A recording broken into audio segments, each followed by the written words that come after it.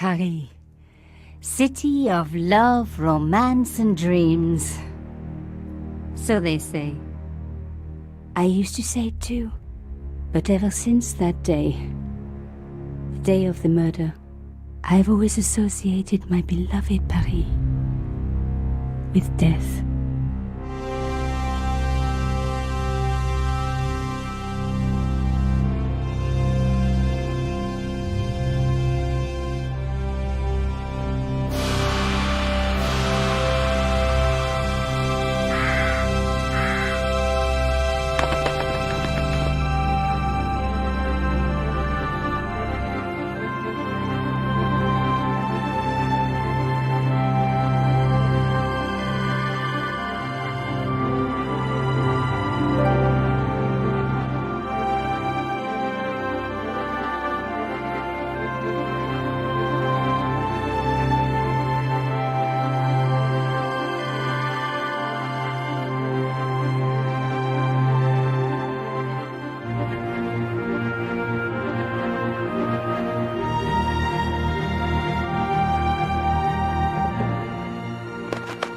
I was at home having a bath when my editor called.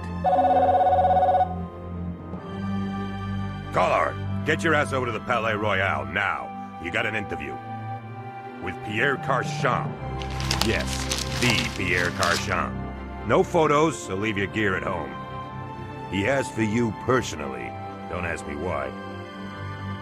Anyhow, this could be big, so if he makes a pass, don't forget. Just smile, say yes, and keep taking notes. So charming and so very apt. Pierre Carchon was a media king, a national hero, and one of the most infamous adulterers in Europe. He and his wife Imelda were just one step down from royalty. Whoa, I hate mimes, but unless you humor them, they don't go away.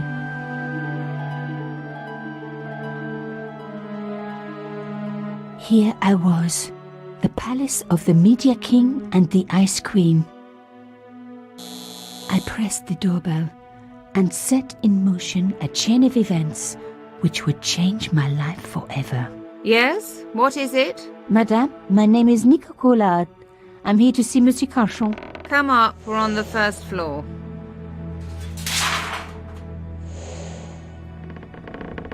Madame Carchon, it's a pleasure to meet you. Yes, I'm sure.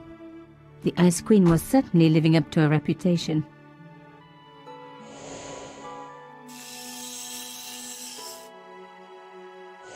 Will you be staying for the interview? Mademoiselle, I know little of my husband's business affairs, and I care even less. I certainly have no intention of watching him pore over yet another pretty little journalist. Pretty? You're too kind, madame.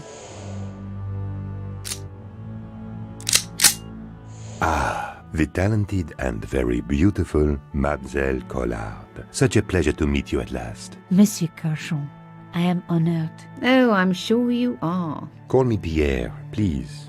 But I do not flatter you idly. I was a friend of your father. He was a great man. My father? He never mentioned. He and I were very close. And then his death. So tragic. I must... Imelda, your damned cat's in my study again. Another Ming vase, I suppose. Excuse me for one moment, my dear girl. You journalists are getting younger each year. Perhaps it's the rest of the world getting older, madame. That was no cat. My God! What? Monsieur Carchon!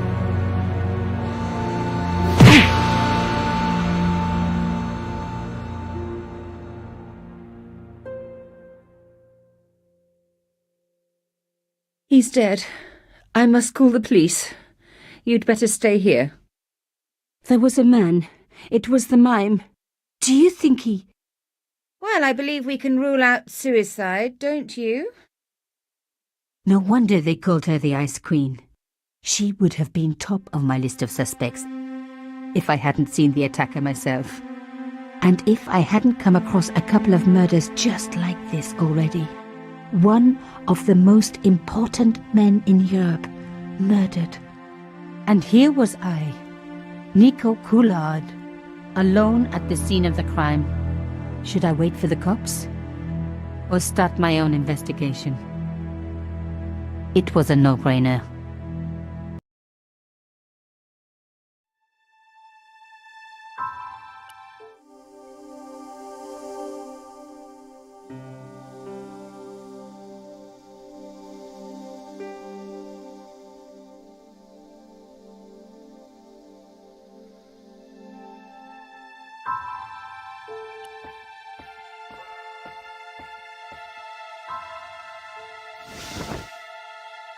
A small round piece of glass had been cut out of the pane. This was a professional job.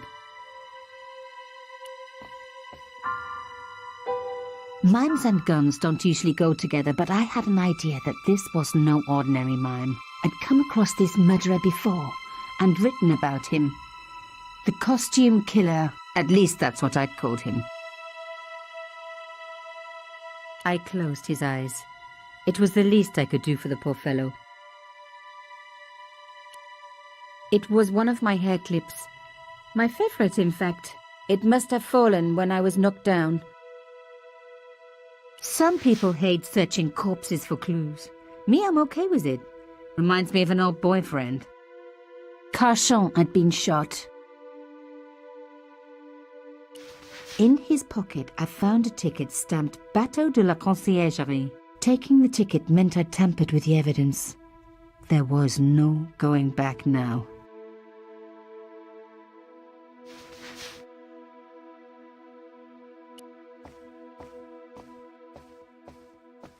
A bust of Pierre Carchon, humble servant of La France. The police could turn up at any minute. Somewhere there were clues to the murder, and I needed to find them.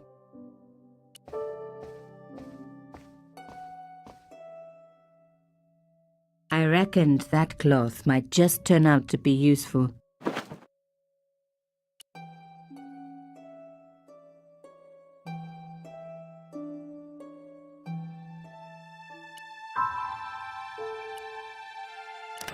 Aha!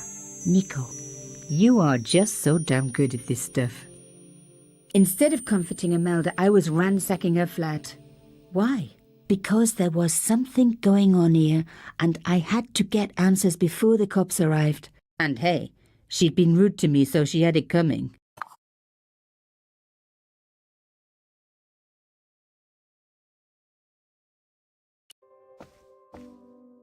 It was a tube of acrylic paint. French ultramarine. Just the color I was after for my bathroom. I'm sorry, I have to go. Someone is... Young lady, what are you doing? Oh, this paint. It's my favorite color. For God's sake, keep the damn stuff. Imelda had talent, but I certainly wasn't going to tell her that.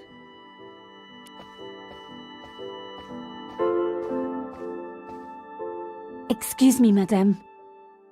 Yes? I am so sorry for your loss, madame. No, you're not. You're a journalist. Journalists don't feel sorry. Not true. We shall see. Why did your husband send for me? What did he want to discuss? I have no idea. His business was his business. He never told you anything? No, and frankly, I preferred it that way. How did your husband know my father? I have no idea. You didn't know him? Thierry Coulard? Pierre knew a lot of people I didn't know, most of them women. Why would a mime want to kill your husband? Pierre had plenty of enemies. Half the husbands in Paris for a start. This is quite a scoop for you. I suppose you're already inventing the headlines. Just because I am a journalist. Don't patronise me. You're all cut from the same cloth.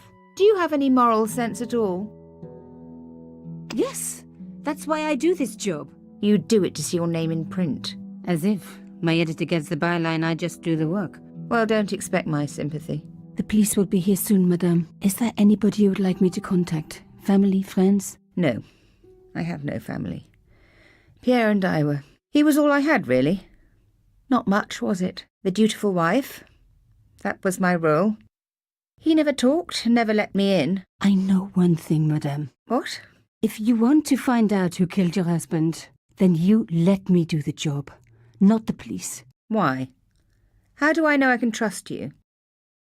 Your husband invited me here today because he needed me. I think he knew somebody wanted to kill him, and he knew I could help. I doubt it was your database he was after. You're wrong. I was onto his killers already, I am sure of it. Please, you owe it to him. I don't know. All I need is a few more minutes to look around before the police come. You really do have a moral sense, don't you? I trust so few people. And perhaps Pierre really did think that you could help. Of course it wouldn't have stopped him seducing you too. Here, take this. It's the key to the drawing room next to the library at the end of the hall. It was Pierre's room. I rarely went in there. I couldn't. I was too scared of what I might find. Thank you. I promise you won't regret this.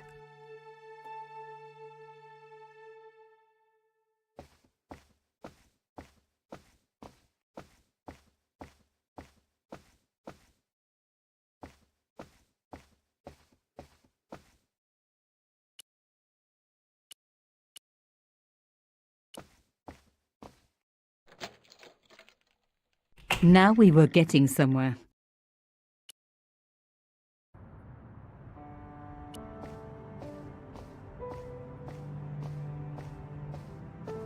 As expected, the desk was yet another priceless antique. Yawn. The blotter and in tray had clearly been placed with mathematical precision. My heart skipped a beat. It was a carved elephant. But not just any carved elephant. It had been made by my father. I knew for certain because in my apartment I had its exact twin, carved into a box he had made. So Carchon had known my father. They really must have been friends. I decided to take the carved elephant. It clearly meant nothing to Imelda.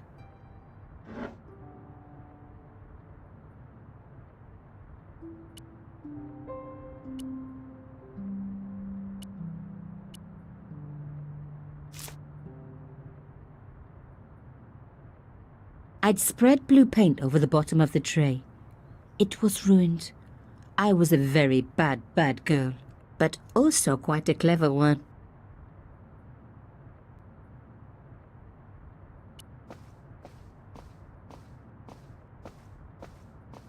The painting showed the Carchons together, in love. As the poet said, the past is a different country. Or did I read that in a fortune cookie? There was the very faintest of clicks. Behind the picture was a safe.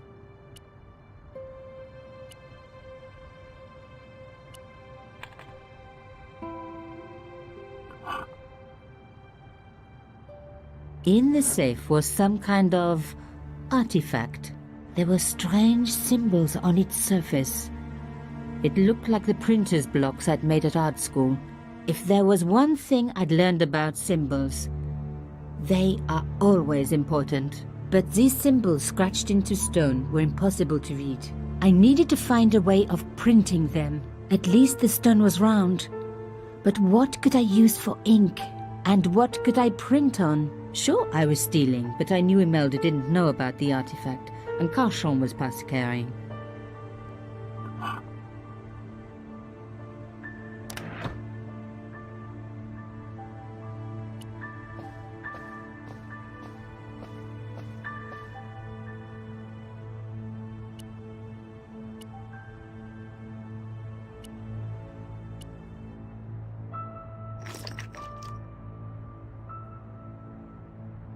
I rolled the artifact in the paint until it was completely coated.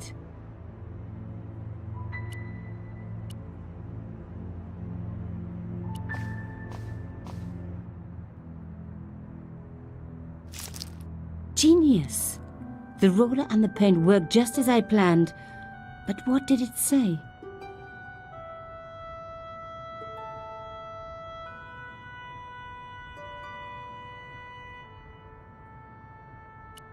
It was some kind of coded message. It read, Subjudice. I may not have learned a lot as a journalist, but that was a term I knew well. It means a legal case that is before the courts. Below it was a sequence of letters that made no sense. I suddenly realized there was a connection between the boat ticket and the coded message. The boat ticket was stamped Bateau de la Conciergerie. The conciergerie on the Ile de la Cité, by the river, housed the ancient law courts. So, subjudice could in this case mean literally under the law courts, below the conciergerie. I was pretty sure I'd found all I could here. And besides, all this opulence was making me pine for my regular life of poverty. This was a huge story. It was also one heck of a puzzle with a lot of pieces missing. But I was going to crack it. And if I could just remember the name of that fancy prize you get for being an ace journalist, I was definitely going to win it this time.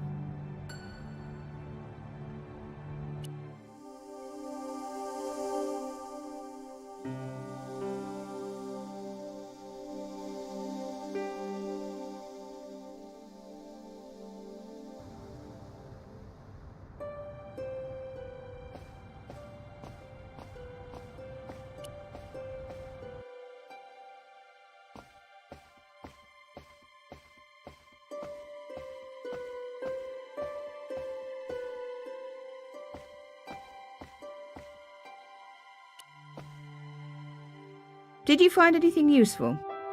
This carving, do you know anything about it? It was Pierre's. What does the statue have to do with... Please, I need to know. He was given it by a friend, something to do with Africa. He never explained any more. No, but I think it was important to him, always on display. Why? It was carved by my father. Oh, I see. I didn't know. Imelda, I will do everything I can to find the killer. Thank you, my dear. And if the police ask... Don't worry. You were never here. Subjudice was the key.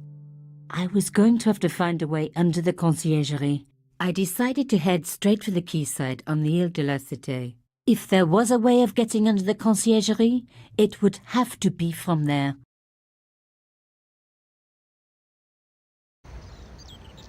Canchon wasn't the type for messing about on the river. He was up to something down here. Something that got him killed.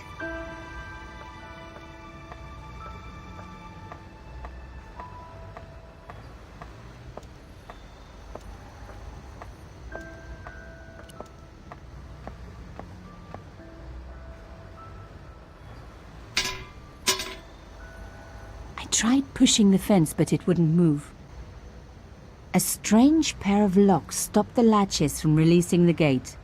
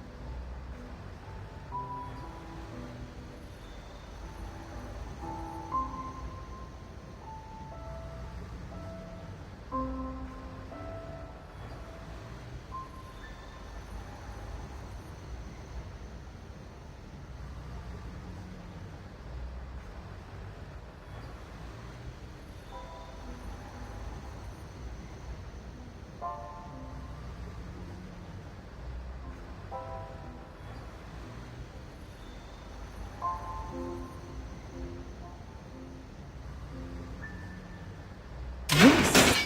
One down, one to go.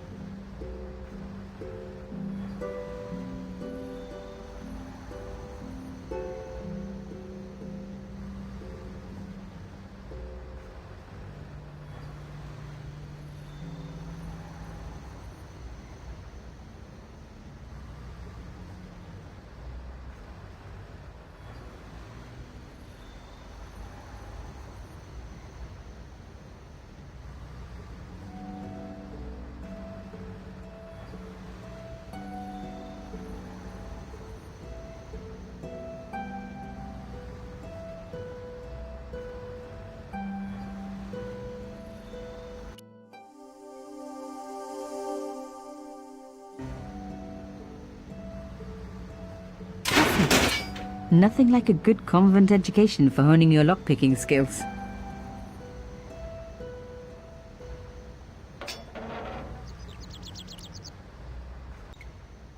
For a room full of junk, that was one very sophisticated lock system. This place was definitely fishy, in more ways than one.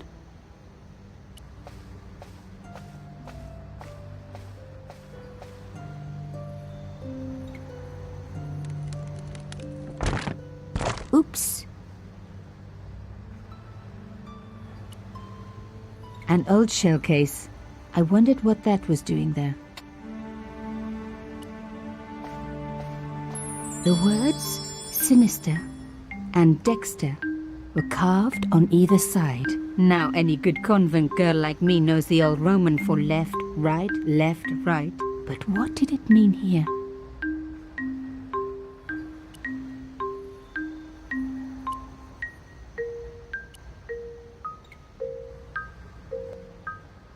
Mystery solved. Carchon's stone cylinder slotted into the hole with a satisfying click.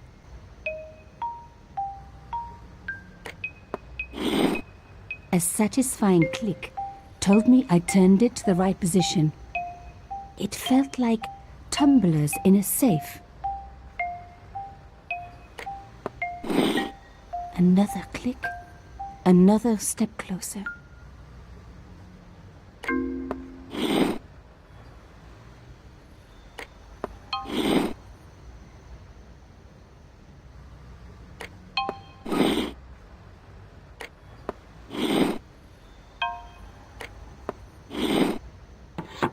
I love the sound of locks clicking open.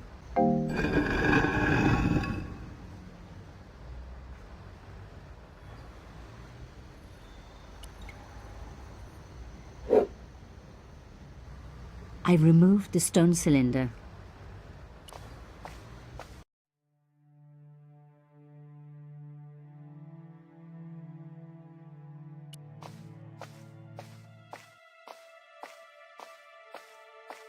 The cross looked familiar. I'd seen it before. It was embroidered on the lace cloth I'd picked up at Carchon's apartment. I knew I was on the right track. Oh my God! The slab came down with a hell of a force.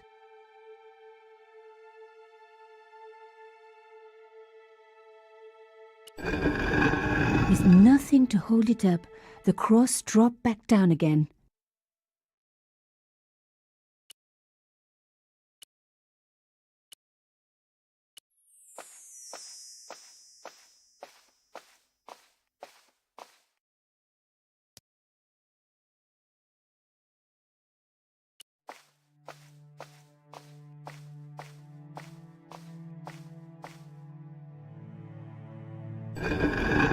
Lifting the cross closed the entrance door and also opened some kind of stone panel.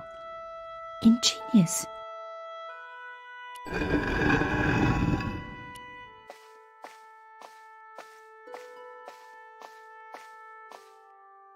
The stone slab had flattened one end of the shell case.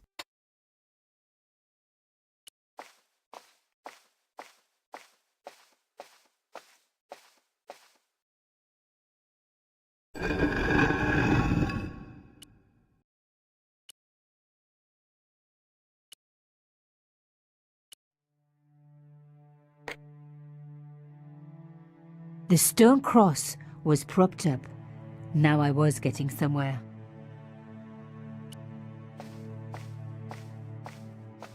I touched the slot.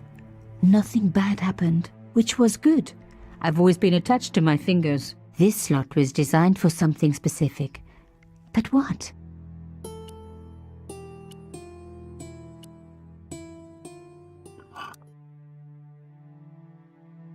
The artifact slotted into the hole perfectly. Behind the old walls, I could hear some kind of mechanism groaning into life, but whatever had been triggered had now jammed.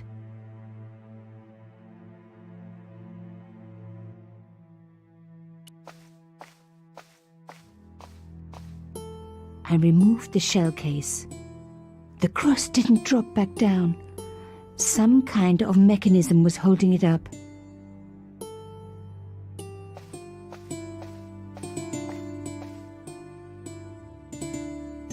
The gap was too thin for me to get a grip.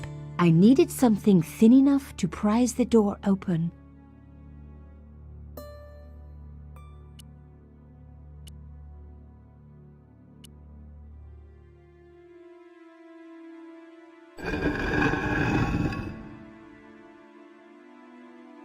Another good use for a shell case. Another secret room. Somebody had something to hide. But was it what I was looking for?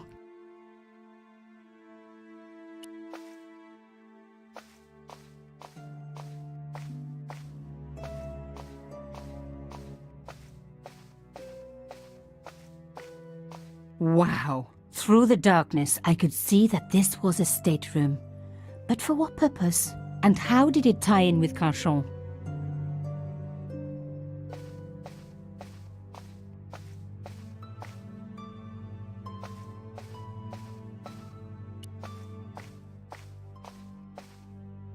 Amazing!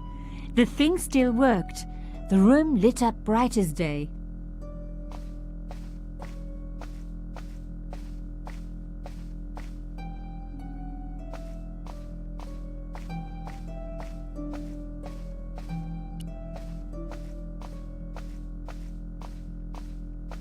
The desks were covered with a layer of dust. No one had worked here for years.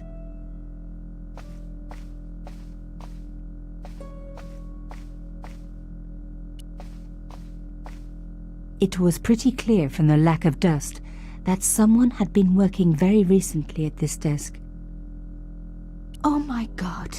The sheet was a printout with my personal information.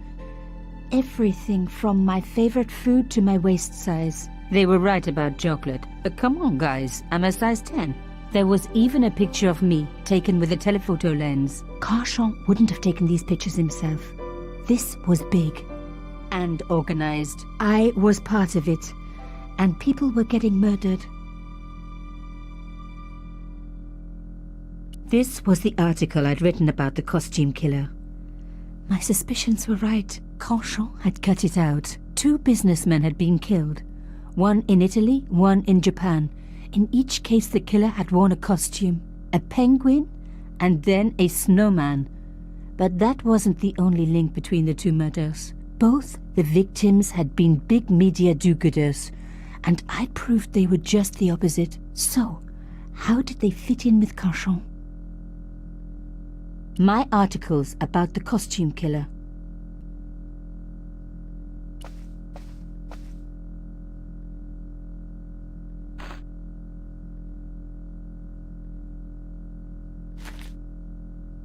Inside the drawer, I found a note written in some kind of code.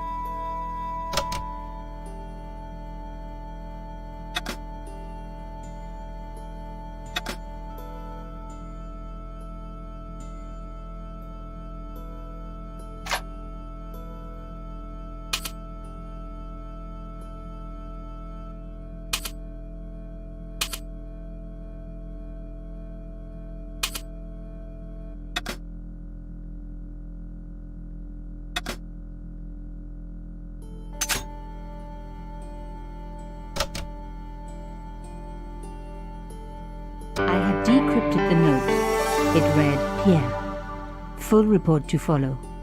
But this is too urgent to wait. Arno and Yamada both dead. This is not a coincidence. Indeed, it seems that all of us who came together in July are in danger. Take great care. X. I wasn't the only one to make the connection between the costume killer murders. I'd been right all along. That was why he had asked to meet me. But what did I know that he didn't?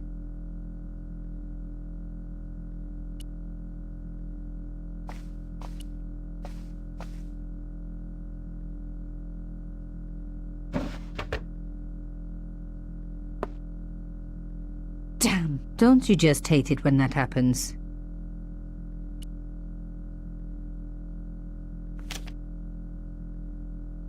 A photo, long lost, had fallen down the back of the drawer.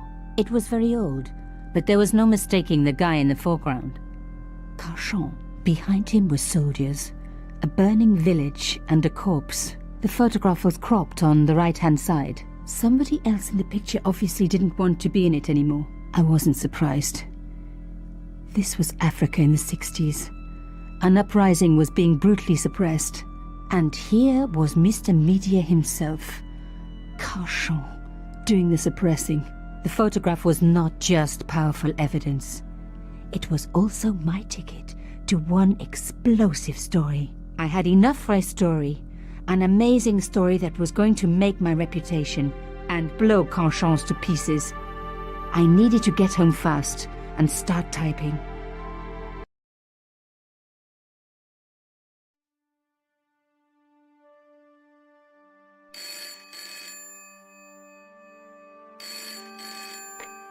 Bonsoir, Collard. Nico, it's Ronnie. Hey, Ronnie, you cracked open the champagne yet? Are you crazy? What's wrong? Wait a minute. You didn't print it, did you? Of course I didn't print. That's the best piece I've written. The last, as far as I'm concerned. It's important. It's suicidal. You can't destroy a national hero. He deserved it. His corpse isn't even cold. Ronnie, 2 hours ago I told you what I'd found. You loved it. You begged me to write it up immediately. 2 hours is a long time in newspapers, Nico. Someone's got to you, haven't they? Listen up, Nicole, and listen good. Pierre Carchon had a lot of friends, powerful friends. For your own sake. Forget what happened. You got it. End of conversation. Good night. This should have been my big break, but I knew there was nowhere else to sell this story. If Ronnie wouldn't print it, nobody would.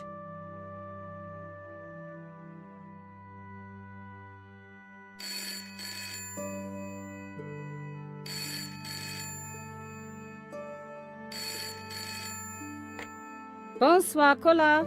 Mademoiselle Collard, my name is Plantard. I need to talk to you about your story. Your Pierre Carchon story. How did you know about that? There are people out there, madame, who will be very upset by this story. Oh, really? Well, it's their lucky day. It's been spiked. Yes, I know. We must meet. We must? I have information relating to your costume killer stories. Tomorrow morning, 8 a.m., Café de la Chandelle Verte, Rue Alain Court. I shall be wearing a grey overcoat. You must talk to no one about this. You can't tell me what to... Tomorrow at 8. I'll be waiting. People complain about newspaper articles all the time, but not usually before they're printed. I was beginning to feel scared. This guy, Plantard, could I trust him? Should I meet him or forget the whole business? I didn't have an answer.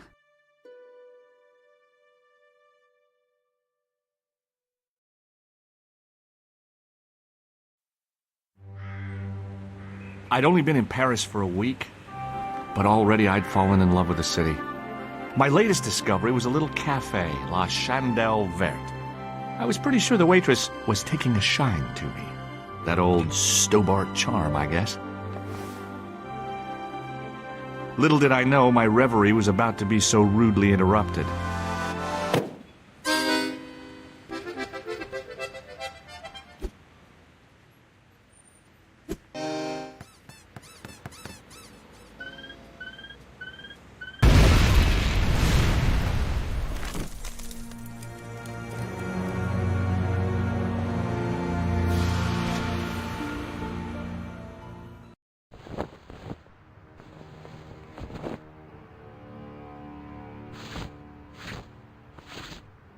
As I picked myself up, I was really angry. 1 minute I'm on vacation, the next minute some clown's blown me up. I knew right away what I was gonna do. I was gonna find that clown and bring him to justice. Because justice matters. Justice is up there with liberty, and equality, and, fraternity. After all, that's why I'd studied law, wasn't it? Well, that, and money, of course.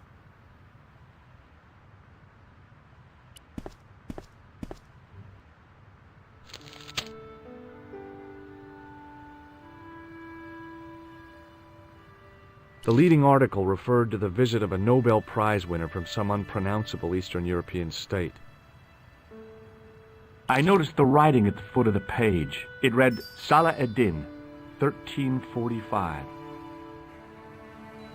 The big story was about the brutal murder of a French media magnate. Shot down in cold blood. The guy oozed confidence, like a regular French statesman. The big story was about the brutal... The guy oozed confidence, like a regular French statesman.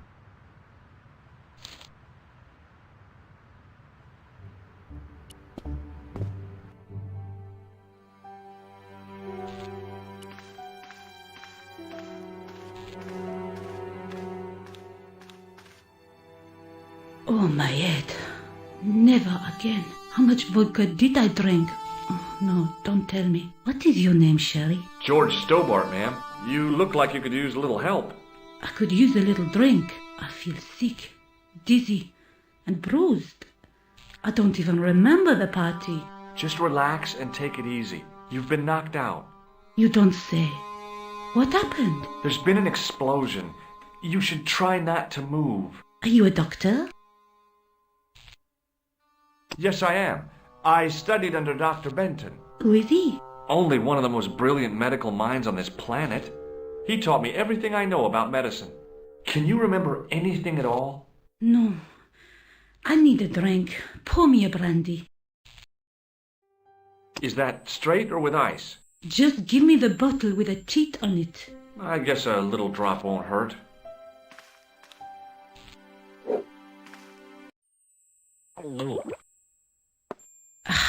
That's better. She knocked back the brandy as if it was water.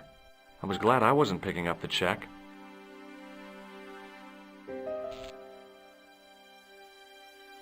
Hey, wake up! She didn't respond. If I wanted another cappuccino, I'd have to serve myself.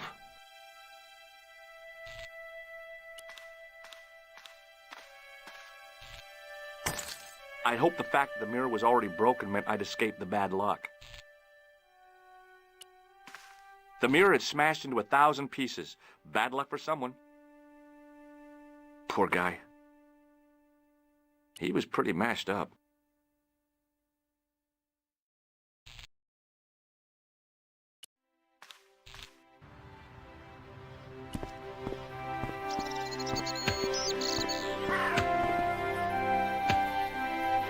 Freeze! Hold it, right there. Oh, don't shoot. I'm innocent. I'm an American. Can't make up your mind, huh? I demand to see the American consul. Drop your weapons and get down on the ground. Put that thing away, Sergeant Mou. I apologize, monsieur, but I cannot permit you to leave. Am I under arrest? Ah, no, I would simply like to ask you some questions. En avant, to the café, marche. What a mess. This bombing is an outrage, is it not? Stop that, monsieur. Has it occurred to you that he may be dead, Mou? Oui, monsieur. But I prefer to look on the bright side. Besides, I recall a case where the killer escaped by feigning death. However, in this case, the man is quite dead. Examine the girl and take her statement, if you can. Et maintenant, to business. Your name, please? George Stobart. I'm from California. And what brings you to Paris, Monsieur Stobart? Travel. I'm touring Europe. You chose well. The city is most beautiful at this time of year, no? Yeah, I guess so, apart from the bomb blasts. Were you in the vicinity of the cafe at the time of the explosion? Yeah, I was sitting out on the sidewalk. I was lucky I wasn't killed. The inspector passed over my remark with no reaction. Did you see the deceased enter the cafe? Yes, I did. Was he alone? Yeah. And did he say anything to you? No, he was more interested in the waitress. Did you see anyone else in the cafe? Yeah, there was a guy dressed as a clown. He was carrying an accordion. An accordion? Bon. The picture is forming in my mind, and it is not a pretty one. Is the girl all right, Mou? She'll live if she survives the hangover. She says the American claimed to be a doctor. He forced her to drink the brandy. I can explain everything. Can you, monsieur? Almost everything. She doesn't remember seeing a clown, monsieur. That's odd, don't you think, monsieur? Who am I to believe, I wonder? Eh bien, I have heard enough. What do you mean? I am satisfied that you know nothing. You may leave. Enjoy your vacation, Dr. Stobart. What about my personal safety? Can't you at least give me some advice? What can I say? Stay alert and look out for suspicious characters. And don't cross the road until the little man shows green. Great advice. I honestly believe you are in no danger, monsieur. Should you remember anything of importance, please contact me. My card.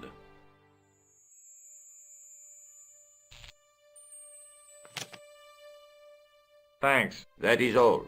You may go. There's not much to go on, monsieur. On the surface, no. But what lurks inside the subconscious? If the door can only be opened. Are you serious, monsieur? I thought your interest in psychic detection was purely academic.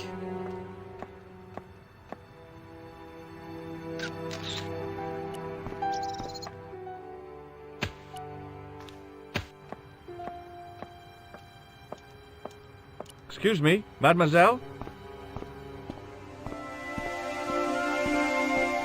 Hi. My name's George Stobart. Oh, an American by the sound of it. Yep, that's right. On vacation in Paris. Some vacation, huh? You were here when the bomb went off? Sure was. Sat right out in front of the cafe. Did you notice a middle-aged man, maybe 60, with a hat and overcoat? I couldn't believe it. She hadn't even asked how I was feeling. Yeah, he went inside just before the bomb exploded. You weren't related to him, were you? Oh, no, nothing like that. I'm Nicole Collard from La Liberté. What is that, some kind of nightclub? Oh, no, it's a newspaper. You're a reporter? I'm a freelance photojournalist. Say, you could interview me about the bombing. An eyewitness account, minutes after the outrage that shook the whole of Paris. You know, real-life drama, human interest, that kind of stuff. I'll just stick to the facts, thank you. Did you see who planted the bomb? I know it sounds crazy, but he was dressed like a clown. A clown? It's him again.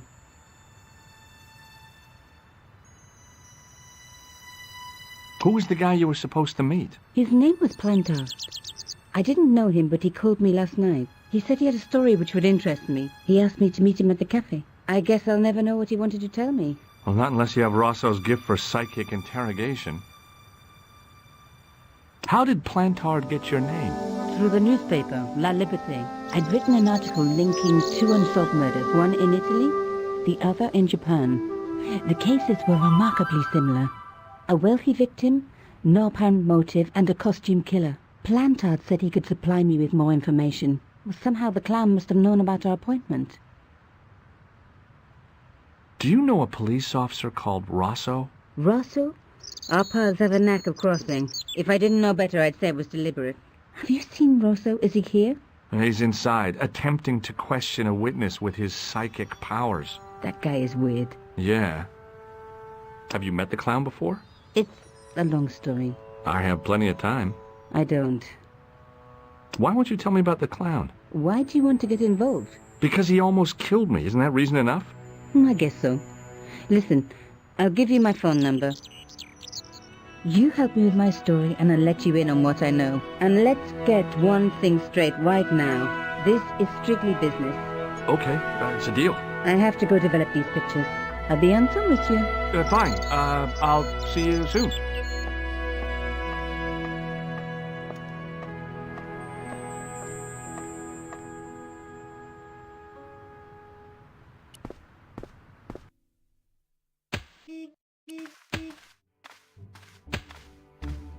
Hey, you! I thought you'd been arrested.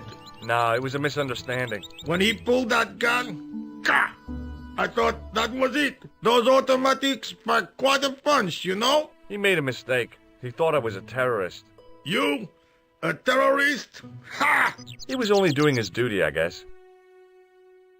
Did you see an old guy with a briefcase? Wait, silly old coot. Do you know what he said to me? Work fascinates me, he says. I could watch it all day. Quel bit. I could have knocked his block off. Did you recognize the old man? No. Should I have done? Was he a celebrity? No, but I guess he is now. His name was Plantar. Was? He's dead then? Yeah. That's too bad. Now I wish I hadn't called him what I did. If only I could turn back the clock. If only I'd been more tolerant. Regret and remorse are strange emotions. They really bring out the hammiest actors in people. Did you see a clown come by this way? A clown? Like in a circus? Yeah, with makeup and a big red nose. Oh, those guys are funny, aren't they? Not in my experience. I love the circus, especially the horses. You haven't answered my question. Have you seen a clown? You think I've got time to watch everyone who passes by? Some of us have to work for a living. Look, I know you're busy, but surely you'd have noticed a clown. I told you already. I didn't see a thing. He was wearing multicolored baggy trousers and makeup.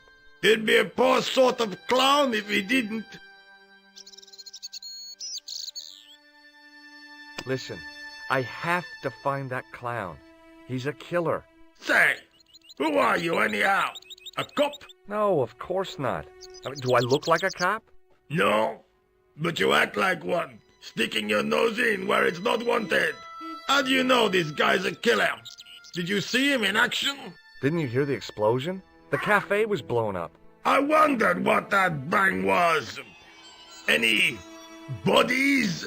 Yeah, an old man was killed. Merde. I didn't think it was that serious. What about the waitress? Oh, she's fine. Thank the saints. Would you like to read my newspaper? I haven't got time to read that. Can't you see I'm busy? You could read it on your lunch break. 10 minutes is all I get.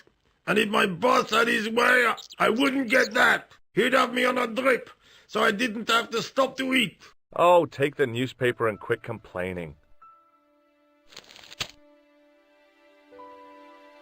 Bah! Look at this. Damn bleeding heart liberals. Tcha! Save the dolphins. Catch them and eat them, I say. All that fuss over a bunch of fish. Nah, that's more like it. Look at the size of those. Like champagne bottle corks, no? Ah, what's this? Saladin running in the Prix de l'Arc de Triomphe. It's a racehorse? A horse? A legend. Bucephalus reborn, mon ami. Like a streak of lightning she is. Do me a favor, won't you? Keep an eye on my hole. I'm off to put some money on that nag. What about your toolbox? Stuff it. Help yourself.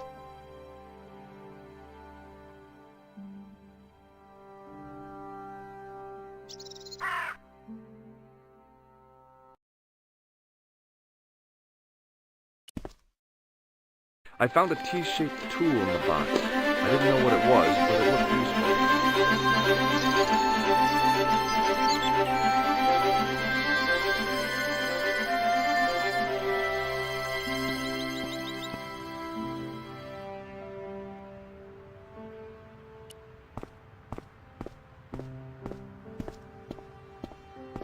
Sergeant Moo? Ah, Monsieur Stobart, n'est-ce pas? That's correct. You remember me. The retention of such data is part of my duty as a gendarme. That is how crime is fought, through attention to detail, not intuition. Yes, sure. I was one of the last people to see the victim alive, Sergeant. Does that worry you? Yes, it does. I feel I owe it to him to find his killer. That is best left to the authorities, monsieur. Did he speak to you? Tell you anything? No, he just grinned and nodded. Don't let it trouble you, monsieur. Go home and try to forget. I know the identity of the dead guy. His name was Plantar. Is that so? You knew him, did you? No, but... We'll know everything there is to know about him soon enough. I'm trying to be helpful here. The best way you can help us is to go home, monsieur.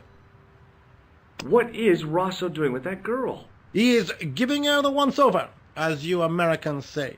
Once he gets his teeth into a case, nothing will shake him off. See you later, Sergeant.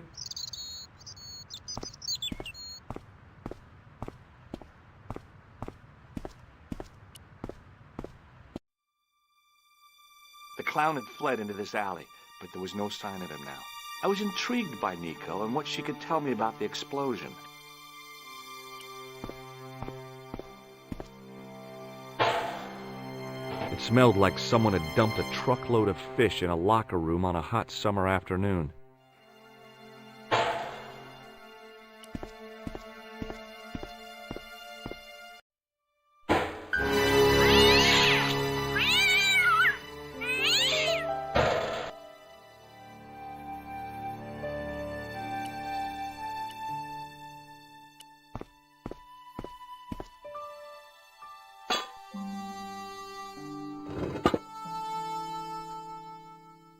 I lifted the cover to reveal what smelt like the entrance to a sewer.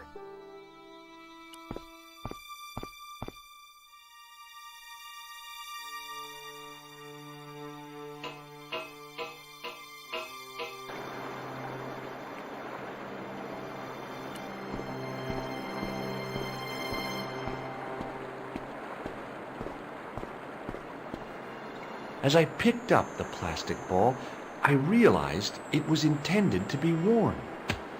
It was the clown's red nose.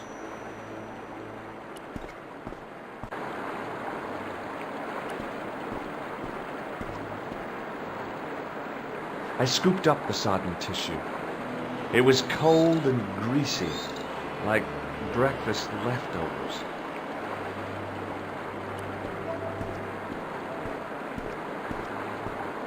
I took hold of the scrap of material and unsnagged it from the spike.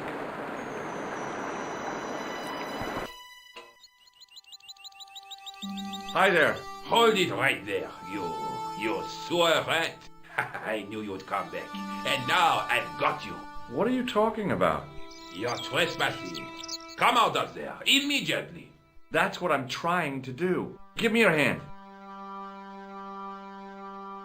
Ha! You won't catch me with tricks like that. Keep your distance, monsieur. Okay, okay. Now, what were you looking for? I was looking for a clown. Huh, ridiculous. Do you really expect me to believe that? He planted a bomb in the cafe and blew it up. What? The cafe? Blown up? Mon Dieu! That is awful. And you say the person responsible was dressed as a clown? That's right. He blew up the cafe, escaped into the sewer, changed his clothes, and came up here. Ah, mon Dieu! Then, the man I chased, do you think that man and the clown are one and the same? Well, yes, it had crossed my mind. Ah, that still does not explain what you are doing down the sewer.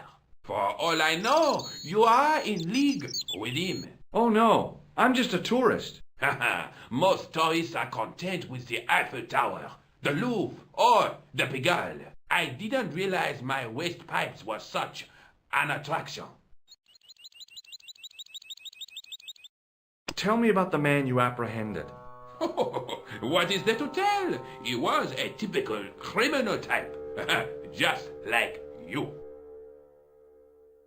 Do you know the waitress at the cafe? Oh, she isn't hurt, is she? No, she's fine. Oh, thank heavens. A poor girl like her isn't safe with the likes of you roaming the streets. Can't you understand? I'm not a gangster. I'm an American tourist. Ah, that's what you say. Does the name Plantar mean anything to you? No, it doesn't. Who is he? The man who was killed in the cafe. I'm gonna find the guy responsible. I'll find him. Even if it means following him down every sewer in every city in Europe. Bravo! Ah, you need some sensible boots. You won't get far in those stupid sneakers. Was the guy you saw carrying a briefcase? I didn't notice. Now are you going to leave? Or do I have to call the police? Perhaps you'd like to take a look at my card? Mm-hmm. What is this? Inspector Augustin Rousseau? What does that say? Hominoid Division? A homicide. I think the ink's smudged. Then you are not a tourist. Okay, I'm not. I lied to you, and I'm sorry. Don't apologize, monsieur. You know, I had a feeling there was something different about you. It is your posture, your poise. Oh, yes. There is no mistaking the bearing of a disciplined man. And I should know. I was in the army, you know. When I was your age, I was fighting for my life in the African desert. How can I help you, Inspector?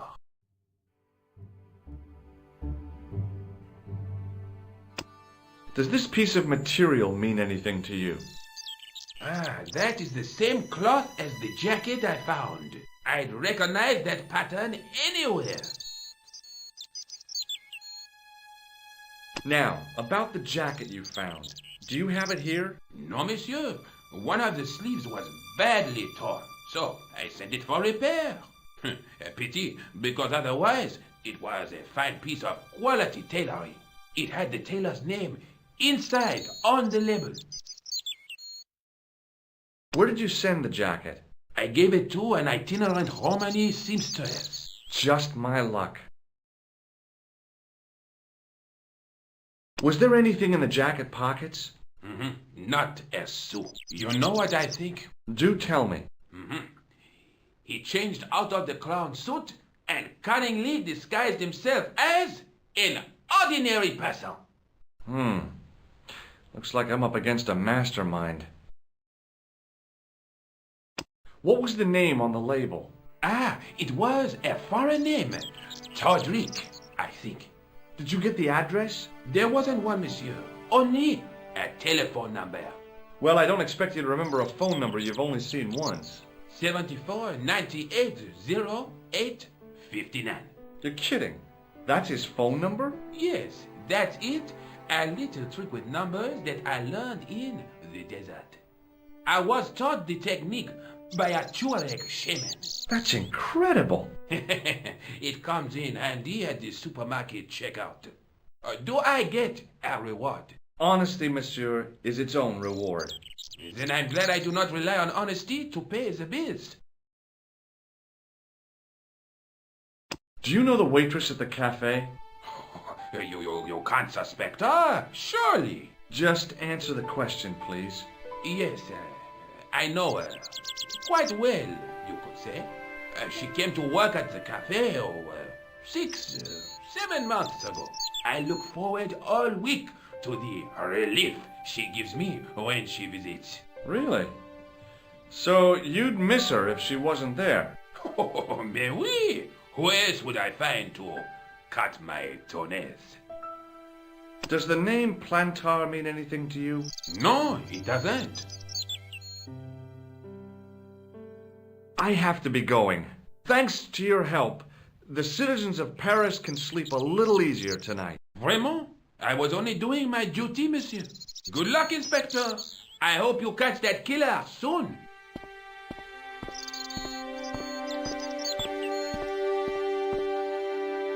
So the clown had escaped into the sewer, come up into the courtyard, and then slipped back into the street here. It wasn't much, but it was more than the cops had got.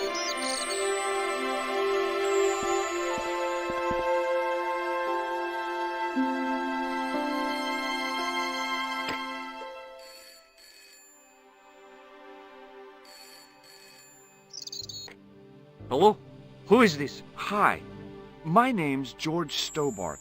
You don't know me. Correct, Mr. Stobart. I don't. What can I do for you? Well, I'm trying to trace one of your customers. Could I maybe come over and talk to you? No, that's not possible. Oh, okay. Forget it. Listen, all I want is a name. What are you talking about? Who are you working for? I guess you might say I'm acting in the interests of truth and justice. Thank God. I thought you were the police. There are innocent lives at stake, Mr. Todrick. Lives that you could save. You're collecting for charity, yes? No, I'm not. All I want from you is information. Go on. I'm listening. Do you know a guy called Plantar? No, I never heard of him. Shall I tell you what happened to Plantar? How he was killed in cold blood? I told you, I never heard of Plantar. I expect Plantar's a family man, don't you? In their little apartment, Madame Plantar is cooking the supper, listening for the familiar sound of her husband's key in the door. Junior is waiting for his daddy to come home from work. He can't wait to show him the merit marks he earned in school today. Only tonight, Monsieur Plantar won't be coming home. You forgot the puppy. Huh? The faithful puppy dog, waiting for the sound of his master's voice. Well, maybe they don't have a dog. What do you think? I don't know, Plantar. I never heard of Plantar. None of this has anything to do with me. What do you know about the clown who bombed the Café de la Chandelle Verte? I don't have no idea what you're talking about. You're cool, Todrick. But I think you know more than you're saying. I don't know who you be, but sure I am you don't know what you're talking about. Oh, this is ridiculous. Quit playing games with me, Todrick. I tell you, I know nothing about no clown. Thanks for nothing, Todrick.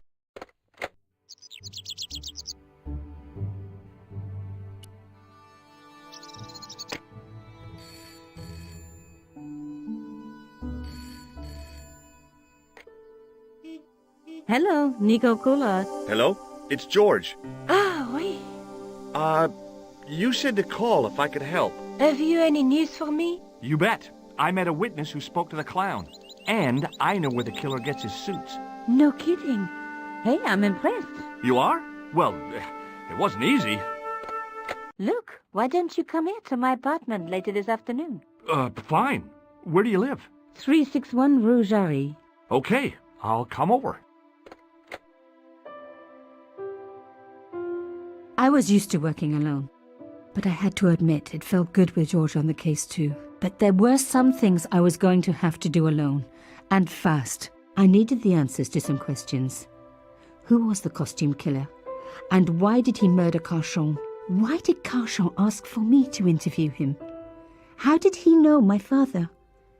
And why was my editor so scared? There was some kind of secret war going on out there, but who was on which side? One thing I did know. I wasn't going to get the answers sitting at my desk.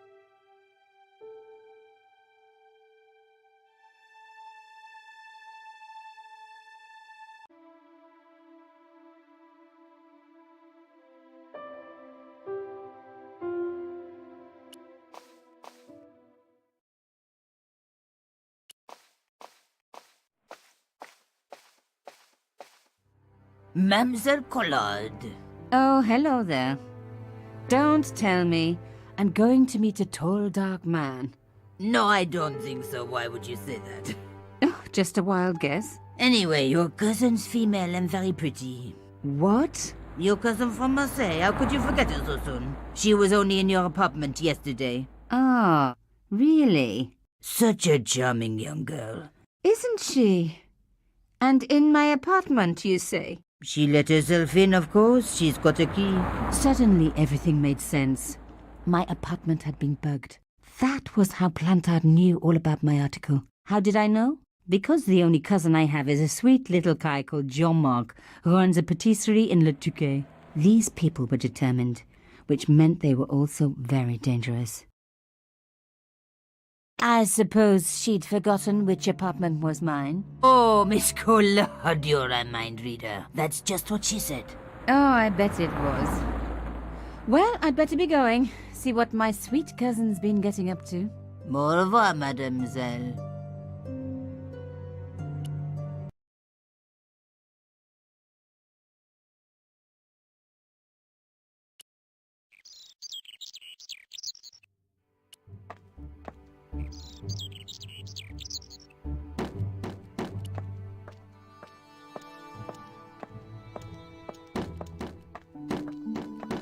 There was nothing I could do. The workman had everything under control.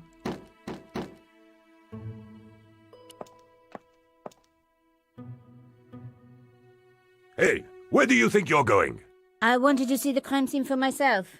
It's too dangerous. I am under strict instructions to stop gossip mongers and vandals from getting in. But I'm a journalist.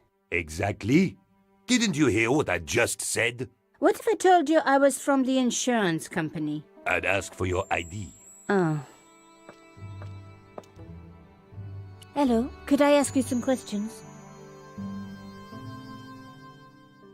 Bit late, aren't you? They already took away the body. I'm doing a follow-up on this story. Tell me, are you related to the workman I saw digging the hole? Don't talk to me about flobage. Pah! Okay. He just won a fortune on the horses and he won't give me a cent. Well, it's his money. When he was broke, he was happy to touch me for a loan. Brothers should look after each other, he used to say. He's changed his tune, now he's brassed up. You're doing a fine job. Damn right I am. You should be writing about me, not that idiot that got blown up.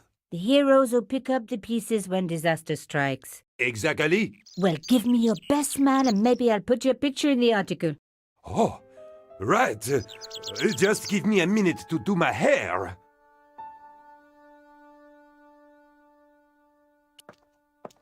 The police had removed the body, but nothing else looked disturbed.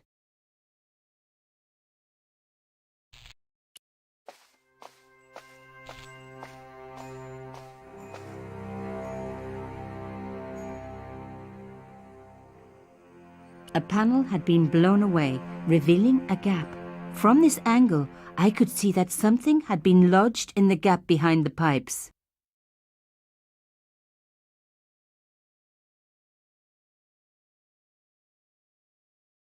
From this angle,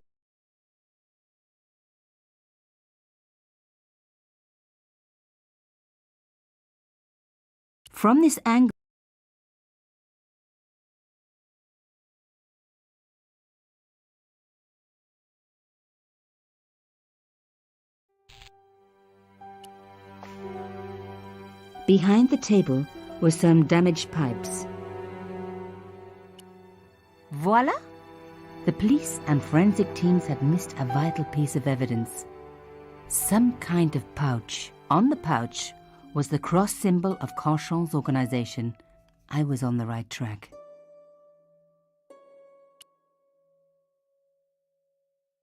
On the pouch was the cross symbol of Cochon's organization. Inside the pouch were two items: a strange metallic artifact and a letter in some kind of code. Another coded message using the same cipher system. So, Plantard was involved with Cochon.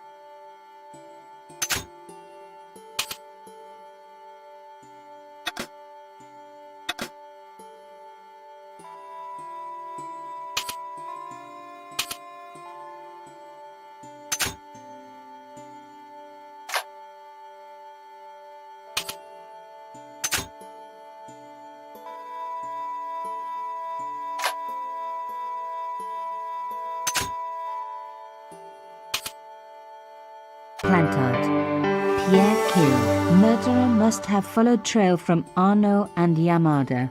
He will come for us now. We must be vigilant. Thierry's girl broke into Pierre's safe. She worries me. Imelda. So much for Imelda's innocence. Plantard was working for her, and for Canchon. But why did Plantard want to meet?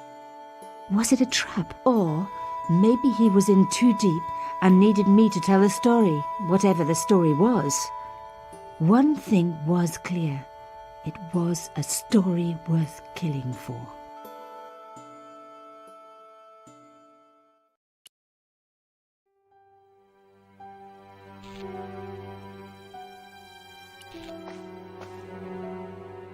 Hey, what about my photos? Oh, of course. How could I forget? Well, I'm waiting. Get your camera out. Camera. Oh, I forgot. It broke. Alors, they should never send a woman to do a man's job. Well, this woman had fooled him easily enough, and found the evidence the police had missed.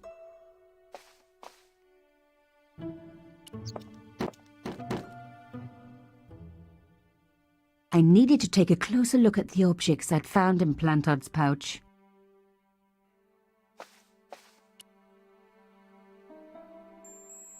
The artifact had a sword laid across scales, the scales of justice. I wondered if this connected to the room at the quayside. Another coded message using the same cipher system. So, Plantard was involved with Canchon. Plantard. Pierre killed. Murderer must have followed trail from Arnaud and Yamada. He will come for us now. We must be vigilant. Thierry's girl broke into Pierre's safe. She worries me. Imelda. So much for Imelda's innocence. Plantard was working for her, and for Canchon. But why did Plantard want to meet? Was it a trap? Or maybe he was in too deep and needed me to tell a story, whatever the story was. One thing was clear. It was a story worth killing for. The strange metal artifact I found in Plantard's pouch had pointed back to the quayside.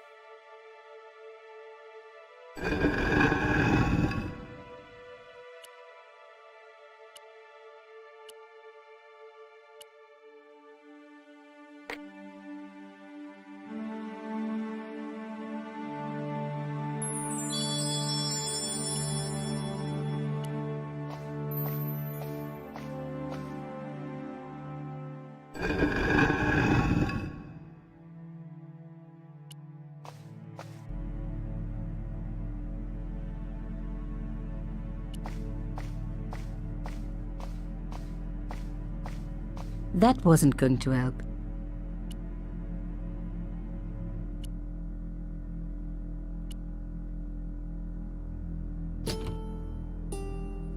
Plantard's key fitted the lock, so he must have used this place too. A photograph had been torn up. If I could just arrange the pieces.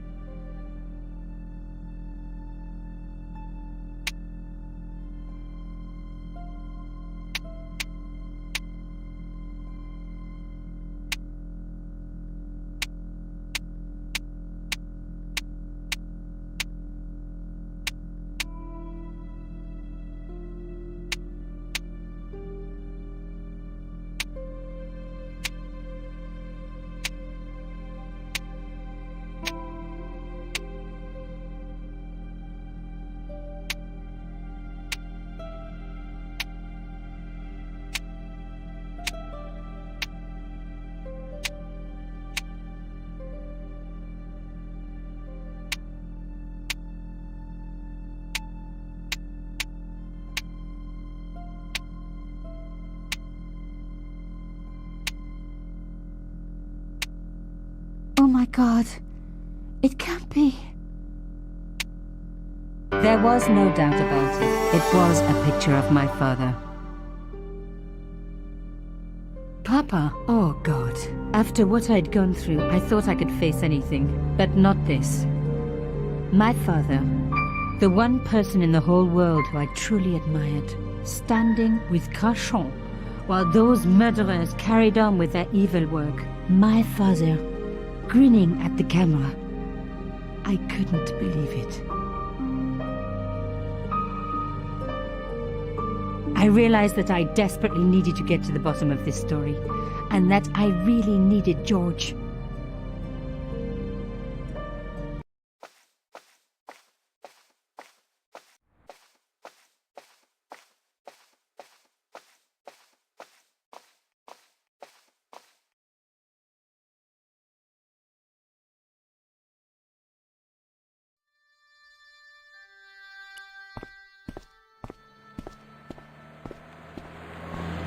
Oh, hi.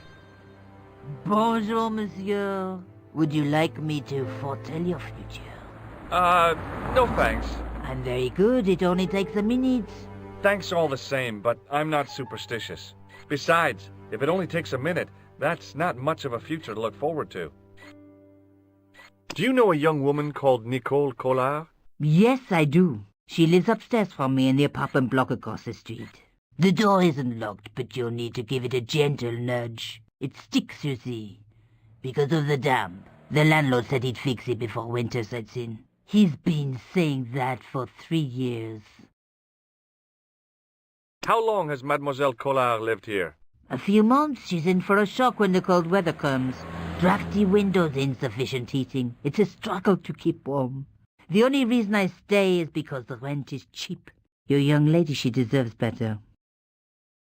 I thought Mademoiselle Collard was a successful photographer. Not as successful as she makes out for all her fine clothes. Oh, I've heard her crying herself to sleep at night. That's awful. Now don't you let on that I've told you. She's proud, that one. Too proud, if you ask me. Have you seen anyone out here watching Mademoiselle Collard's apartment? Yes, I have. A strange man. Tall and thin as a broomstick. He kept his face hidden, but I saw his eyes peering from evil little slits. How was he dressed? A long brown raincoat with an hat. Or like Humphrey Bogart? Yes, but he didn't have Bogart's charisma. Besides, this guy looked like he needed a toilet. You never saw Bogart clenching his buttocks like that. Is there anything else you can tell me about Mademoiselle Collard? No, monsieur. Are the flowers for sale? Oui, monsieur. Okay. I'll take a bunch of those white ones. I wouldn't do that if I was you. No? They are lilies, monsieur. Some people associate them with death. Nice. Thanks for telling me. What other flowers do you have? Dahlias? What do they signify? Insecurity? I don't want to give her the wrong idea about me. What about the tall yellow ones? Those are iris, the flame of passion. And the little yellow ones? Sensuality. Well, they're no use to me. I want to make an impression, not jump down her throat. I've changed my mind. Will you tell my fortune? You're going on a long journey. My, oh my. What a surprise. Can you tell me anything I don't already know? How does this fortune-telling routine work? If I knew that, I wouldn't be selling flowers for a living. Haven't you ever wondered why you were blessed with the gift? Well, it's a bit like satellite television, I suppose. Some of us are born with a built-in receiver dish. I just happen to be one of the lucky ones. Can you really foretell the future? Only time will tell, monsieur. The strange thing is, I can't seem to see myself in the future. Other people, I have no problem. But when I try to see what might happen to me, nothing. That must be scary. Maybe. I figure it's a kind of natural safety mechanism. Either that, or I don't have a future. What can you tell me about this material? It's a very expensive piece of cloth, monsieur. See you later. That's right, monsieur, you will.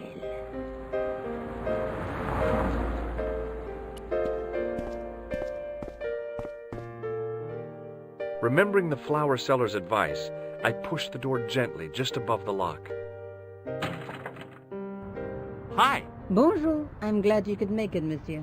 Please, call me George. Fine. I'm Nicole. Take a seat, George.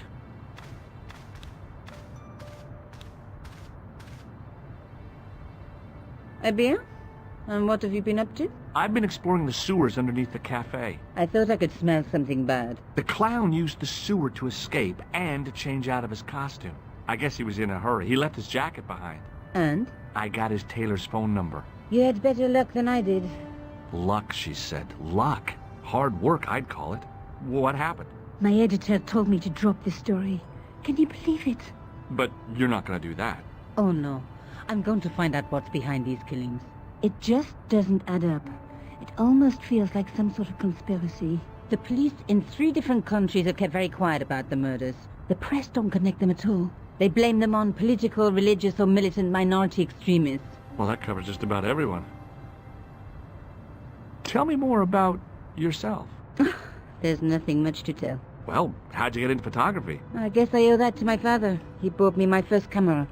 I was 8, and my parents had just split up. Did you live with your father? Yes. My mother went off with her new boyfriend. I didn't mind. Papa was all I needed. 4 years later, he died in a plane crash. Oh, I'm sorry. It's all right. I don't mind talking about him. He was more like an older brother, really. Always joking and laughing. Papa always wanted me to study art. That's why I went to college. Did you learn about photography at college? God, no. I couldn't afford the materials. We were billed for everything we used. Paint, canvas, paper. Most of my year turned to minimalism. It was cheaper. I used to go poaching in the park for squirrel hair. The only time I wasn't hungry was the term I did printing. I used to eat the potatoes. You're making fun of me, aren't you? Oh, no. Tell me more about the clown's previous victims. The first was Arnaud Bellotta, the millionaire pharmaceutical baron. He made his money from amphetamines in the post-war slimming and diet boom. Imagine it, millions of housewives literally speeding their butts off. The only witness in the case was his Filipino au pair. She swears he was lured to his death by a snowman. What about the clown's second victim? Yamada, the controversial Japanese politician. He inherited his fortune from his father's electrochemical consortium. How did he die? At the hands, or should I say flippers, of a giant emperor penguin. A snowman, a penguin, and now a clown. I had been about to add mime to the list, but stopped myself. I really didn't want to have to explain to George about my father's involvement with Cachon. You know, I hate to admit it, but this is scary. And I'll tell you this, I will not be accepting any invitations to costume parties. I don't blame you for being scared. I am too. But this story could be my only chance for a big break. Or an early death. I found a piece of material near the cafe. When I showed it to the concierge, he recognized it right away. It's very distinctive, all right. Just wait until you see this.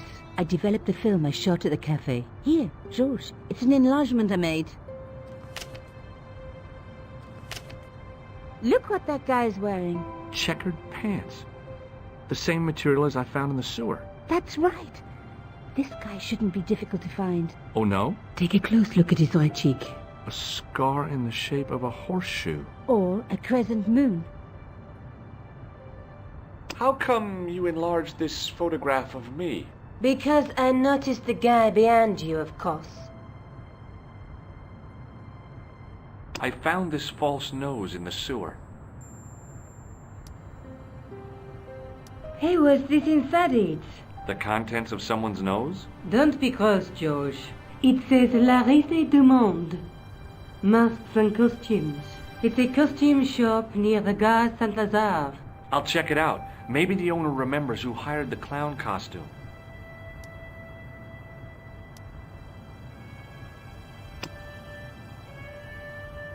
I found this tissue down the sewer. That's disgusting, George. No. I think the stuff on it is grease paint, like actors use, or clowns. It's still disgusting. Get rid of it. I have to go. Okay, I'll see you later.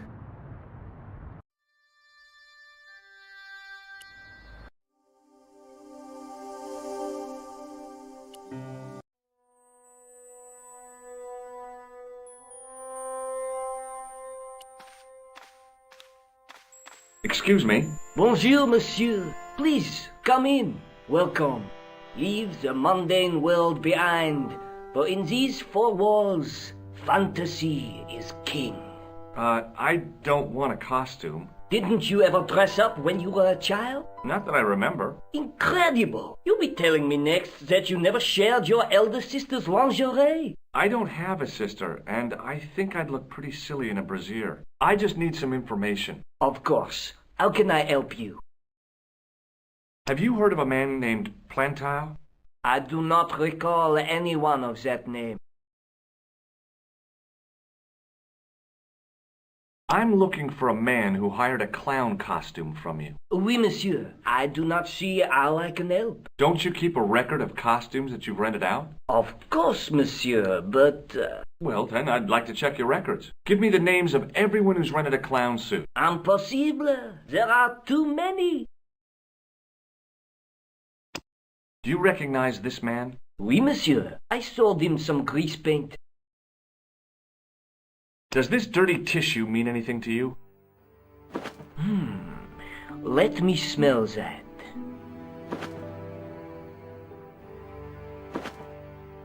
Bestheimer's number 7 white pancake. Theatrical grease paint, right? Oui, monsieur. La crème de la crème of Thespian accoutrement. Have you sold any of it recently? Yes, 2 cans.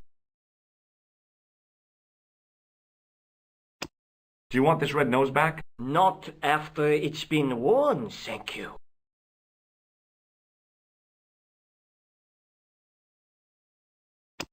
Do you recognize this man? Ah oui, he was here this morning. That is the man to whom I sold the grease paint.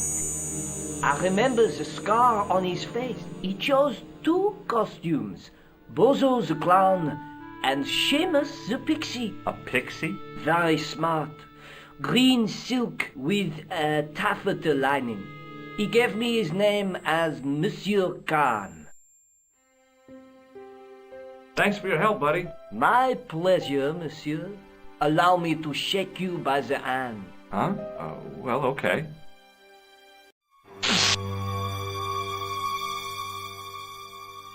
What are you trying to do, kill me? You did not find it amusing? I never saw the funny side of electroshock therapy. Eh bien, it is yours to keep. A gift? Do I need a license? No, but I give you a word of warning, monsieur. What? Remember to switch it off before you visit the toilet.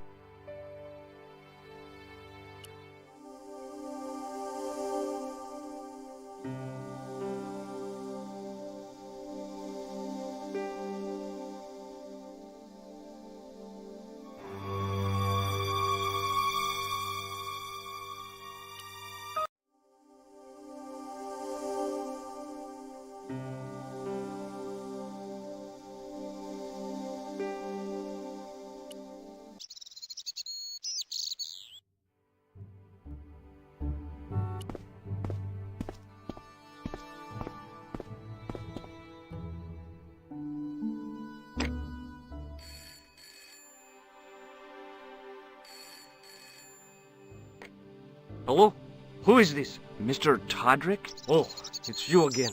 What now? The man I'm looking for is called Khan. He bought a suit from you, remember? Mr.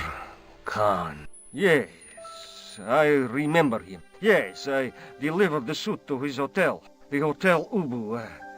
I don't remember the room number. It was upstairs. The second room on the right-hand side of the corridor. Thanks, Todrick. That's all I wanted to know. Now I've got you, Mr. Clown.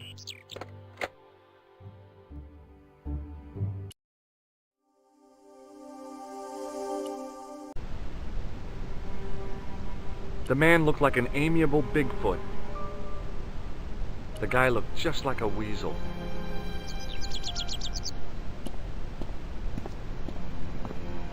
Excuse me. Yeah? Have you seen a guy dressed as a clown? No, I ain't. Don't tell me I missed him. Oh, that's too bad. I love the clowns, don't you? I've seen daytime television that was funnier. I love it when the little guys get hurt. That figures. Custard pies, hose pipe down the pants, then smack! A plank in the kisser. You ever meet a guy called Plantar? No, I ain't. You missed your chance. If you're quick, you'll catch him at the coroner's. Do you happen to know a guy named Khan? That ain't nobody I know. Do you recognize the guy in this photograph? Is this a trick question? No, I simply asked if you recognized him. Okay then. No, I don't. Shake my hand. Nah. Oh, rats. See you later. Not if you see me first. Excuse me. Yes? I'm looking for a clown. Are you trying to be fun? No, I really am looking for a clown. There are no clowns here except you. Have you heard of a guy called Plantar? No. That name means nothing to me. Do you know a man by the name of Khan? No, I don't. It's very important I get to see him, and... I told you. I don't know it. Do you recognize the guy in this photograph? No, I never saw it.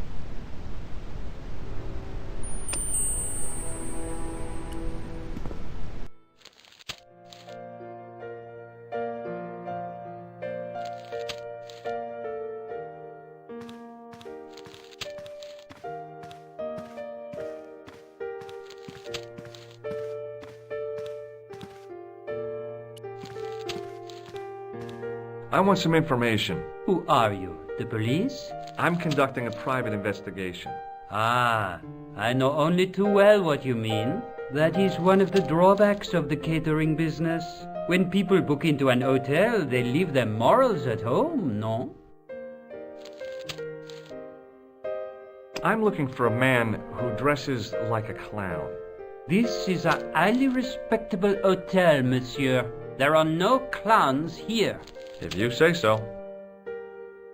Do you know a man named Plantar? No, monsieur. Do you have a guest by the name of Khan? No, monsieur. Perhaps you would care to check the register. The man who calls himself Khan has a scar on his right cheek. Vraiment? I tell you, I do not know a man named Khan. Maybe not, but I noticed a change in his expression when I mentioned the scar.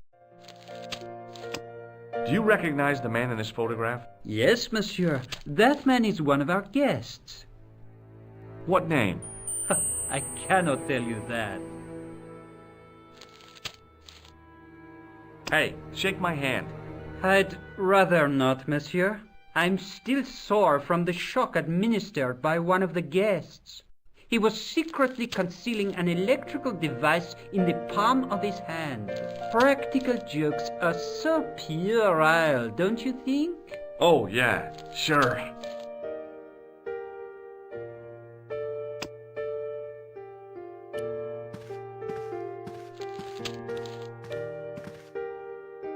Excuse me, didn't I see your picture in the news? You're that Nobel Prize winner from some unpronounceable Eastern European state. Yes, that is me, in person. I don't want to worry you, but have you had any threats on your life? You know, mysterious phone calls, letters made up of headlines cut from the newspaper. I don't know what you're talking about. Do you know a guy called Plantar? I don't know anybody in Paris. Oh, well, this guy's dead anyhow. Why do you ask me about dead men? I have seen enough of death to last me a lifetime. I'm, sure you have. Have you seen a clown? I beg your pardon? The clown. A guy in funny pants. Have you seen him? My pants are from England, Marks and Spencer. They are a pleasure and a comfort to wear, with much support. I'm real glad to hear that. You know, it's good to know you Nobel Prize winners are human too. In my country, the people make do with string and egg cartoons. For pants? For everything. Oppression is the mother of ingenuity. Do you recognize this man? He calls himself Khan. Yes, I know this man. Why do you carry his photograph? I'm a private detective. What's your interest in Khan? He is an enemy of my people. You know he's a killer? Of course, amongst other things. Would you help me investigate Khan? That is not possible. My instructions are to observe. I cannot jeopardize my position as an honored guest of this country's government. May I shake you by the hand? I do not shake the hands of imperialist dogs. Now that's a real bad attitude problem you've got there. Thanks for your help. Goodbye.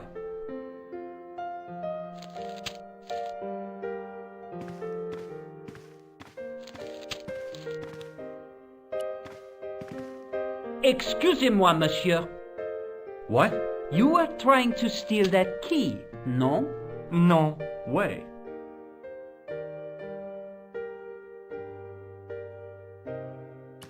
What now, monsieur? About the key hanging on the hook over there. Oui, monsieur. Which room is it for? Number 21. Is that room taken? No. The guests checked out this morning.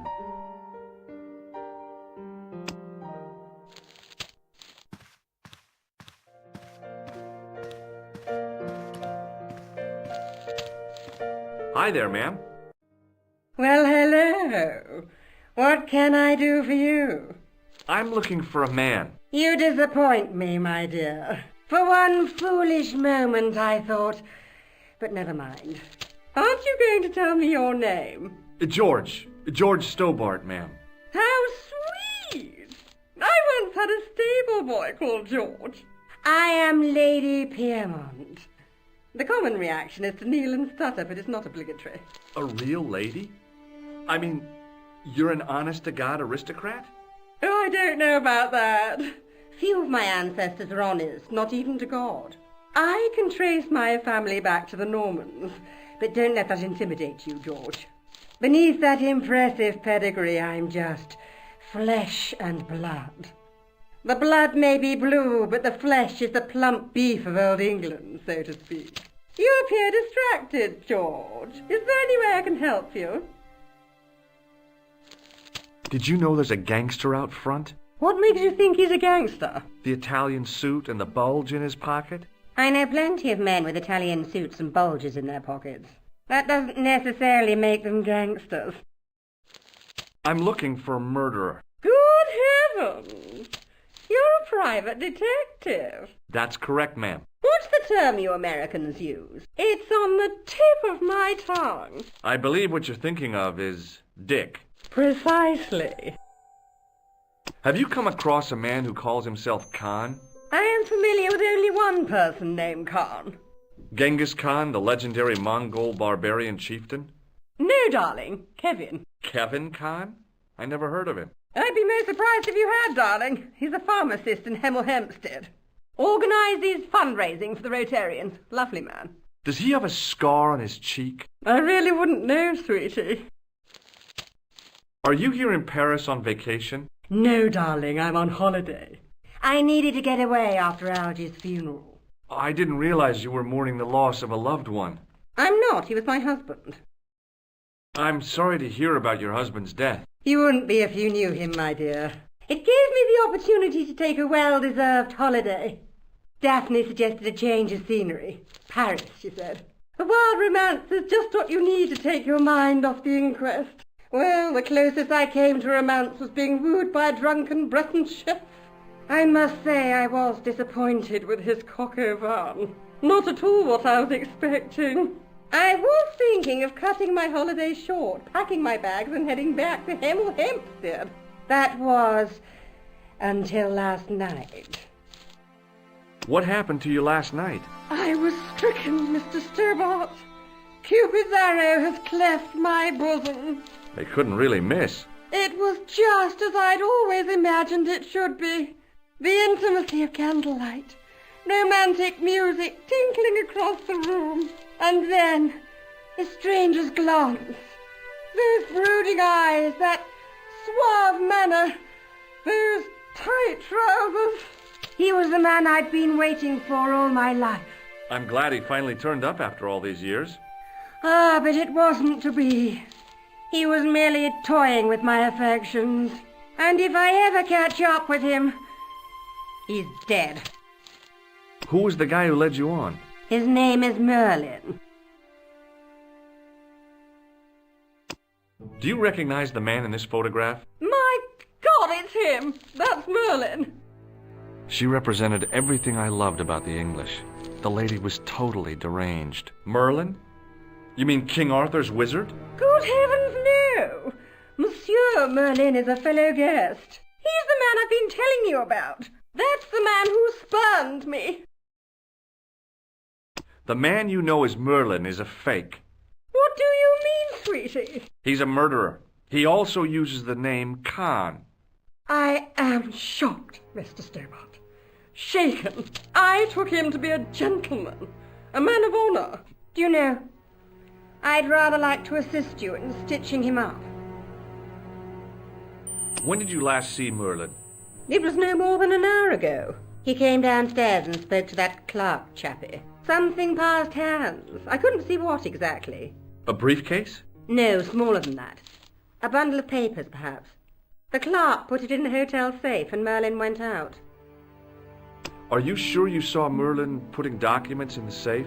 Yes, darling, positive. I wonder what they were. Obviously something of great importance. Yeah. I'd sure like to get my hands on whatever it is. I'll bet they had something to do with Plantar's briefcase. Has Merlin returned to the hotel? No, he hasn't. Are you going to search his room? If I could get in there, I would.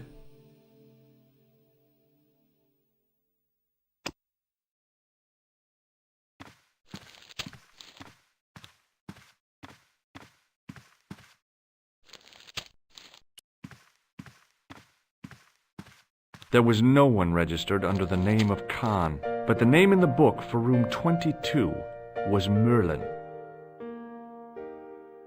What now, monsieur? I believe Khan, the man with the scar, is also known as Merlin, the man who has taken room 22. What of it? What do you want? Access to his room. Do you have a license, monsieur? Huh? A private investigator's license? Well, not exactly, but I can explain everything. I am sorry, but without credentials, I cannot help. I insist you give me the key to Merlin's room. I cannot do that, monsieur. This guy Merlin is a menace. So you say, monsieur. He's not only a danger to society, but to your guests as well. He has toyed with the affections of Lady Piermont. Ciel! Are there no depths to which he will not sink? Precisely. He's already killed once, twice, maybe as many as 3 times. With your help, I just might be able to stop him. But what if he finds out I have helped you? No, I cannot do it. I'd like to check into room 21. That is not possible. How come? You said it was vacant. It is reserved for another guest. Rats. No, monsieur. Dutch. I'd like to retrieve something from your safe. Ah, oui, monsieur. May I see some form of identification? Like what? A driving license, perhaps? I don't drive. Your passport? I don't have it with me. I could show you my operation scar. I'm sorry, monsieur. I must have some form of unique ID. You won't find a more unique ID than my scar. I'm sorry. I must insist on a more traditional identification. Rats.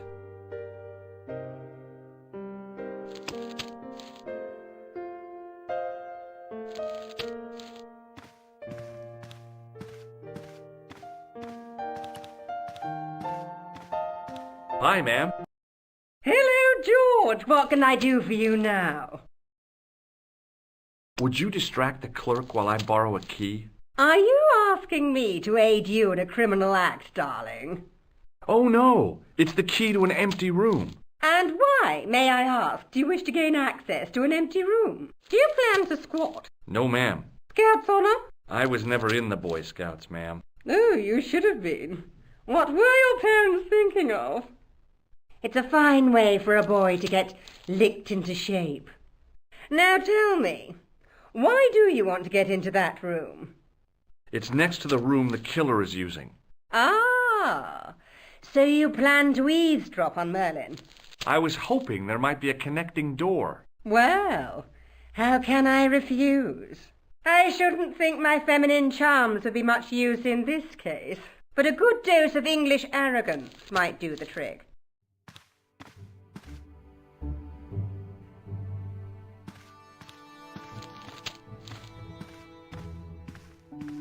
I say! You there? Flunky! Oui, madame. Listen carefully. You do understand English, don't you? But of course, madame. Good. I wish to deposit some jewellery for safekeeping. I understand. Are you quite certain? Oh, bien sûr, madame.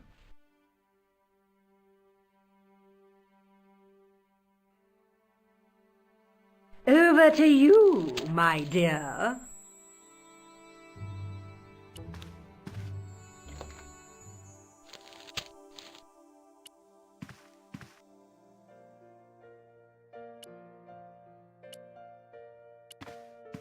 Maybe it wasn't the right room, but this was the right key.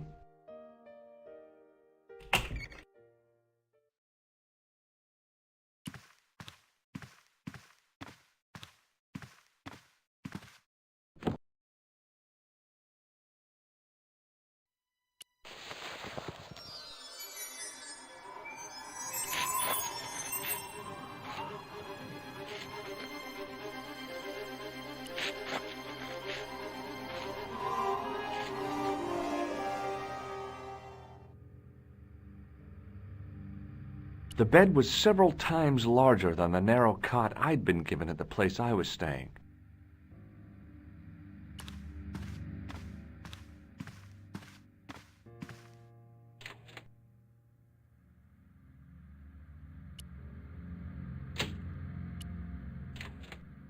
The closet was a solid, impressive piece of antique furniture.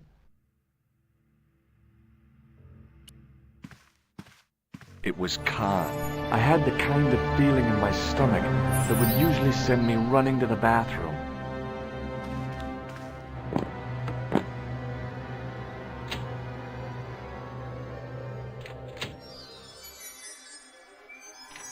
As Khan opened the wardrobe, I was sure I was dead. But he grabbed his pants quickly and didn't even see me. I didn't usually spy on men getting changed. But this guy was a killer, and I didn't want any surprises. He left his checkered pants on the bed.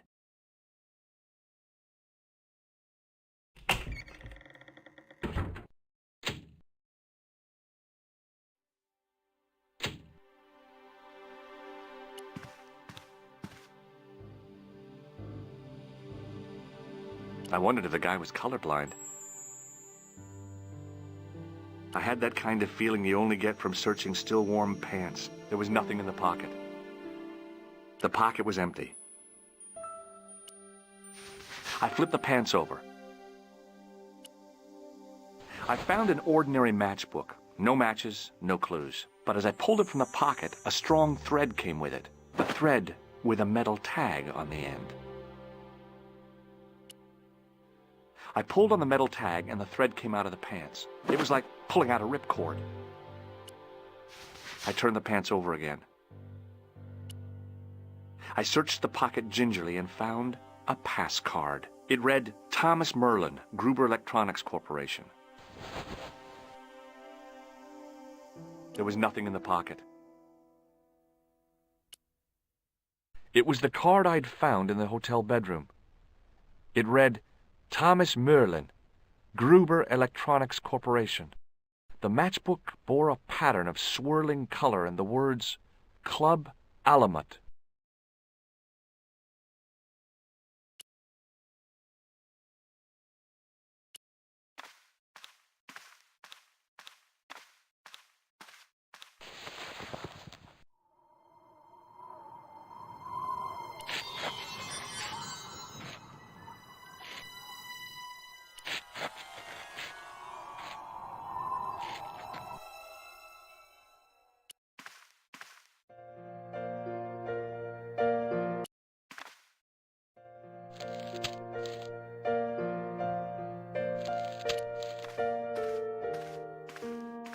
What now, monsieur? Does this matchbook mean anything to you? No, monsieur.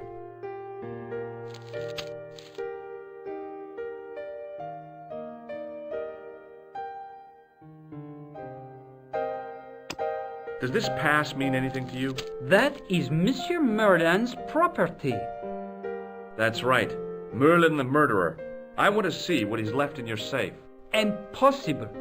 I cannot betray his confidence, no matter what you say he's done. You're making a big mistake. Maybe. I can live with that. A murderer? Are you sure? Positive.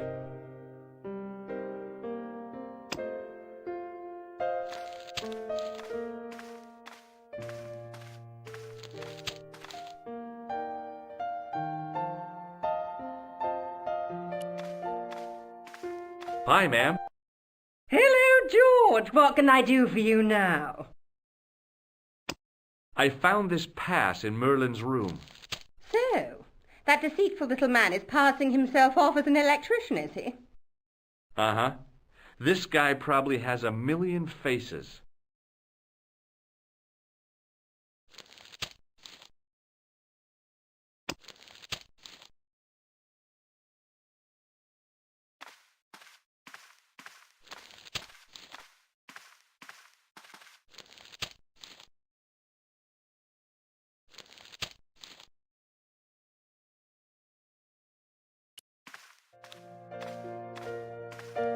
What now, monsieur? Did I show you this pass? Oui, monsieur. Do you recognize this red nose? No, monsieur. Do you recognize this key? That is the property of the Hotel Ubu. Correct. May I ask how it found its way from the little hook to your pocket? Would you believe it was put there by a poltergeist? No, monsieur. The hotel is regularly serviced by an exorcist. If we had a ghost, Father Fécond would have flushed it out. I suppose you want the key back. Not especiellement. The room is vacant. Since you are so determined to conduct your little investigation, I won't stop you.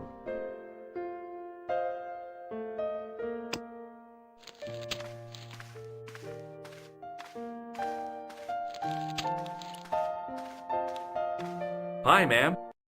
Hello, George. What can I do for you now?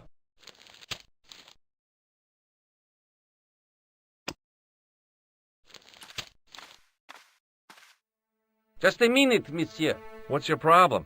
No problem, if you cooperate. What do you want? Just a routine security check. Nothing to worry yourself about. Oh, well, all right.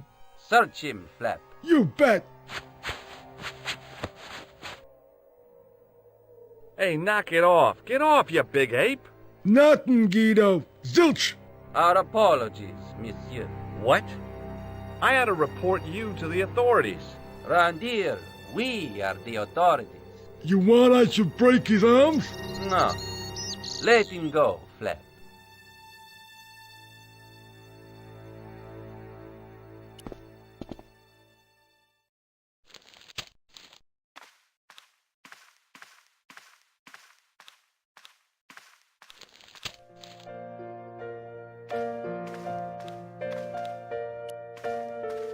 What now, monsieur? I've just been manhandled by a gorilla. Yes? I do not see any signs of a gorilla. No, not a real gorilla. It was a guy who looked like a gorilla. It happened right out front of this building. Let me get this quite clear. Are you complaining or bragging? I want to know what you're going to do about it. The scrawny one has a gun.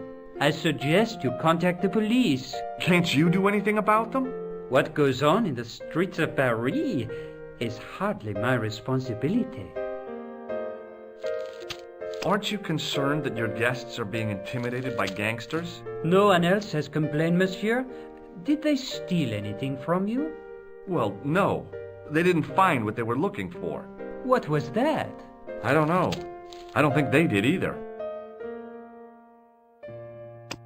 Did I show you this pass? Oui, monsieur.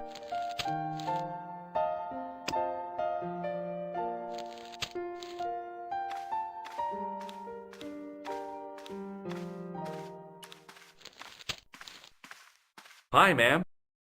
Hello, George. What can I do for you now? That gangster I told you about? He went through my pockets just now. Good heavens! One never knows what to expect in foreign parts. Thank you for the warning, young man. I shall hide my credit cards in my underwear. I showed the pass to the clerk, hoping he'd give me Merlin's papers, but he wouldn't buy it. He's too scared. I'll give him something to be scared of. Follow me, George!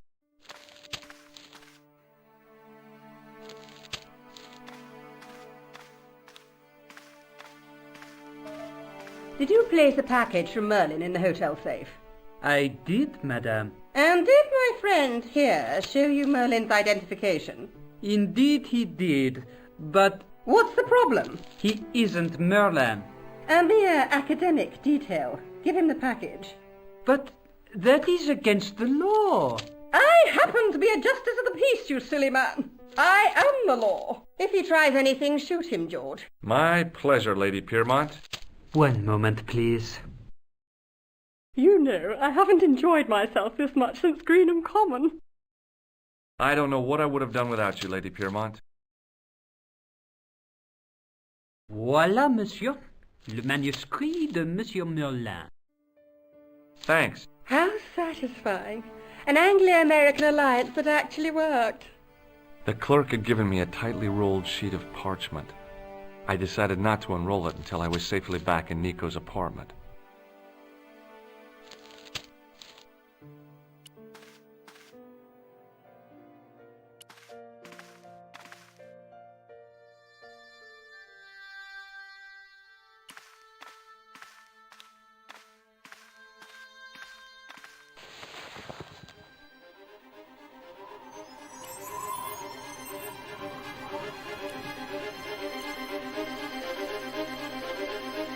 I knew this was no way to treat an ancient manuscript, but I couldn't let it fall into the hands of the goons waiting outside.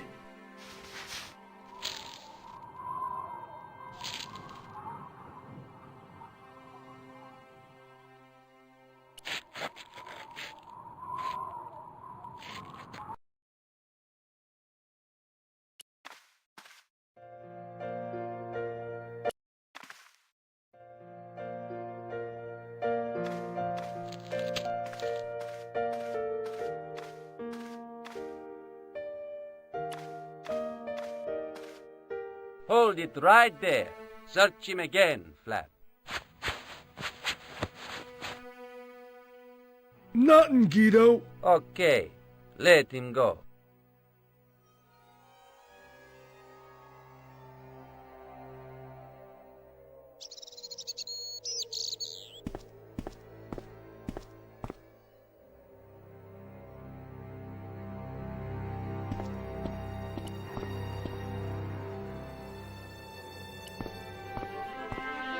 If the manuscript was what Flap and Guido were after, they were going to be disappointed.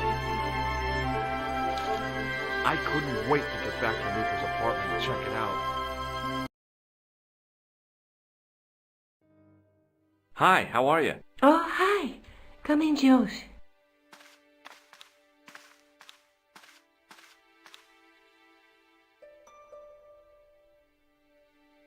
What are you doing to help trace the killer clown? Research, George. Yeah? You have a copy of the clown's yearbook? I have a telephone and lots of contacts. Oh, well, did you find anything useful? Not yet. I'm employing my first and most useful weapon. What's that? Patience. Oh, I've heard of that. Isn't it a substitute for decisive thinking? Do you have a boyfriend? Not anymore. There was someone. A guy in my final year, but it didn't work out. Neither did my degree. I'm sorry. I'm not. Tell me more about your family. When I was a little girl, I used to spend the winter with my grandfather and grandma. They were the best times, warm and safe in their tiny cottage. My grandfather rolled cigarettes while grandma made hot chocolate and cakes. One day, he stopped his scrolling. He put the lid back on his tobacco jar and took me in his arms. I laughed and wriggled, but he hushed me to be silent. With his unshaven chin all scratchy in my ear, he told me his secret. What did he say? He said, I don't smoke, but she likes to think I do. What a weird old man. Don't call my grandfather weird. He was the nicest guy ever. I wish I was back in that cottage instead of this crummy apartment in this noisy city. You're just not going to believe what I've found. It's not another part of the clown's costume, is it? It's a medieval manuscript. Khan left it in the safe at the Ubu. It's incredible. Is this what he took from Plantar? It could be, which means it's worth enough to kill for. Look there, two guys on the same horse. Oh, yeah. Maybe they couldn't afford one each. What of it? Have you ever heard of the Knights Templar? Their official seal was an image of two knights sharing a horse. Whatever this manuscript means, it's connected with the Templars. How come you know about these knights? I learned about them while writing an article on the Crusades.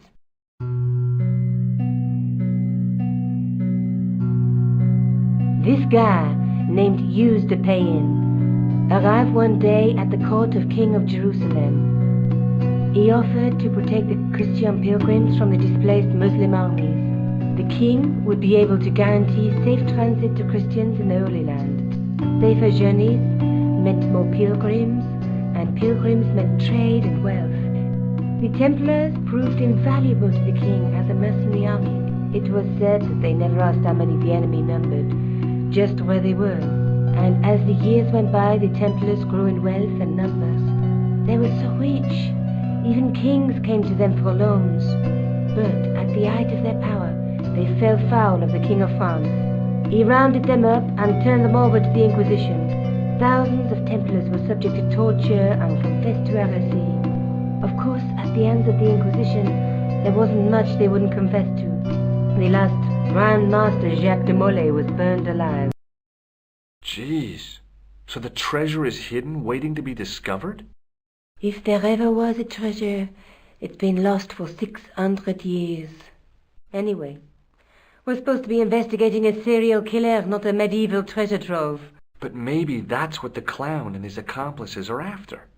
Maybe this manuscript is the key. You'd better leave it here for safekeeping.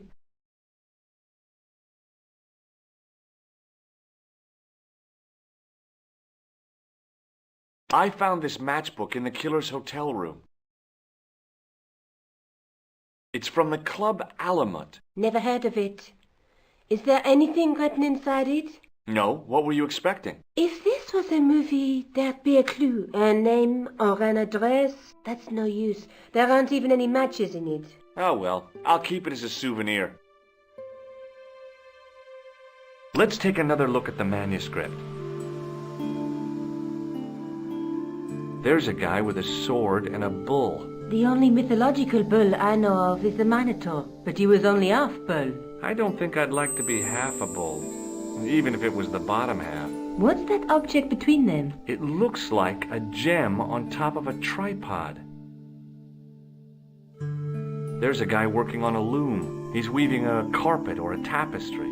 Or a duvet cover. It's a clue to a place, I reckon. Somewhere famed for weaving and ships. Where folk live in barrels? It beats copper boxes.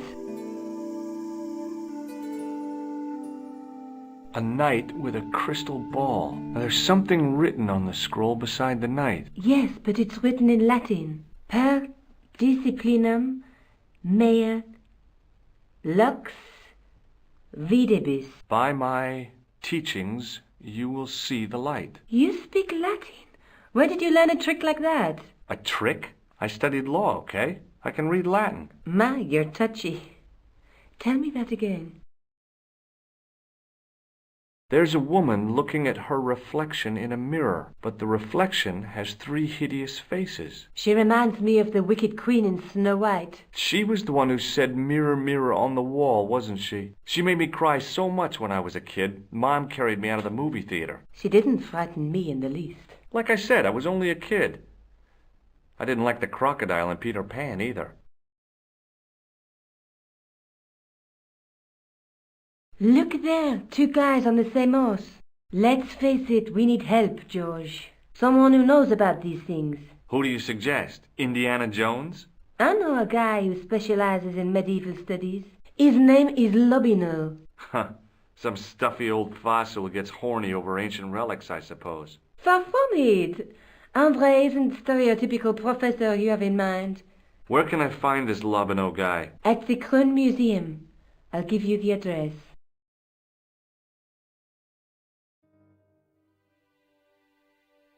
I have to go. Okay. Don't forget to look for Lobineau at the Kroon Museum.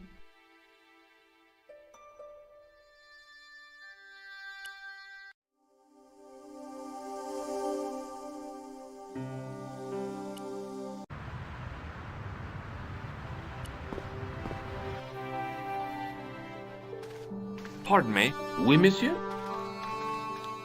Are you Lobineau? Oh, no. Fancy you mistaking me for him. No. I am the deputy custodian. But Lobineau does work here. Work? I wouldn't go so far as to call it that. He studies here most days, but as you can see for yourself, not today. Do you know anything about medieval manuscripts? Not me, monsieur. I am no scholar.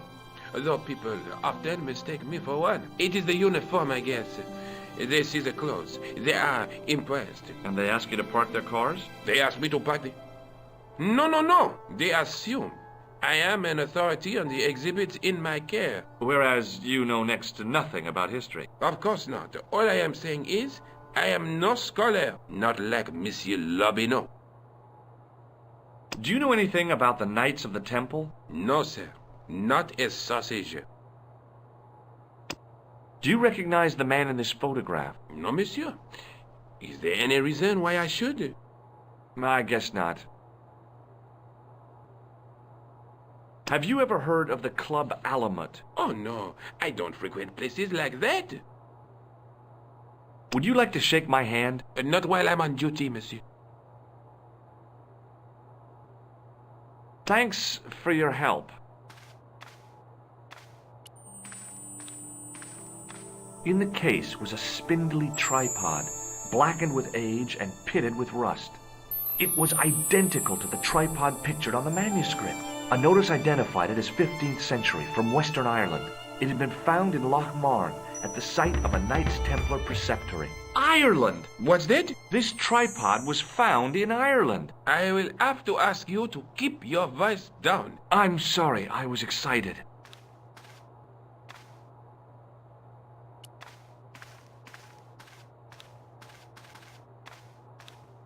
It was an ancient Egyptian sarcophagus with a beautifully painted effigy of its owner on the lid.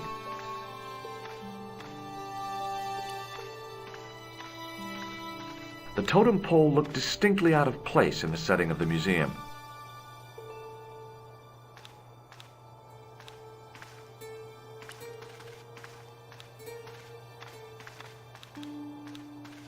Attention! Please do not open the window, monsieur.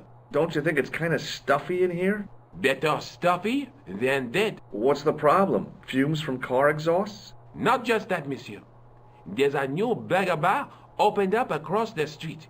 The Laughing Buffalo. So what's the problem? They cook their burgers on a charcoal grill, and the fat falls on the open flames. The amount of organic compound and smoke particles released is astounding. Since they opened, local air pollution has doubled, and it stinks like a funeral pyre.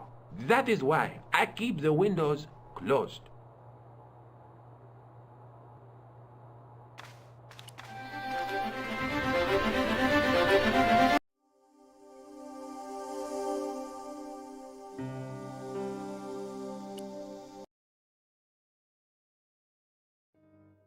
Hi. I've been to the Crew Museum. Did you speak to Lobineau? No, he wasn't there.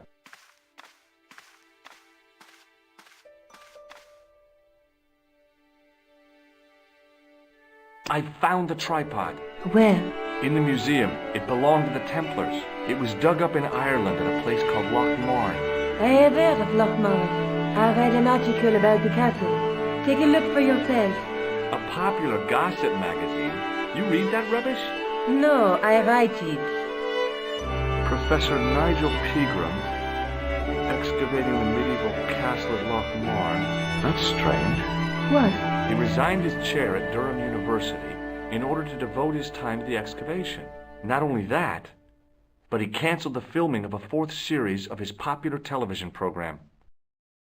This site at Loch Marne must be awful important to him. He's a professor of history. They're all cuckoo. All the same, I'd like to talk to this Professor Pegram. How do you feel about a trip to Ireland? Disappointed.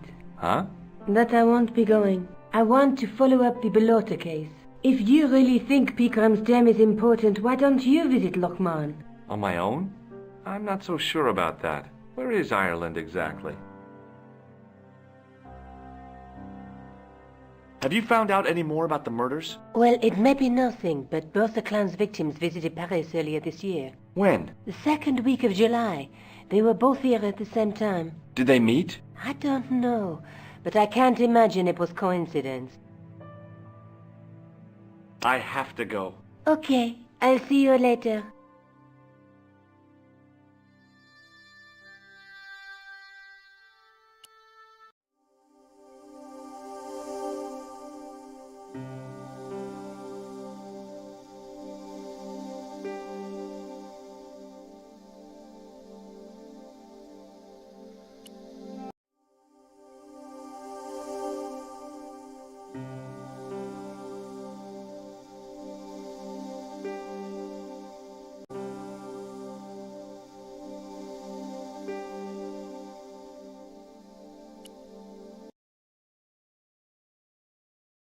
I passed the castle on the way into Loch Marne. The castle where Pegram's excavation was located.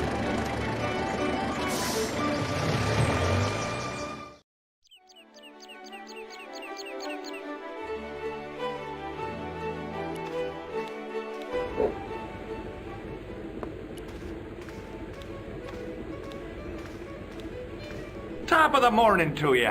I beg your pardon. Well, that's what you Irish say, isn't it? Do you want something? Or are you just flaunting your xenophobia? Well, I was trying to be sociable. Is it a room you're after? That's not a bad idea. Do you have a vacancy? I could, if you don't mind waiting until the last guest checks out. No problem. When will that be? When the undertaker comes to collect him. Have you served any, clowns recently? No. You're the first today.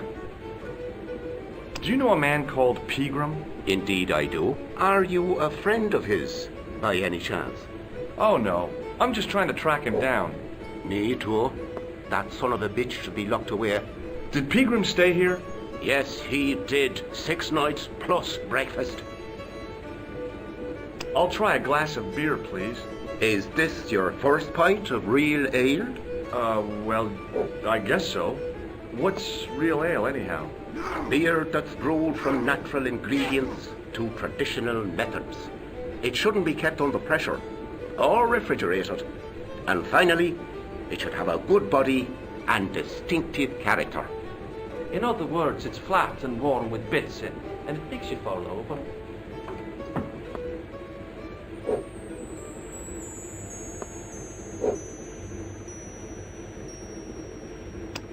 Do you recognize this man? No, I don't. What do you want with him? I've got a score to settle. I don't want any trouble in the bar, mister. If it's a fight you're looking for, see Father Mahoney. A priest? A man of the cloth? Sure. And he teaches the boys how to box at the youth club. According to Mahoney, it develops character. Isn't that right, Pat? Didn't he teach you the art of pugilism? Doyle. Sorry, Michael. I was miles away. What did you say? Never mind.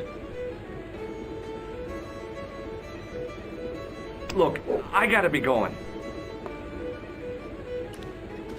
Hi, my name's Stobart, George Stobart. Hello there, mister. What can I do for you? Do you know Professor Pegram? Do I know him? Do I know the good professor himself? No, I don't. I mean, I know who he is, but I don't know him to talk to. Do you know anything about Pegram's excavation? Only that he didn't have the right tools for the job. What he needed was shovels and a JCB. Pegram was digging for historical remains, not coal. Is that a fact? What the hell for? It's the science of archaeology, Pat. Understanding how people used to live by what they've left behind. One day archaeologists might be digging up our remains. Imagine that, Mr. O'Brien. I wonder what they'll find. Well, it won't be arrowheads and beakers. Fast food cartons and flavoured condoms, more likely. Did anyone from the village work at Pegram's dig? I tried it myself, but that high and mighty history man called me incontinent. What a nerd. Hadn't I dug more holes than the rest of them put together? Can you tell me anything about the castle on the hill? Oh, I don't know much about anything. You should ask Mr. O'Brien here. He does grown-up writing. Would you be one of them history fellas yourself? Oh no, I'm here on vacation. What's that? A vacation, Pat. It's what the Americans call a holiday. Oh, right. In Lochmarn? You come to Lochmarn for a holiday? Sure, it's a very pretty place. Where the hell are you from, mister? California. I know it. That's where the prunes come from. Yeah, amongst other things. May I shake your hand? No, you can't. Well, how come? Because I'll spill me beer if you do. Bye for now. Hello there. My name's George Stobart. Pleased to meet you, I'm sure. I'm O'Brien. Can I help you? Have you ever heard of the Knights Templar? I most certainly have. A remarkable institution. Did you know? They were the originators of our system of credit. Their financial empire stretched from the Atlantic to the Caspian Sea. With bases in so many countries, they had to establish new methods of fiscal transfer. So, the Knights Templar were nothing but a bunch of bankers. I don't get it. Are you saying these Templar guys invented bank charges? In a manner of speaking, I suppose they did. What a dirty trick. Didn't anyone try to stop them? Oh, yes. They were arrested, and many were burnt at the stake. Good. They bloody well deserved it if they were anything like my bank manager. What can you tell me about the castle, Mr. O'Brien? It's a fine site now, isn't it? Dates back to the 10th century, you know. Most of the existing building was added much later, of course. Are the ruins open to the public? Oh, no, it's much too dangerous. Anyway, there's nothing of interest remaining. How can I get into the castle? Well, those walls were built specifically to stop people getting in, Mr. Stobart. But I dare say you'll find a way, if you've the will. Can you tell me about the tripod which was found at the castle? Now, there's a bone of contention and controversy. It was dug up by an Englishman of the archaeological persuasion. Who was this Englishman? Professor Pegram, the same man who dug up the gem. Do you know where I can find Pegram? You're too late to meet that fella. Is he dead? Not that, but he's gone from the village. A sore point with our esteemed host, I might add. Do you know where Pegram is gone? I'm sorry, but I don't. He upped anchor in the dark and shipped out before the dawn. Why did he do that? Who knows? A guilty conscience or a secret assignation. Whatever the reason, he'll not be missed in Lochmarn. Maybe now the fuss about the gem has died down, we can get back to normal. What can you tell me about the gem which Pegram found? Now there's a gem which should never have been taken. A man would have to be full of greed to covet that stone. What's your interest in the jewel? You're not a reporter, are you? Oh, no. Thank the Lord for that.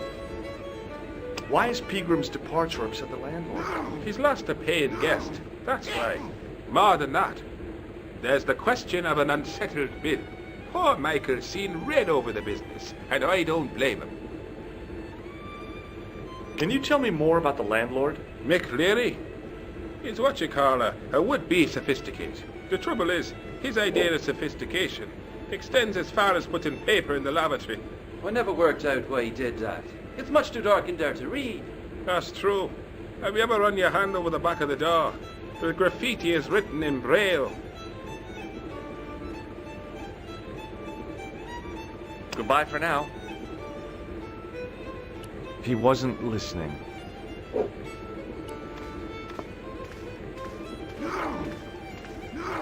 My name's George. Pleased to meet you, mister. My name's Fitzgerald. What can you tell me about the castle? There's nothing there. Just an old ruin. How old? I really couldn't tell you. Have you ever explored the castle yourself? I used to play there sometimes, when I was a kid. Then one of the little ones fell off the wall, broke his head and died. We didn't go there anymore. You haven't been up there recently? No. Do you know Professor Pegram? He's the archaeologist, isn't he? That's right. Did you work at Professor Pegram's dig? What gave you that idea? Can I get you another drink? Oh, no thank you. I shouldn't be drinking at all. I'm on tablets for my nerves. More than a pint and I'll pass out. Do you recognize the man in this photograph? No, I'm sure I don't know him. Shake my hand. It's a trick, isn't it? Damn it, you're right. I can't seem to fool anyone. See you later.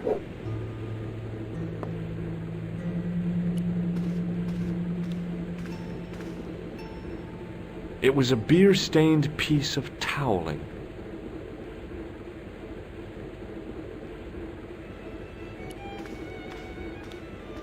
Hi there, old-timer. What? Nasty cold you've got there. As soon as the words left my lips, I regretted them. Is there such a thing as a cold which isn't nasty? I put the question to Father Mahoney. Father, says I, why were we born to suffer snot? What did he say? He said, it's my reward for being out all night like a sinner. Pious prig. Anyway, this is no ordinary cold. 'Tis the hay fever. Pollinosis? Thank you. You're not a policeman, are you? Excuse me? Police? No. I'd know it if you were. Can I buy you a beer? Very kind, I'm sure. But I don't drink the stuff Leary sells. What's wrong with it? I've seen what it can do. Can you tell me how to get into the castle? Don't even think about it, me bucko. Lochbarn Castle is haunted. Ghosts don't bother me. I still want to visit that castle. You can't. It's not open to the public. There's no one around to stop me, is there? That's right. Nothing human, anyhow. Have you ever seen the ghost? To be sure. With me very own eyes. Can you describe the ghost? It was horrible. A wee stunted beast, long beak, straggly, flappy wings. Are you sure it wasn't a wild animal? A rabbit or a skunk or something? Skunk? In Lochbarn? That'll be the day. No, that was a ghost, to be sure. Do you know Pegram, the archaeologist? That's the scrawny fellow who was poking around at the castle, isn't it? No, I don't know him. What's that you're making? It's a necklace, me bucko. Oh, sure. Made out of steel wire? That's right. A necklace for my pretty one. When my little lover feels it round her slender neck, she'll be mine. All mine.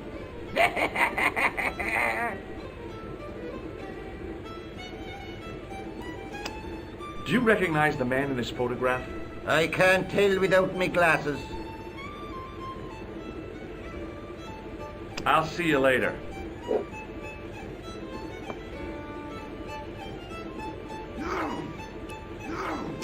As soon as the old guy looked away, I grabbed this piece of wire.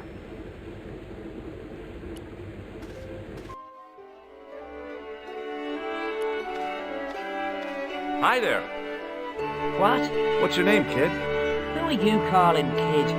Who the hell are you?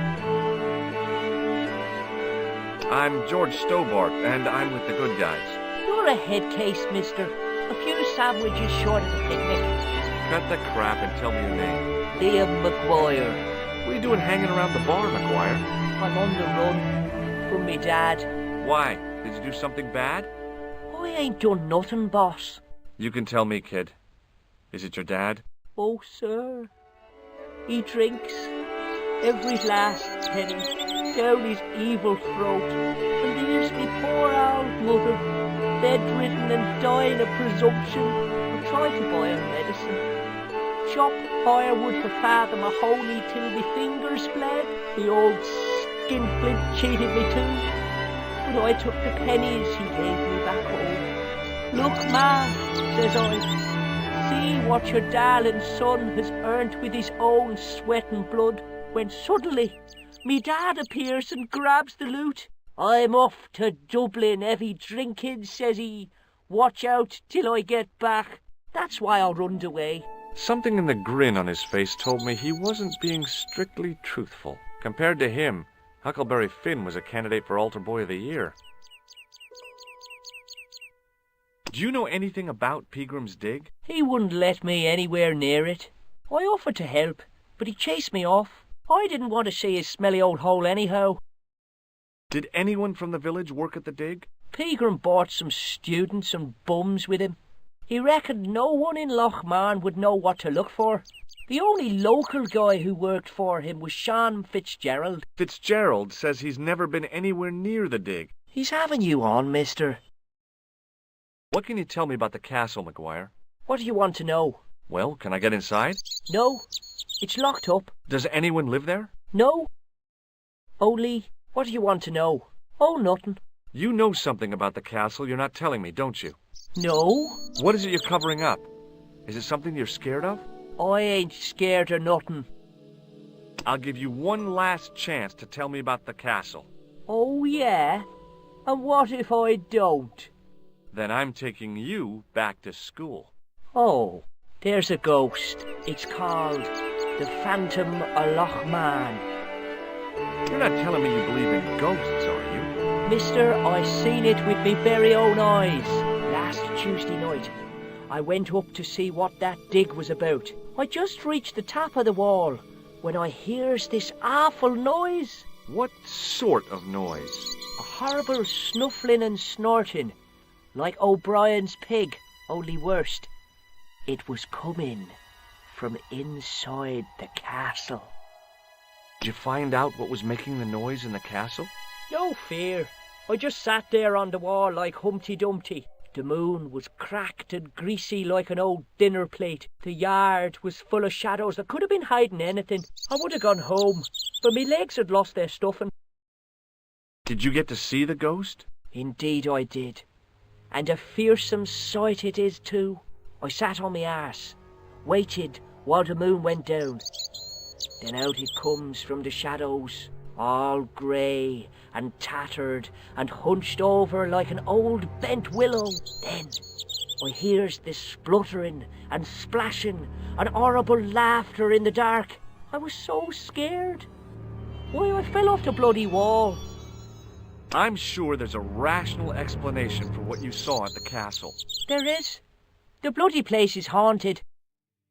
Have you seen a guy dressed as a clown? Here in Lochmarn, they all dress like clowns. The man I'm looking for is a dangerous psychotic. Jesus. It's just like that film I saw. There's this clown, see? And he's after this kid who saw him kill a guy. He tries to warn the sheriff, only no one believes him. Then, while he's in the tub, the clown cuts him up with a chainsaw. My God, that doesn't sound suitable for a kid like you. Who are you calling a kid? I'm 25. Yeah, right. You're not a day over 14. Oh no, it's 25 that I am. Married with a car and 3 kids. 10 kids if you count the wives. Do you know a man called Pegram? Can you describe him like on the telly in the cop shows? He's an English archaeologist. I know the man you mean if he's the one. Can you tell me where I'd find Pegram? No, I can't, 'cause he's not here now, but if I sees him, I'll ask him. Do you know what Pegram was doing in the castle? Digging for buried treasure. Jewels and gold and skeletons, like in the films. Have you ever seen this man before? What a slimy character. No, I never seed him. Give me your hand. Get lost. Oh, come on. I just want to show you a little trick. No way, mister. I don't do tricks. Father Mahoney told me I'd burn in hell if I did. I just want to shake your hand, that's all. No way. See you later, kid. Okay, mister.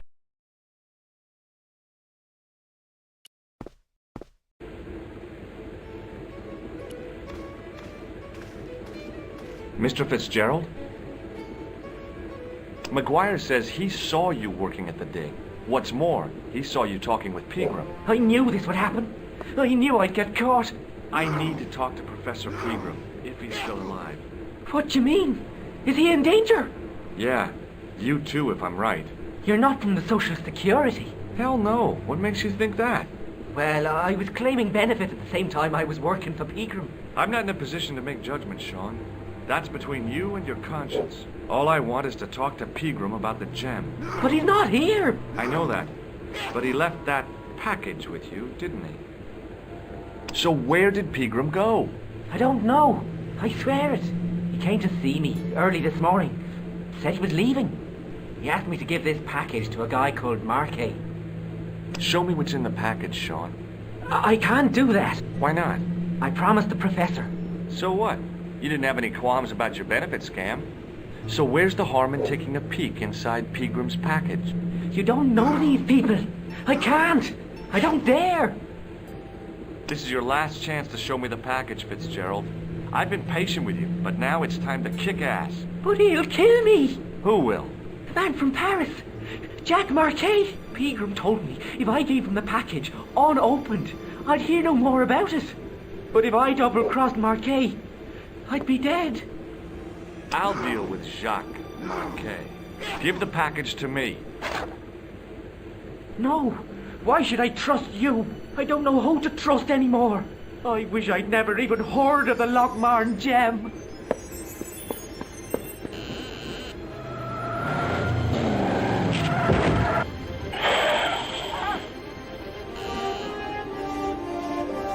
Hey! I just seen a big red... Get out of here, McGuire.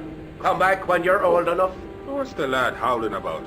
A big red sports car. Sean Fitzgerald's been runned over. Get out! Noisy little tyke. Maybe you should send out some medicinal brandy maker. Oh, yes. And who's going to pay for it? Not me. Me too, neither.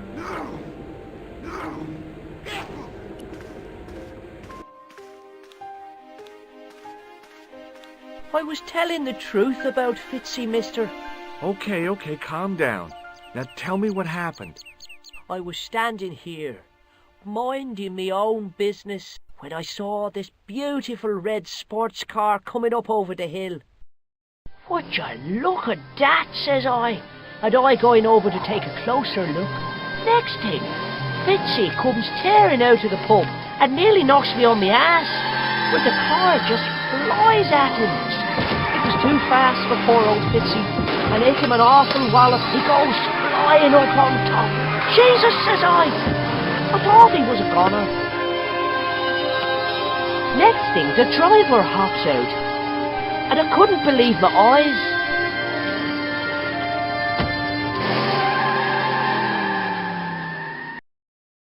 He was dressed like a bloody pixie.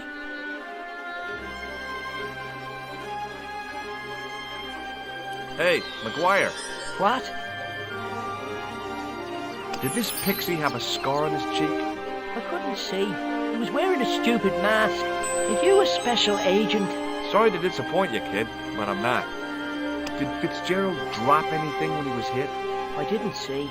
It all happened so fast. Maybe the package fell somewhere out of sight. See you later, kid. Okay, mister.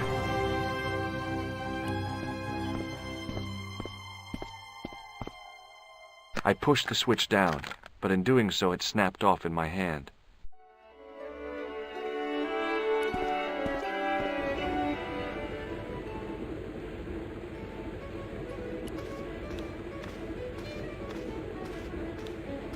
Excuse me. Yes, sir?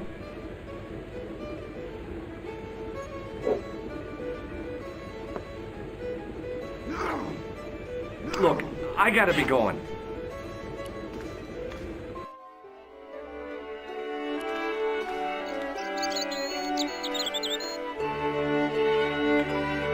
I tugged at the trapdoor, but it was locked from the inside.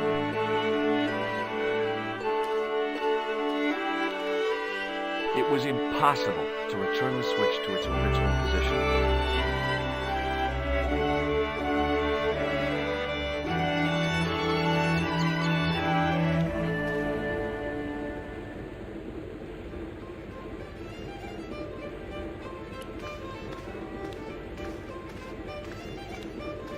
Hey! Hello there again, mister. Aren't you gonna help Fitzgerald? What does he need my help for? Didn't you hear what McGuire said? He's been hit by a car. What an idiot. People call me stupid, but I've never done that. Don't you feel any sympathy for poor Fitzgerald? He never bothered about me, so why should I?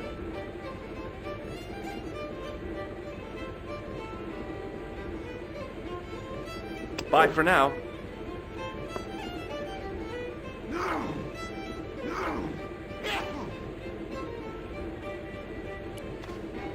Excuse me. Yes, sir?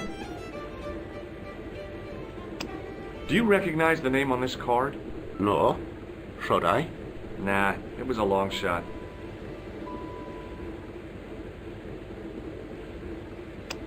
Does this tissue mean anything to you? That's disgusting. Uh-huh. I found it in the sewers. Well, what's the idea of waving it around in my face? You're worse than old Ron. Put it away, man.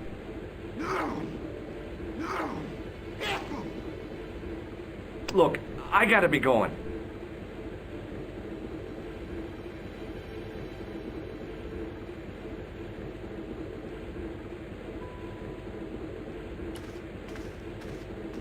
Excuse me, Mr. O'Brien. Hello there. What now? I have a suspicion that Fitzgerald might have been given something by Pegram. I thought he acted strangely. I'm talking about the gem. It was something he said. Were you not speaking to him when he ran out of the bar? Yeah, sure. Just talking, that's all. Have you heard of the Phantom? More than that. I've seen it. And let me tell you, it's a dreadful spectacle. So it's not just a local legend. There really is a Phantom of Lochmarn. Oh no, I was talking about the Phantom of the Opera. Goodbye for now.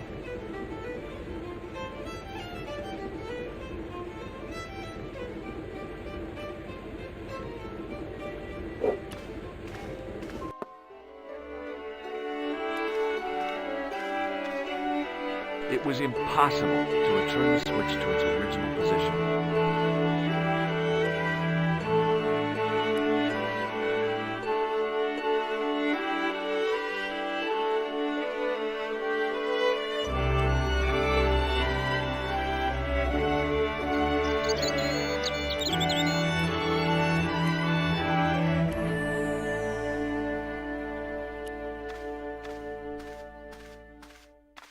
Hey, McGuire. What? See you later, kid. Okay, mister. The plastic cover had been smashed and broken away, revealing a switch.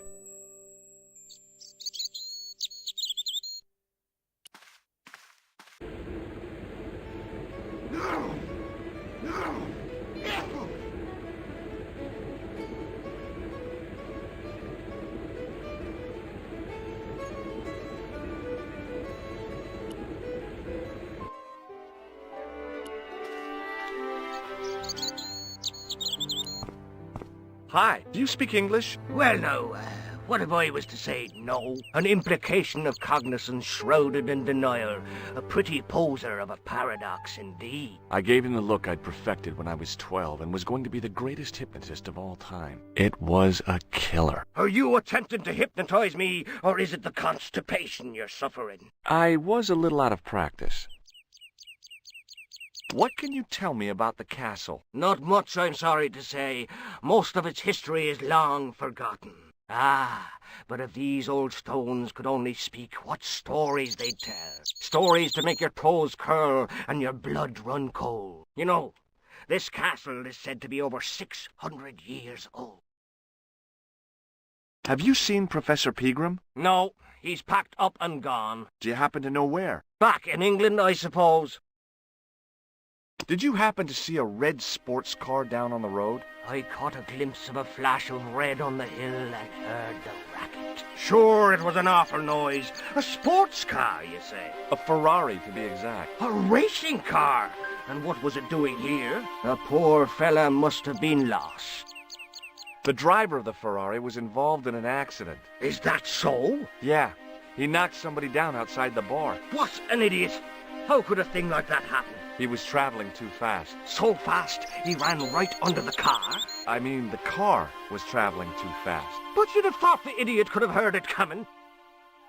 Maybe you know the guy who was hit by the Ferrari. His name is Sean Fitzgerald. Oh, I know him all right. That's me nephew, the idiot responsible for the stacking of my hay cart. Was he killed by the car? Oh, no, but he has been abducted. Well, that's a relief now. Aren't you going to look for your nephew? What for? From what you say, it's too late. Well, you could report the matter to the police. Better not. Besides, what could they do? Well, they could mount a search. They have only the one bicycle between them. In a question of superior acceleration, I'd put me money on the Ferrari. I think you ought to know exactly what Sean has gotten himself into. I'm not sure I want to know. But you're his uncle. His own flesh and blood. You're right, but what can I do? If I'm not here to guard it, some idiot might try to climb the haystack. What a moral dilemma. Stay here and guard this potentially lethal agricultural construction, or to go off in search of the prodigal nephew, the very man responsible for said hazard? It'll need some thinking about. Why, there's no problem. You're right. Why didn't I think of it before? We'll demolish the haystack. You don't have to demolish the haystack to go look for Sean. I'll stay here in your place and warn anyone who's silly enough to climb it. Marvellous! I think I should start me inquiries in the bar. He strode off in the direction of McDevitt's bar, leaving me to contemplate the stack of hay.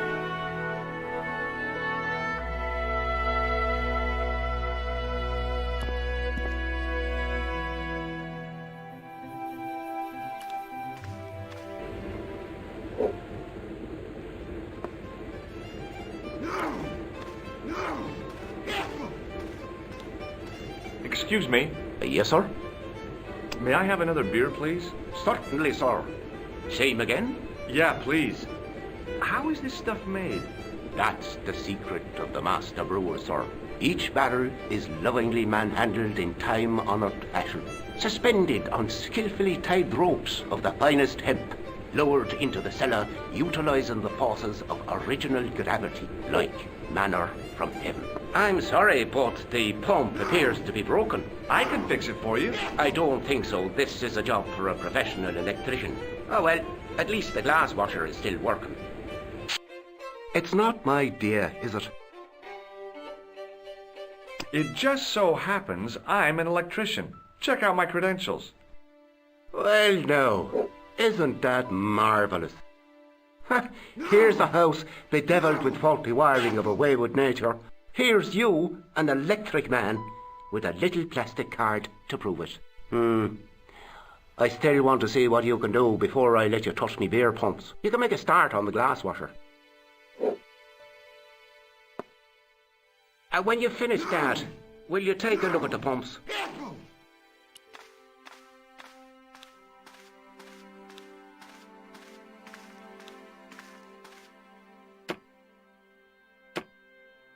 I used all my knowledge of electrical engineering to examine the plug.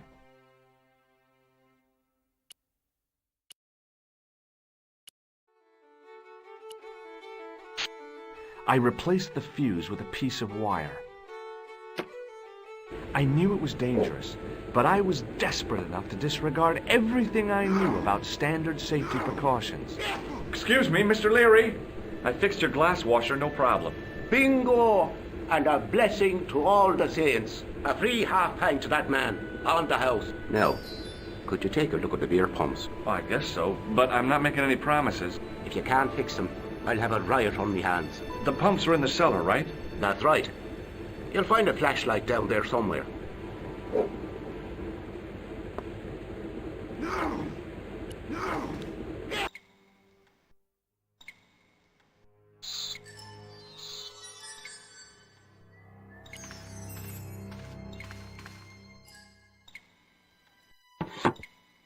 I pushed the lever and heard the grating of metal, but nothing appeared to happen.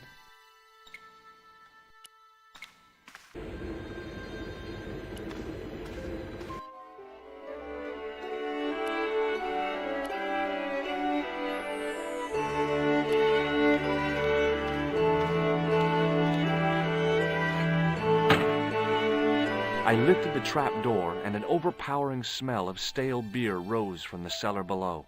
I looked down on a stone-tiled floor, way too far to jump. Excuse me. There was a nasty feeling in my guts I usually associated with light opera. It was Khan. What's the problem? Did you see what happened here a few minutes ago? What was that? A man was involved in an unfortunate accident. I didn't see anything. What about the boy? He doesn't know anything either. The kid, well, you know how it is in these rural communities. Not enough genes to go round. I prayed McGuire had the sense to keep his mouth shut. Was the guy hurt bad? He's been taken care of, but he thinks he dropped a small parcel. You didn't happen to find it, did you? If I had, I would have taken it to the police. Of course. Thank you.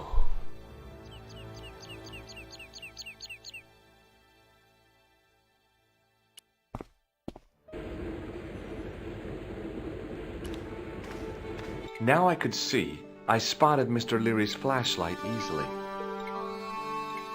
Then I noticed a flash of light, something sparkling beneath the open trap door.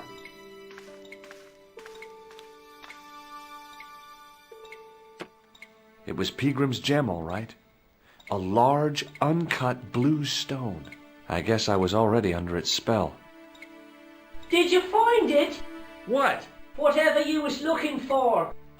Yeah. Listen, McGuire, I want you to keep this to yourself. No problemo. Just chuck us up a crate of lager. No way, you're not old enough. We can sell it and make some cash. Forget it, kid. I couldn't betray Mr. Leary's trust. I could, for sure. That old misery guts deserves it. If you want to do me a favor, keep a lookout for that guy in the suit. Okay. But it'll cost you a packet of chips. Oh, and shout if you see that Ferrari.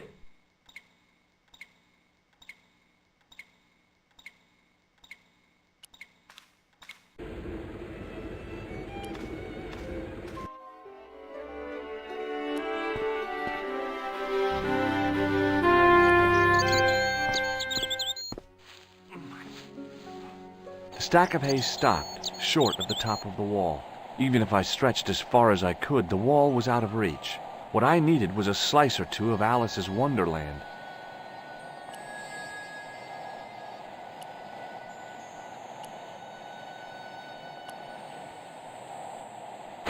I inserted the end of the lifting key in the mortarless crack and gave it a firm shove.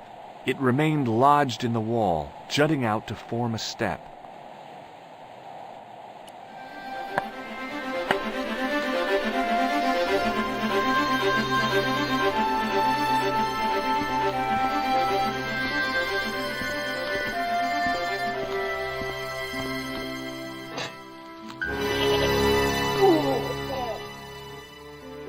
The rope by which the goat was tethered had become tangled on the old plowshare.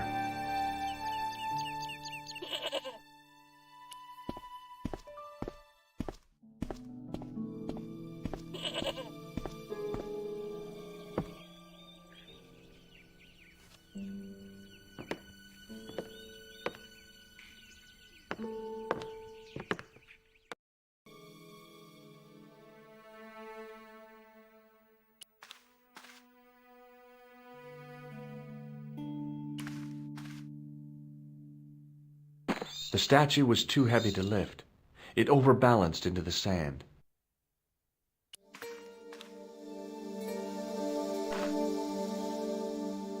As I swung the stone upright, I noticed it had left a pattern of holes in the sand.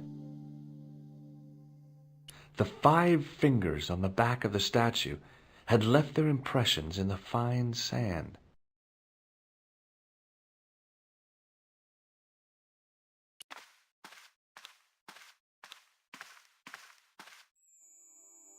As I dipped my fingers into the soft white powder, I realized what it was. Plaster of Paris. I'd used it in kindergarten to make casts of animal paw prints.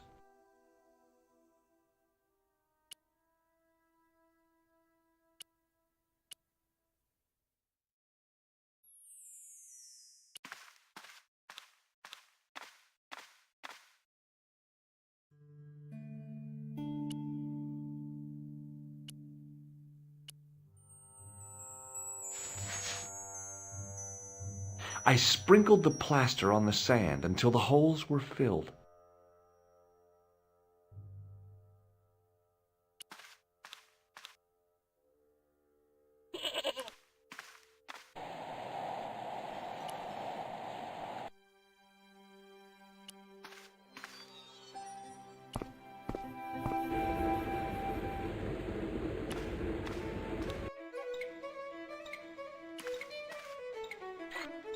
The faucet creaked, coughed, and spewed out a stream of rusty-colored water.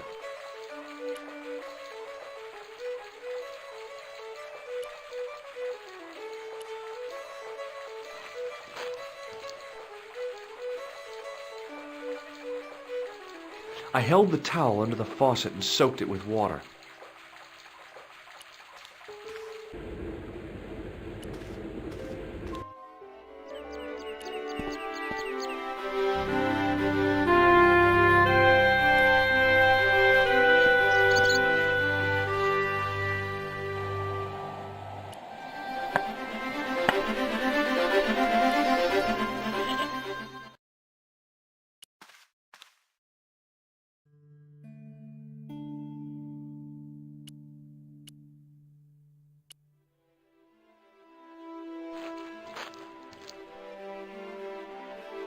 The trickle of water was quickly absorbed by the plaster. I eased the solid piece of plaster from the sand. Underneath, it had formed a perfect copy of the statue.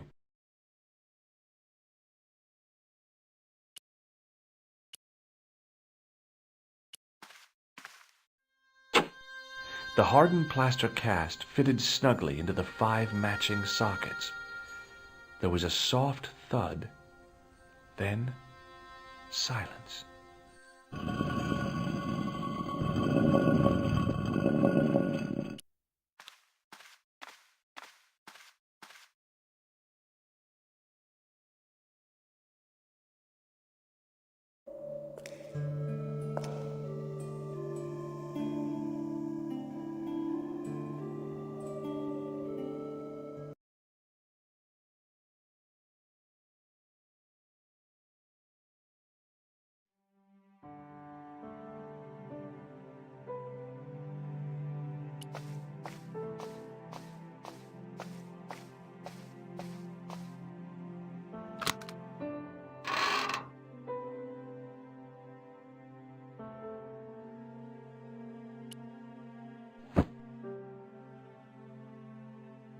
The box was carved by my father. It never had a key. The elephant on the lid was a perfect match to Cochon's. But that small metal disc underneath it in the chest was a recent addition.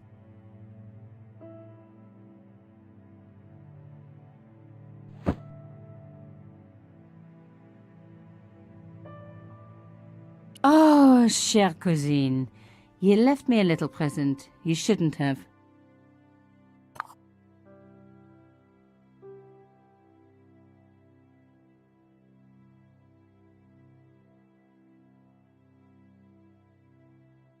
You don't scare me. Espèce de...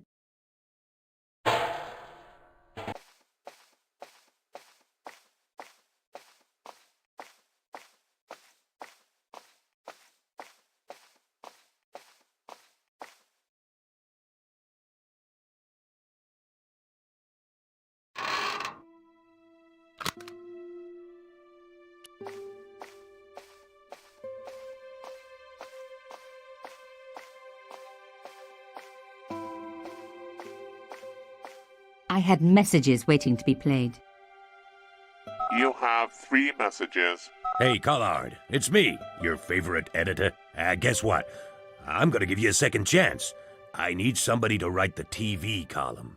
Pays lousy, so what's new? If you're interested, drop by the office. In fact, drop by the office anyway. We have to talk, Nico. That story of yours I spiked. It won't go away. You've made some dangerous enemies out there. Hey, Nico, it's your old pal. I mean, your new pal, George. Whoa, Ireland. It's a whole different country. And I got some amazing news for you. Gem of a story, in fact. Oh, gotta go.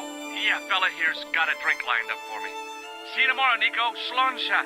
Yep, only here for a day and I'm speaking the lingo like a local. Mademoiselle Coulard, this is Imelda Carchon. I wanted to thank you for being so understanding when... Come to lunch, why don't you? Tomorrow. I might have more news. There's a Monsieur Merlon coming to see me this evening. He says he knows why Pierre was murdered. In fact, he'll be here shortly. I shall let you know what he says. Goodbye, dear girl. Till tomorrow. Merlin? Oh my God. Merlin's the killer.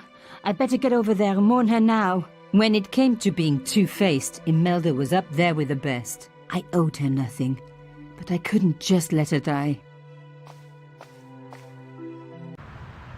I arrived to find the Palais Royal courtyard deserted. I only hoped that I'd beaten the assassin here. I had to warn Imelda before it was too late.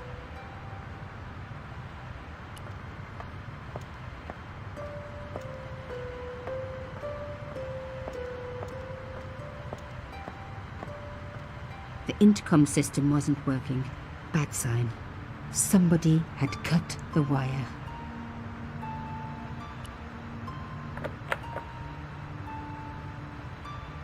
Locked? No way was I going to break through a door like that.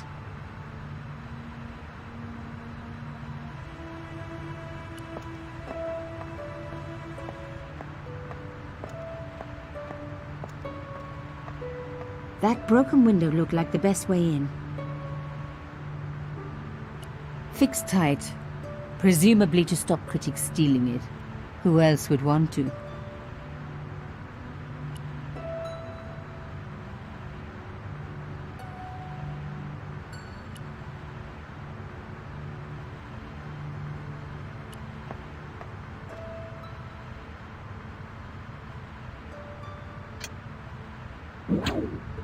I unhooked the first wire.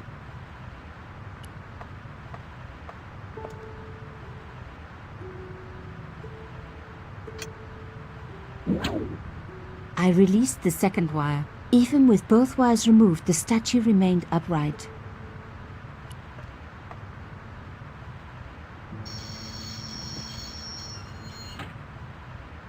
If I could deconstruct this, I could deconstruct anything.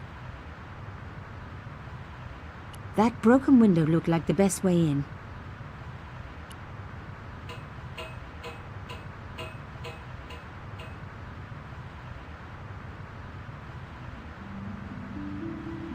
The plastic sheet was thick and strong.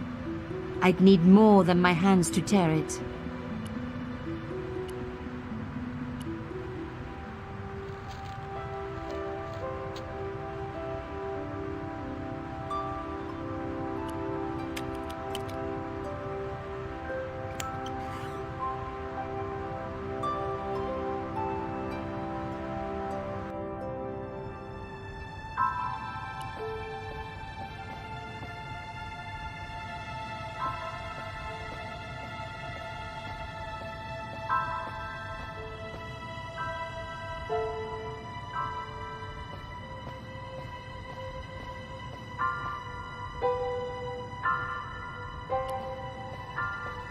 My God, I'm too late.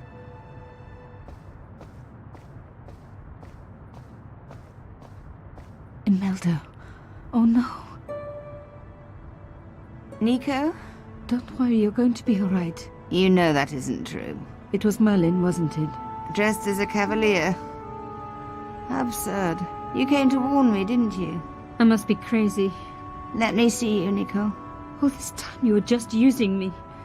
Which one is the real Imelda? You are an extraordinary girl. Thierry would have been so proud of you. You didn't know my father? So like him.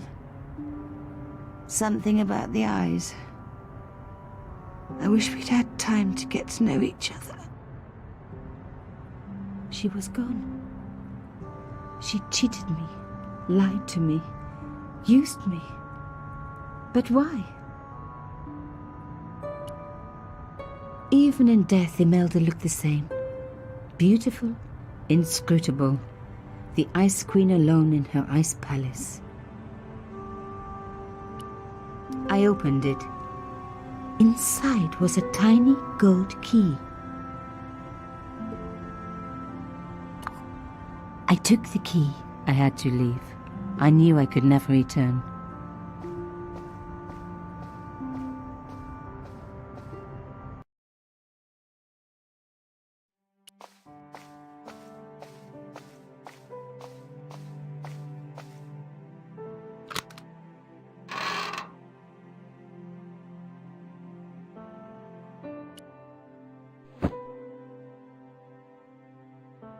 The box was carved by my father.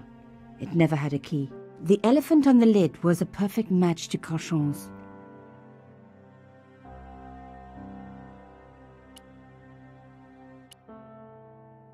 I took out the key. I couldn't believe it. Imelda's key opened my father's box. I dreaded what I was going to find inside.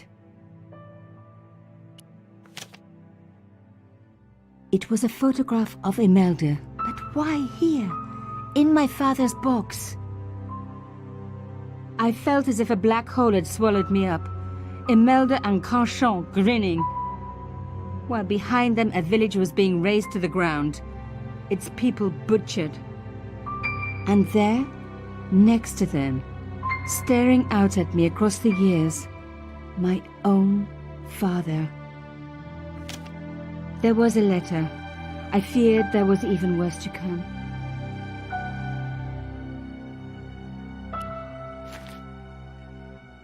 Hotel St. Georges, Algiers, Friday. My darling Thierry, by the time you read this, you'll be safely out of Africa. You need not fear. Pierre and the organization do not know who you're really working for, or about us. Did you think I would betray you? I could not. You wanted me to leave him, but I don't have your courage. I know too much of what has been going on here. They would find me and they would kill us both. Enjoy your life in Paris, Thierry. Your life of honor, of patriotic duty. Do they give medals to spies? No, they'll just give you a funny job in an embassy somewhere. I could never share that with you. Imagine me, a diplomat's wife. So I must stay here with Pierre, the two of us bound together by what we have done to this country. Au revoir, my love. You will be in my heart until I die. Imelda. Suddenly everything made sense. My father had been working undercover for the government. He was one of the good guys after all.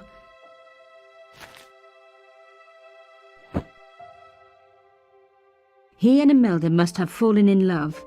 She'd found out who he really was, so he had to leave. It had broken her heart, but she had never revealed it to anyone. I knew I couldn't either. Whatever he was doing, he'd had good reason to keep it secret.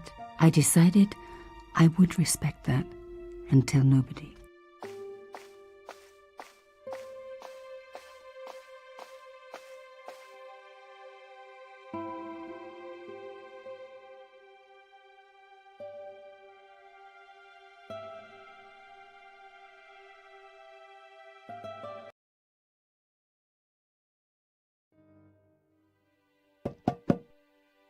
I knew it was George. For a moment I was tempted to pretend that I was out, or ask him to go away and come back later.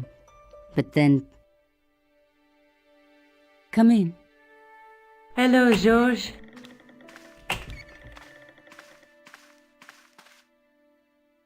So, where did you stay last night? At McDevitt's. I got to drinking with Doyle and a couple of the guys. That explains why you look so ill today. Did you get any sleep at all? Not much. I had to share the room with another guy. Did it snow? Hardly. He was dead. Then Leary woke me in the middle of the night to help bail out the cellar. The cellar was flooded? Yeah, some idiot had left the faucet running. And you say Pigram has disappeared? Without a trace. But my visit wasn't a complete waste of time. Pigram's gem? The Templars gem. Whoever Jacques Marquet is, he's in for a disappointment. Jacques Marquet? He's the guy who should have collected the gem from Fitzgerald. What are your plans? I want to find out who, what, or where Montfaucon was. All I've got to go by is the name and a picture of a hanged man.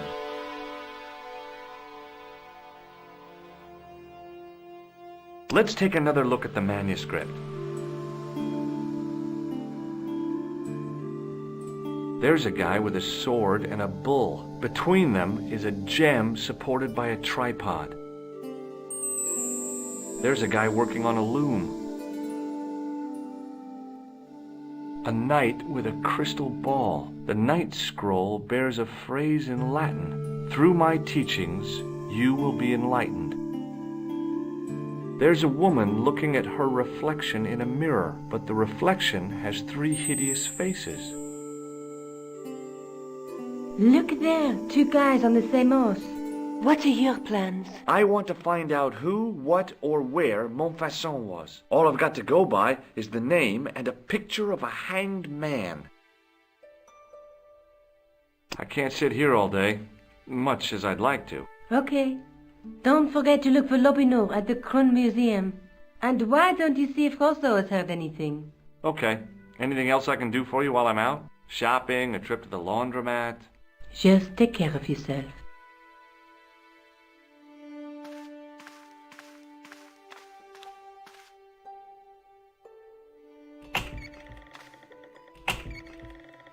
I so much wanted to talk to George about everything that had happened, but I knew I never could. My father's connection to Africa would have to remain a secret forever. His bravery would be known only to the government and to me. Revealing it would just damage his memory. People would take the story and twist it. Before long, he would be the villain and Carchon would be the hero. I know how they do that. I'm a journalist.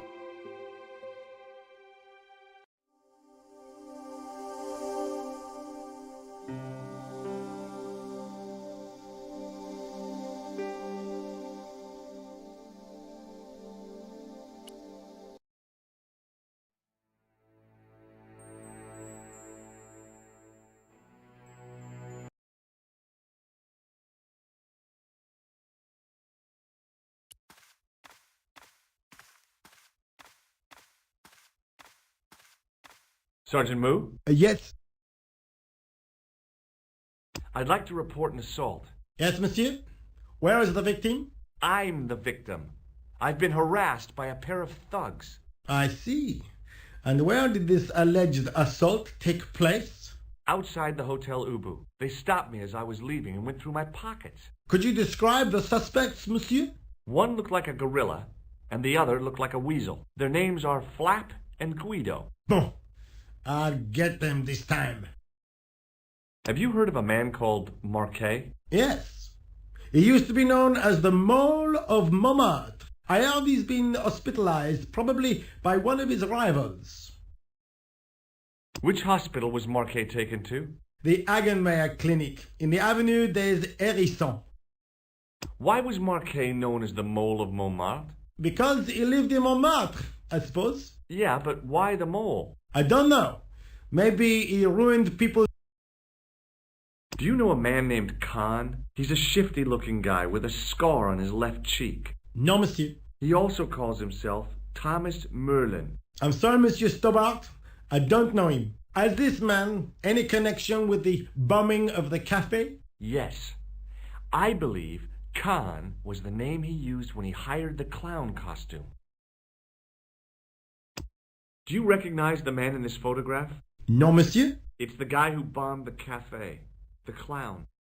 This man looks nothing like a clown. He's taken off his grease paint and costume. Then there is nothing to link this man with the killing.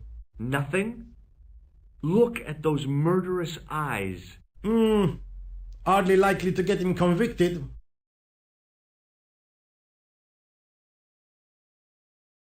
No.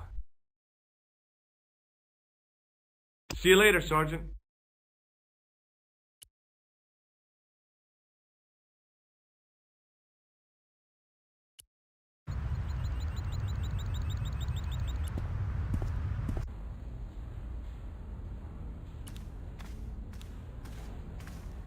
Hi, my name's George Stobart.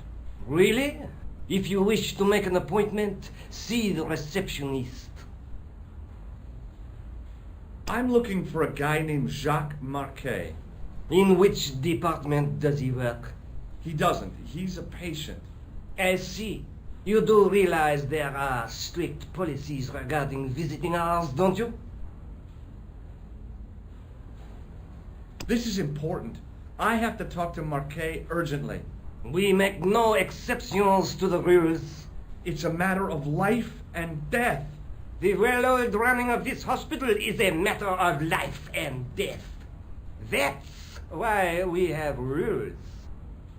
I think I ought to warn you that Marquet is not what he seems. Explain yourself. He's in league with a bunch of guys who want to take over the world. Nonsense. Besides, Marquet's employers have paid in advance for one of our most exclusive private rooms. Could you tell me who Marquet's employers are? Certainly not. Do you recognize the man in this photograph? No, sir, I do not. Thanks for your help. Excuse me. Yes, sir? Is this the Hagenmeyer Clinic? That's correct. I thought I was in a garden center. Oh, the plans. They were my idea. A little greenery to evoke the spirit of nature. How may I help you? I'm here to see Jacques Marquet. Oh, yes. Are you related to our client, sir? No, I'm conducting a private investigation. Then I can't help you. So, do I get to see Marquet before the funeral? That attitude will get you nowhere. My instructions were quite clear. No one gets to see Marquet. So unless you can prove you're a relative or a close acquaintance, you're wasting your time here. Has Marquet been visited by a man in a clown costume? Oh, no. You haven't seen a man in disguise? Well, there's Theodore the Bear. He comes every Thursday to entertain the children. Personally, I think he scares them half to death in that crummy old bear suit. If I was stuck on my back with tubes in every orifice, he's the last person I'd want to see. Has Marquet had a visit from a pair of gangsters? I should hope not. Can you describe them? A thin guy who looks like a weasel and his friend, the gorilla. Sounds as if they escaped from the zoo.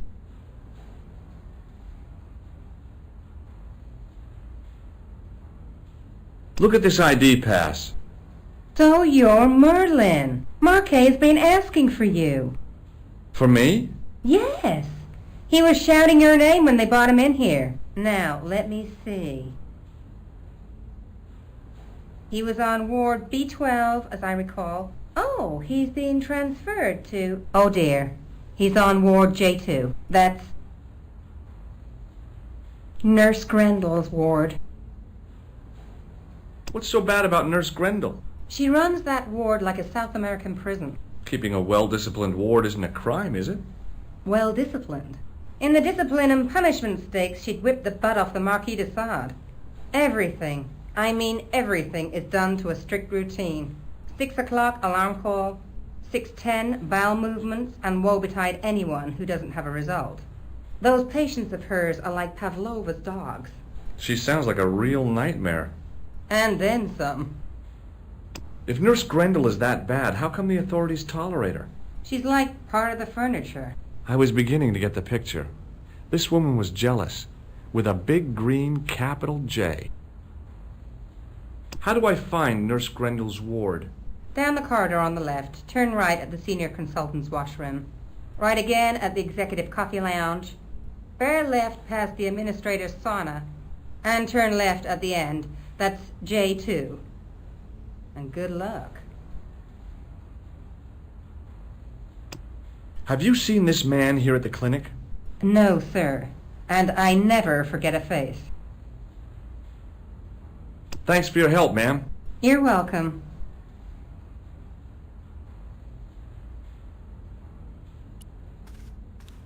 As I turned the corner, I saw the source of the hellish noise which echoed through the corridors.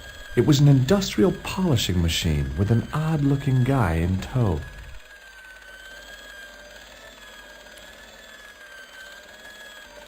Hello. What's that? I said hello. Oh, hiya. I'd like to talk to you for a minute. That's what I thought you said. Don't look so down in the mouth. No matter how bad things seem, I never let life get on top of me. Oh, yeah? What's your secret? Why, it's easy. All you have to do is smile and whistle this little tune. You know what? If you start whistling, I'll bust you in the teeth. It's a deal. Have you seen any unsavory characters lurking about in the quarters? No, sir, I haven't. But I've got nothing to worry about. What's that, Mr. Shiny? You'd take good care of the rascals, I'll bet you would. With a friend like him, I've no fear of oppressors. It must be a great comfort. He is. Would Mr. Shiny be your polishing machine by any chance? Please, don't call him that. He's more of a friend than a machine. I've had Mr. Shiny for 3 years, and he's never let me down once. How come you got so attached to a polishing machine? I asked you not to call him that. He's got a name, you know. Yeah, Mr. Shiny. It's just that... You think it's odd, don't you? I don't mind. The rest of the staff think I'm twisted. I heard them snorking behind me back when I gave Mr. Shiny his weekly pull-through. Do you know where I'd find a patient called Marquet? No, I'm not allowed on the wards with Mr. Shiny.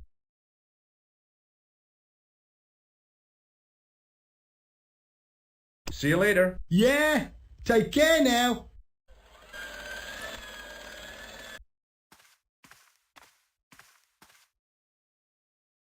Oui, monsieur. Is this Ward J2? It is, but you're not supposed to be here. We have strict rules about visiting hours. Can't you make an exception? I've come all the way from California. You must speak to the doctor. I can't wait that long. What if he snuffs it? You can't talk like that here. This is a hospital. You will have to leave.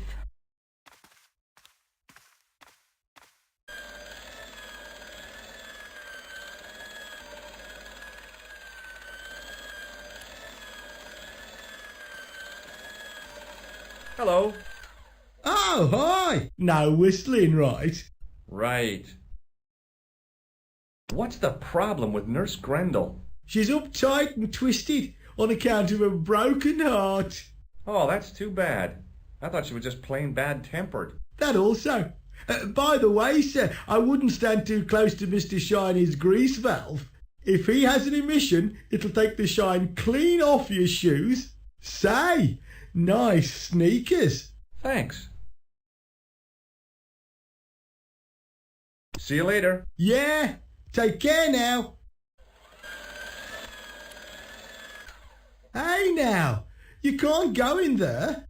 How come? I'm responsible for the contents of that cupboard.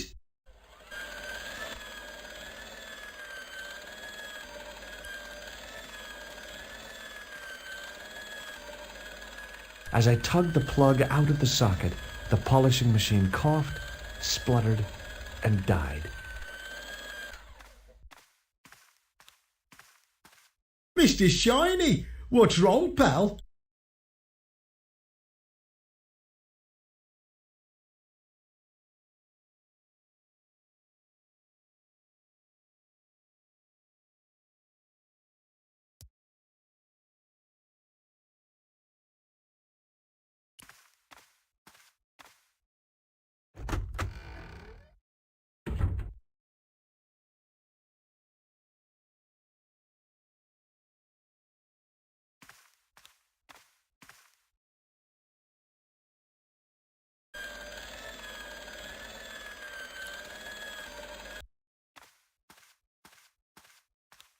Good afternoon, doctor. The patients are ready for your inspection, doctor. Thank you, nurse. You'll need this, doctor. She gave me a long, narrow metal box and a stunning smile. Thanks. Could you take a look at the client in bed number 3 now? His name is Eric Sopmarsh. Do you have a patient named Marquet on this ward? Oui, monsieur. He is in the private room at the end of the ward. He has been placed in strict isolation. Why is Marquet in quarantine? If you wish to know more, you'll have to speak to Herr Hagenmeier. All I know is that Marquet's room is strictly out of bounds. Do you know who paid for Marquet's room? No, of course I don't. Preferential treatment like that must cost an arm and a leg. That's not my concern, monsieur. Do you have any clowns on the ward? Why, yes, we do. A professional clown. I'll bet he lightens the place up. Hardly. Monsieur Boissy has been in a coma for the last 3 months. What's wrong with Boissy? He was involved in a very nasty accident. A silly stunt involving a unicycle. His current condition is due to post-traumatic shock. It's unlikely he'll ever perform as a clown again. It's an ill wind that blows nobody any good. Do you recognize the man in this photograph? No, I don't. Thank you, nurse. Au revoir, monsieur.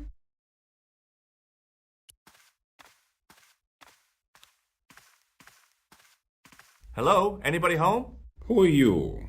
My name is Dr. Stobart, and I'm here to steer you down the rocky road to recovery. Dr. Monroe said there was no cure for what I've got. Your problem is you stayed in bed too long. Are you sure you're a qualified doctor? You better believe it. What can you tell me about Marquet? He's the man in the private room, isn't he? That room was mine before I was tossed out like a common squatter. Do you know what's wrong with Marquet? They won't even say what's wrong with me. Tell me, Doctor, what's your opinion? It's too early to say. But I've been here for 3 months.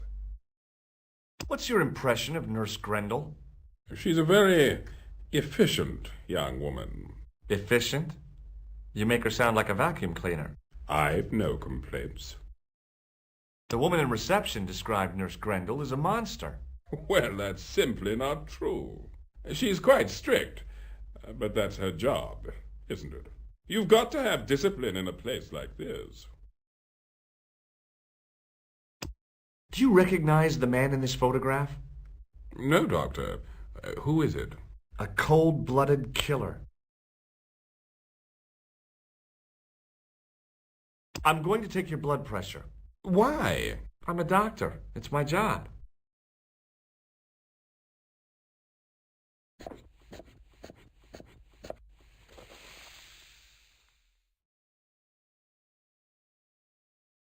Seems fine to me. You're not doing it right. I'll come back later.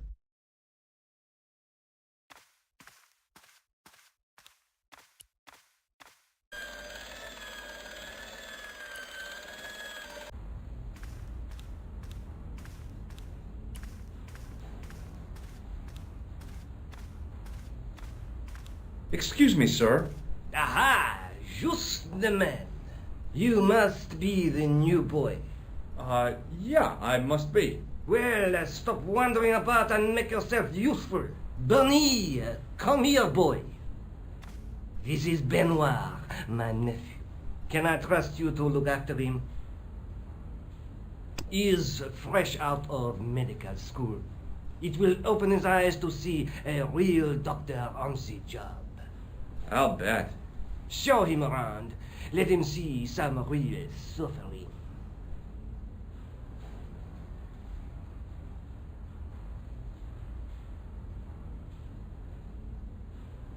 Excuse me, sir. Thanks for your help.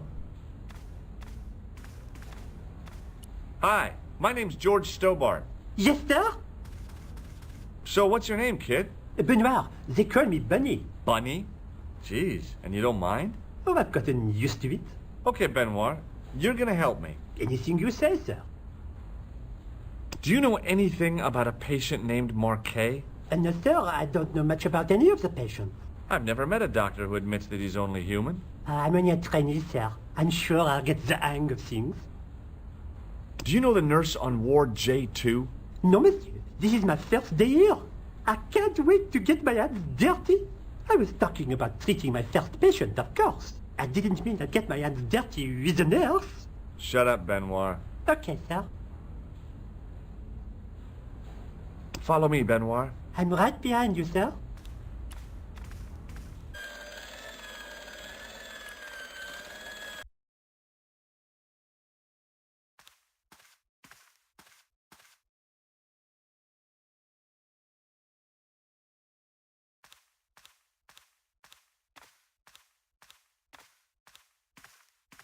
Doctor!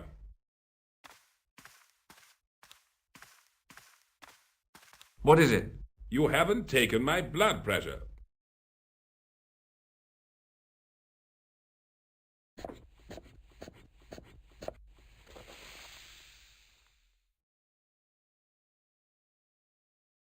Seems fine to me. You're not doing it right. Of course I am. No, you're not. Dr. Monroe never did it like that. I can't take a satisfactory reading while you're excited like this. I'll come back later.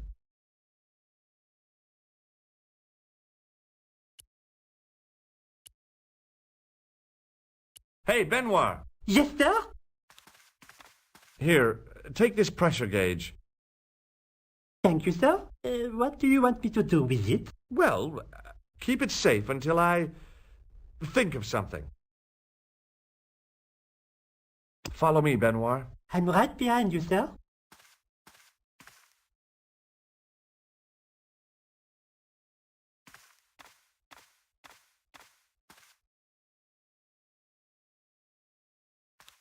You haven't finished taking my blood pressure.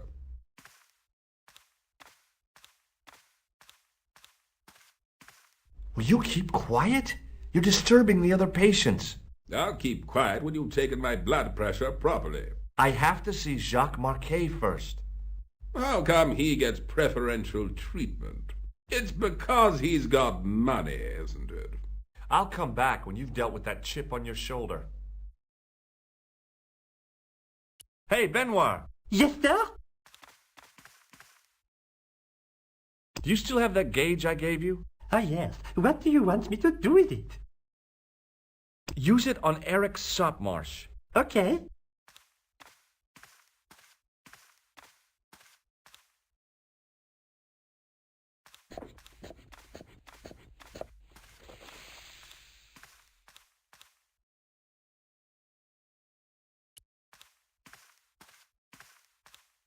I'm Dr. Stobart. Bonjour, docteur. Have you seen any suspicious characters on the ward? Yeah, I have. A gorilla and a weasel? No, this was a tatty old bear. How was the bear acting suspiciously? Well, he was wearing a homburg. Is that against the law? No, but it's pretty weird for a bear. Have you heard of a guy called Marquet? He's in quarantine, doc, right behind this here door. Marquet is just the man I wanted to see. I wouldn't go in there if I was you. He has anthrax. I have to visit my patient. What for? Routine. I have to check he's still breathing. What if he's not? I'll sign the certificate and register his bed as vacant. That's a cold and distant attitude to death. Well, I've been institutionalized to the point of godlike aloofness. The white coat suits you. Thanks.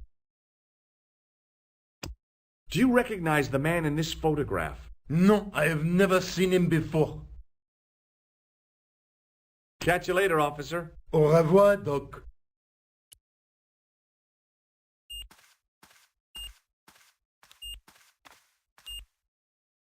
Marquet? Yes, I am Marquet. I've been expecting you.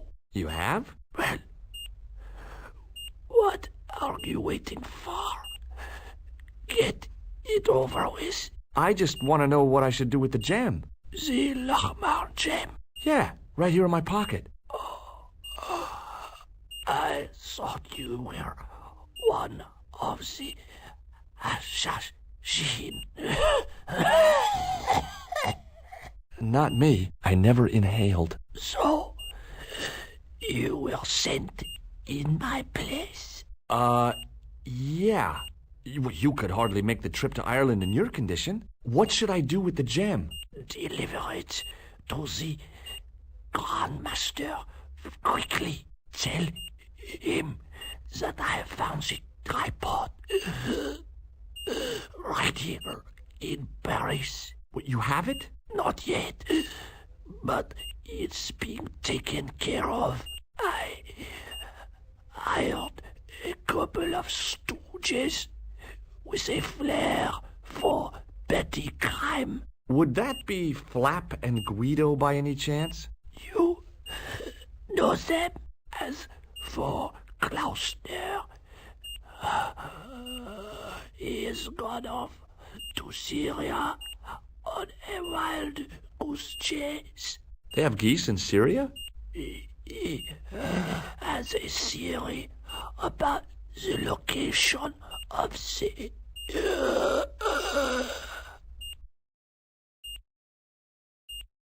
That's enough excitement for one day, Monsieur Marquet. What are you doing here? Talking to this patient, of course. Monsieur Marquet is my patient. If Herr Hagenmeyer was to hear that... Okay, I'm going. I'd learned all I could from Marquet anyhow. Ah, there you are, sir. I was just coming to look for you. I finished with your pressure gauge. Thanks, Bunny. What's that noise? It sounds as if someone's having a cardiac arrest. It's all right. The doctor's in there with him. Are you sure he was a doctor? Oui, monsieur. He showed me his ID. It was Dr. Braille. There's no Dr. Braille working here. He's an imposter! The door's locked. Help me, officer. Stand back, monsieur.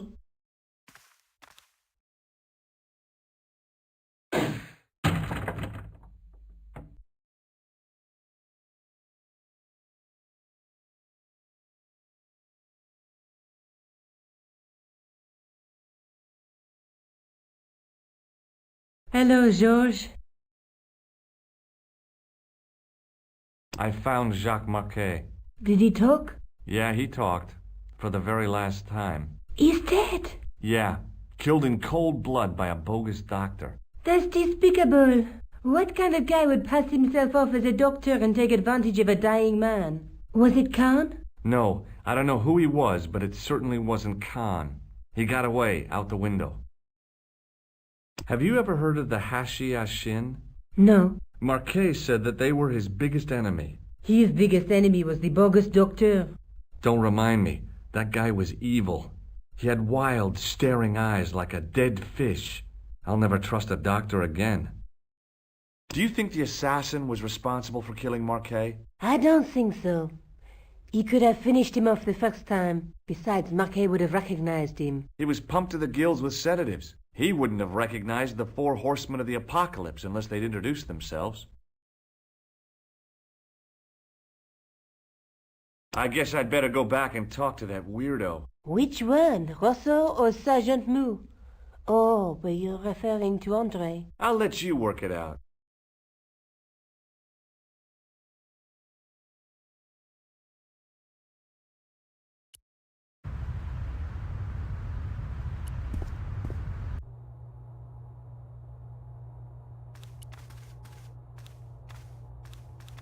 I beg your pardon.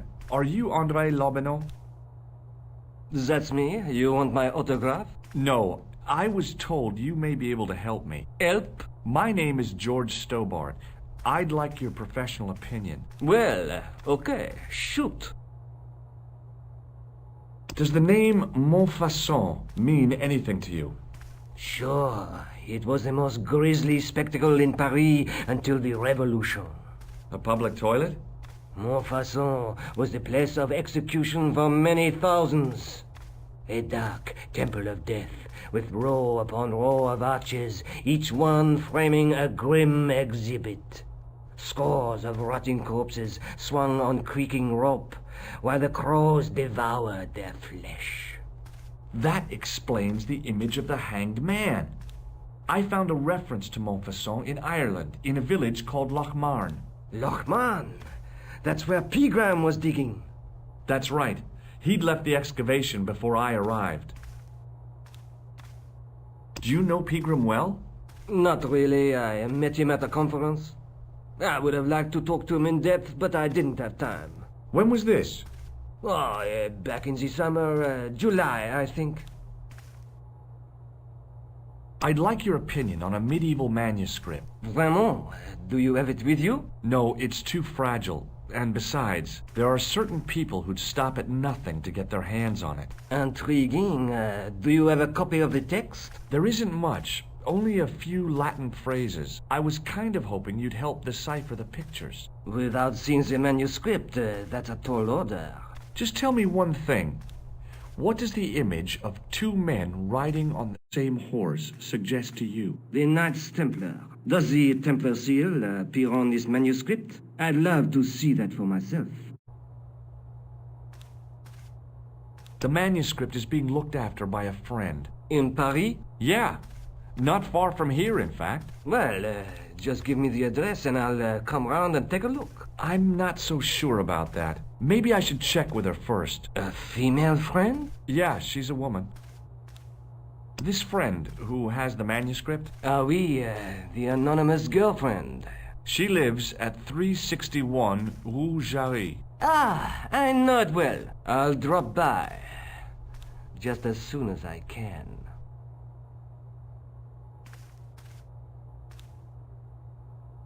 Can you tell me anything about the Knights Templar? I sure can, Georgie. Soldiers, diplomats, mercenaries, monks, bankers, you name it, the Templars fit the bill. The greatest fighting force in Christendom, the militia of Christ. Jeez. How did the Templars get their name? From the building in which they set up their headquarters. The King of Jerusalem gave them part of a mosque on the Temple Mount. It was said to have been the site of the original Temple of Solomon. The order became known first as the Knights of the Temple, and later as the Knights Templar. You're a mine of information, Andre. Glad to be of help, Georgie. How come the Templars became so wealthy? There was a constant stream of new recruits to their ranks, many from noble families. They were required to swear a sacred oath of poverty, chastity, and obedience. So, their money, goods, and lands were donated to the order. The Templars soon held land in France, Scotland, England, Spain, most of Europe, in fact. The poor Knights of Christ became the wealthiest power in Christendom. Is it true the treasure of the Knights Templar was never found? Who knows? So little knowledge of what really happened remains. Or, if it does, the truth has never been made public. What do you mean by that? The Templars have attained mythological status, like the King Arthur of the Britons. There are people even now who say the Templars still exist. Do you think that's likely? No, not for a minute. I think you ought to know that the tripod is going to be stolen. The Lochman tripod? No. It's true. I can give you a description of the thieves. Before the supposed event has taken place? I heard them planning the raid. They're wasting their time. The tripod is protected by a state-of-the-art alarm system. Well, don't say I didn't warn you. Why don't you loan the tripod to me for safekeeping? Because I'd never see it again. Well, don't you trust me? It's not a question of trust, George. That tripod is hundreds of years old and extremely fragile. I get your point. Have you ever heard of the Hashashin? Why, yes. It was a radical Muslim sect whose name became synonymous with murder. It was formed in 11th century Persia, shortly before the Crusades. At roughly the same time as the Templars. Yes. They gave a new word to our language. Assassini. The assassins. How did the assassins get their name? From the legends surrounding the secrets of their initiation rites. A young man who sought to join the sect was given hashish until he drifted into dreams. He awoke to find himself in a fabulous garden with everything he could wish for. The freshest water, the most delicious food, the choicest hash, and the most delectable women imaginable. Cool. Do you have the address? I haven't finished the story. There was a price to pay for this taste of paradise. Wouldn't you just know it? The young man would wake the next day to find himself back in the real world. He was told that he'd been given a glimpse of the heaven reserved for holy martyrs. A heaven he would enjoy for eternity if he was willing to join the Hashashin. How did the assassins operate? Well, as I explained, the new recruits would be only too willing to die for the cause. They'd be instructed in the use of the dagger, poisons, and disguise. Then, the Grand Master of the sect would name an enemy of Allah. And they'd stop at nothing to eliminate that enemy. You got it. They were fearless and deadly. Does the cult of the assassins still exist? Take a look around at the world today. You tell me. Where was the site of Montfaucon? To the northeast, near the Canal Saint-Martin. But there's nothing there now. The old gibbet was torn down during the Revolution. Does this matchbook mean anything to you? Alamut is the name of the place where the Hashashin were based. Where is it? Somewhere in what used to be called Persia. I'm not too hot on modern geography, I'm afraid. The most recent map I have shows America as an English colony.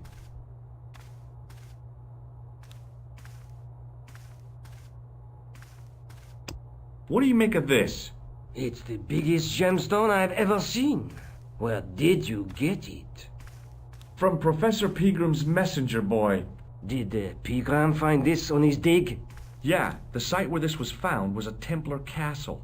Do you think it could be part of the Templar treasure? No, I shouldn't think so. You're not one of those crazies who think the Templars still exist, are you? Well, I try to keep an open mind on the matter. Thanks for your help, Andre. You're welcome.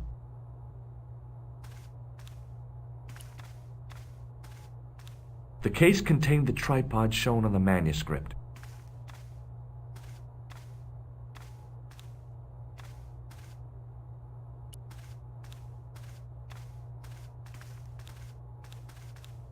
It was an ancient Egyptian sarcophagus with a beautifully painted effigy of its owner on the lid.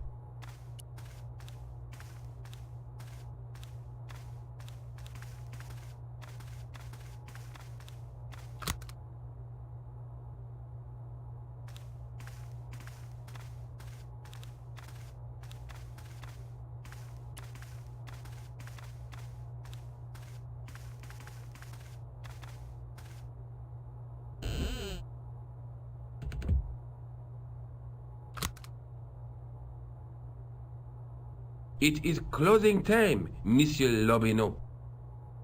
Already, there just aren't enough hours in the day. More than enough for me. I can't wait to get home and put my feet up. Eh bien, see you tomorrow. Good night, Monsieur.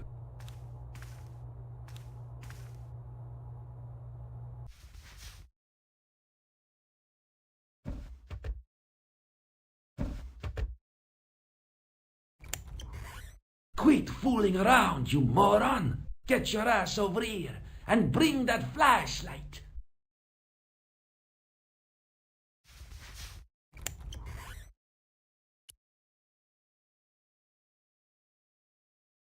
What the...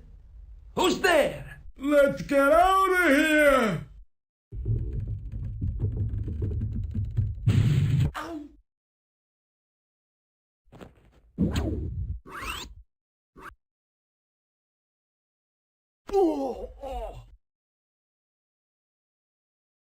And when I woke up, I was at the police station. Luckily, I managed to persuade Rosso I was innocent. Poor Georges.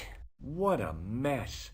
I bungled the whole thing. I don't think so. You made a pretty good job of distracting those two crooks. Yeah, but the killer got away with the tripod. No, he didn't. He's not the only one who can dress up in costume. You mean it was you who stole the tripod? Oh, hell, Nico.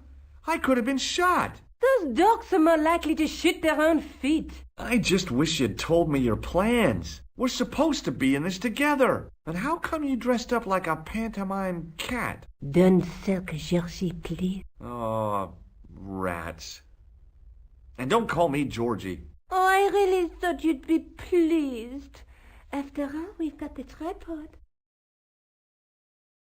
Oh, by the way, I had a visit from André Lobineau. Oh, yeah. I hope you didn't mind me giving him your address. Not at all. It was lovely to see him again. He was over the moon when I showed him the manuscript. It's not often he gets that excited. He made a sketch of the knight's crest to take back to the museum. I believe he's identified the family who bear that crest. I sure hope so.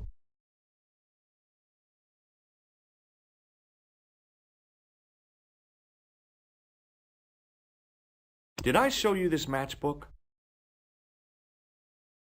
Huh? Oh, yeah. I'd better get back to the quest.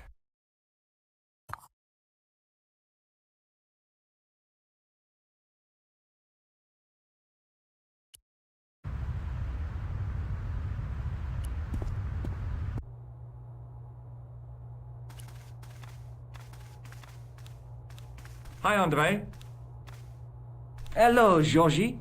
Hey, I visited Nicole's apartment. Yeah, she told me you came by. Ooh, quite a fine Georgie boy. I didn't expect anything quite so sexy. I hope you're referring to the manuscript. Oui, of course. What did you make of the manuscript? It dates from the time of the Crusades. We guessed that from the Templar seal. It's a story and pictures like a modern-day comic book. What story does the manuscript tell? I don't know. It was probably produced for the tourist market. Tourists? Oh, oui, pilgrims in their thousands on their way to Jerusalem. The tourist trade is nothing new, you know. It's been around for centuries. Ever since Joshua made a packet selling souvenir bricks from the walls of Jericho. Have you deciphered any of the images on the manuscript? There's very little I can be sure about. The slang of the bull could be a reference to Mithras. Who's he? A Persian god, almost as popular as Christ at one time. The only thing I can be sure of is the knight. He's Spanish. How can you tell that? The writing on the shield, the reference to Ave Maria. No self-respecting knight from Northern Europe would have borne a coat of arms like that. Can you identify the knight's coat of arms? I already did, Georgie. He's a member of the De Vasconcelos family from the Costa Calida. Were they famous? No. They're not mentioned after the 15th century. Oh. The spotlight of history moved on. They're probably long dead. Thanks for your help, André. You're welcome.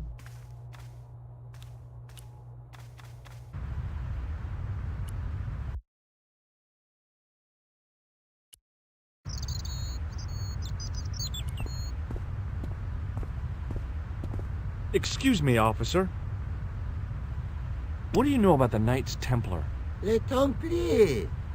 Only that they were excommunicated in 1312 and hanged in their dozens within this very square. Boy, what they teach in the police academy these days. No, monsieur. I read it on that board over there. Shouldn't you be off directing traffic or something? You have seen the Parisian traffic, no? Yeah, so? I could direct the traffic. The most dangerous, the east side of Rome. Or I can sit here and enjoy the sun, the architecture, and the Sauvignon. Which would you choose? Yeah, but I'm not a policeman. What happened to duty? An excellent question, monsieur.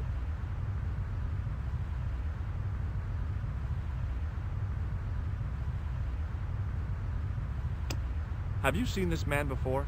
No. Who is it? I believe him to be an international assassin. Oh. Is that all you can say? Oh. I did wonder if I should say that I believe you to be an international paranoiac, but it didn't seem polite. I'll see you around. Oui, monsieur. I'll be there.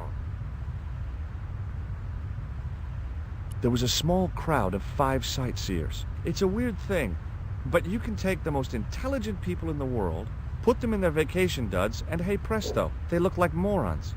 Why is that? I had no desire to talk to the crowd.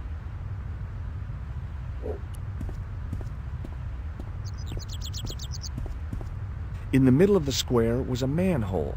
I wondered if there might be something relevant beneath street level.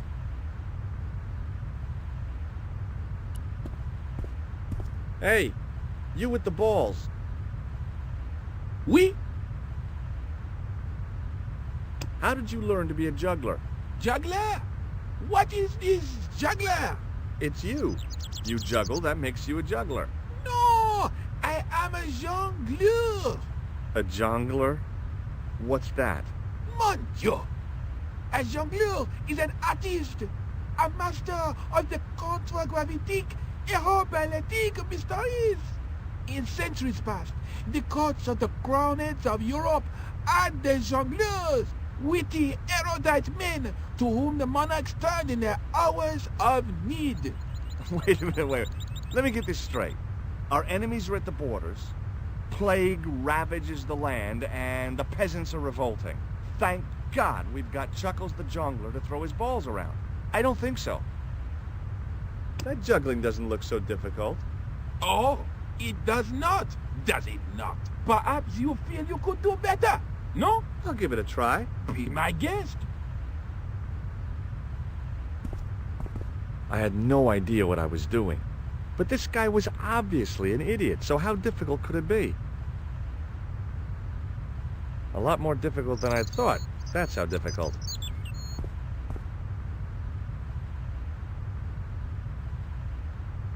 Still, it was my big chance to be derided by complete strangers. Not so easy after all, is it? No, I guess not.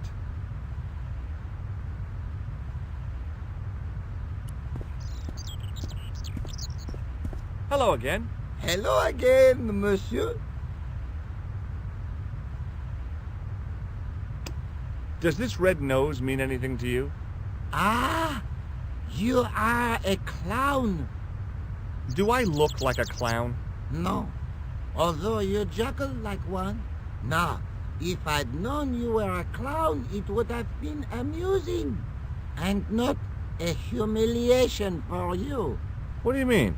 Who ever heard of a plainclothes clown? He had a point. So you're saying that if I juggle badly with a red nose, I'd be the king of comedy. But if I juggle badly without it...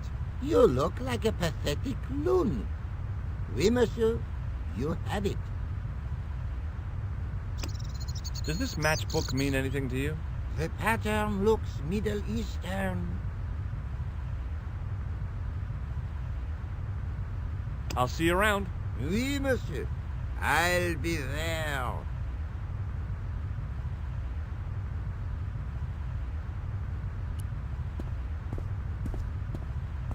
Hi again. Oui? What is it this time? What do you know about the Knights Templar? Le Templier? Ah, the last Grand Master, Jacques du Molay, was burnt on an island in the Seine in 1314. Wow. You're pretty well educated for a juggler. No, monsieur. I read it on that board over there. I'd like to have another try at juggling, please. You have gone on a crash course, perhaps? No. I just had an insight into presentation. Huh?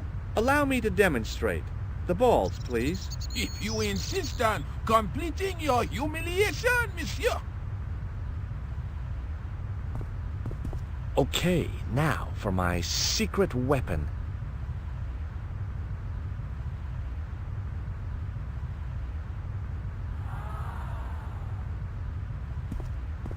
The juggler was speechless with rage. You could have mistaken him for a mime. And without a word, he collected his balls and left in a fury. Hey! You forgot one of your balls! Hey! But he didn't hear. Better still, deprived of his entertainment, the gendarme decided maybe he ought to do some policing for a change.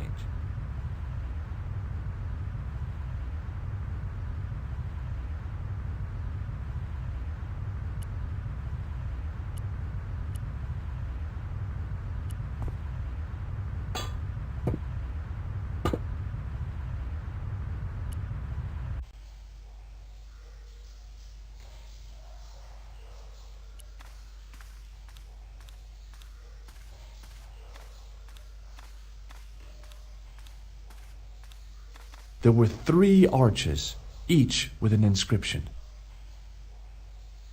There were 3. The wall had flaked, and anything once written on it had long since gone. The inscription was hard to read, but I made out Templier and something about innocence. My medieval French isn't much, but the few words I understood seemed to say, "This is where the gallows used to stand." Maybe.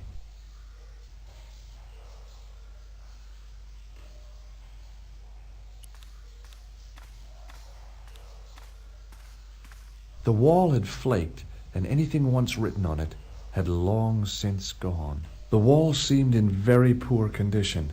The inscription was undecipherable. The plaster had cracked and was falling away. I wondered why.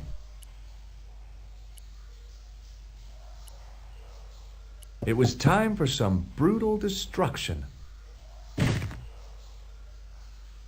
Hey! That's hollow! I'd poked a hole in an historical site. If any archaeologists came by, they'd lynch me for this. There was some sort of mechanism hidden inside the wall, with a lever in the middle of it.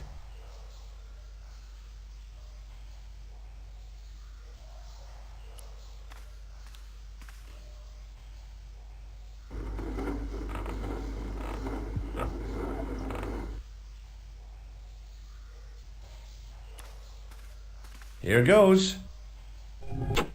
The secret door had jammed. I couldn't get through that gap.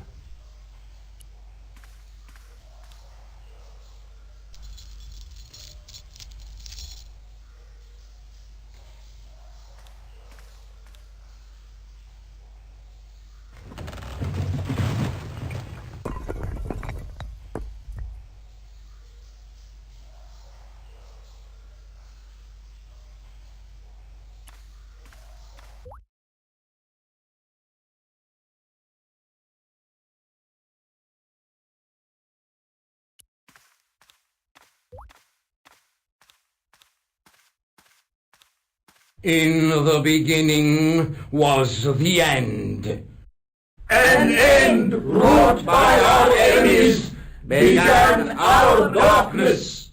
In the end will be a beginning. An end to our enemies heralds our new day. Report. The military establishments are in flux. The end of the Cold War has left them with no clear goal and as obvious targets for budgetary cuts. We have successfully promoted a sense of betrayal in the upper echelons. They feel that the politicians have cast them adrift. The pattern is emerging. Our time is now. Good. Mademoiselle? Governments are giving the corporations more respect than their own citizens. A groundswell of dissatisfaction and dissidence is growing. The corporations are becoming too large and complex for their own executives to control them. A blind belief in market forces is accelerating this trend the world over. The pattern is emerging. Our time is now. The global population's belief in those that govern it has never been lower. We have inculcated a sense of immediacy and action over forethought and planning in all the major governments. They are acting on hasty decisions that cannot be completed or revoked without appearing foolish. The pattern is emerging. Our time is now. Excellent. The tired old governments are dying a slow death from their own incompetence and our machinations. Professor, where is the broken sword? As we discussed last time, with the loss of the manuscript, our search is as a corollary hindered. And as discussed last time, you have been furnished with a dramatically increased budget. What have you been doing with our money, Professor? We are working on the principle that the Templars, that is to say our predecessors, Hold on. These are the Templars? must have left a trail when they were hiding the clues to the sword of Baphomet's location. I have a small army of historians and archaeologists ferreting out that trail.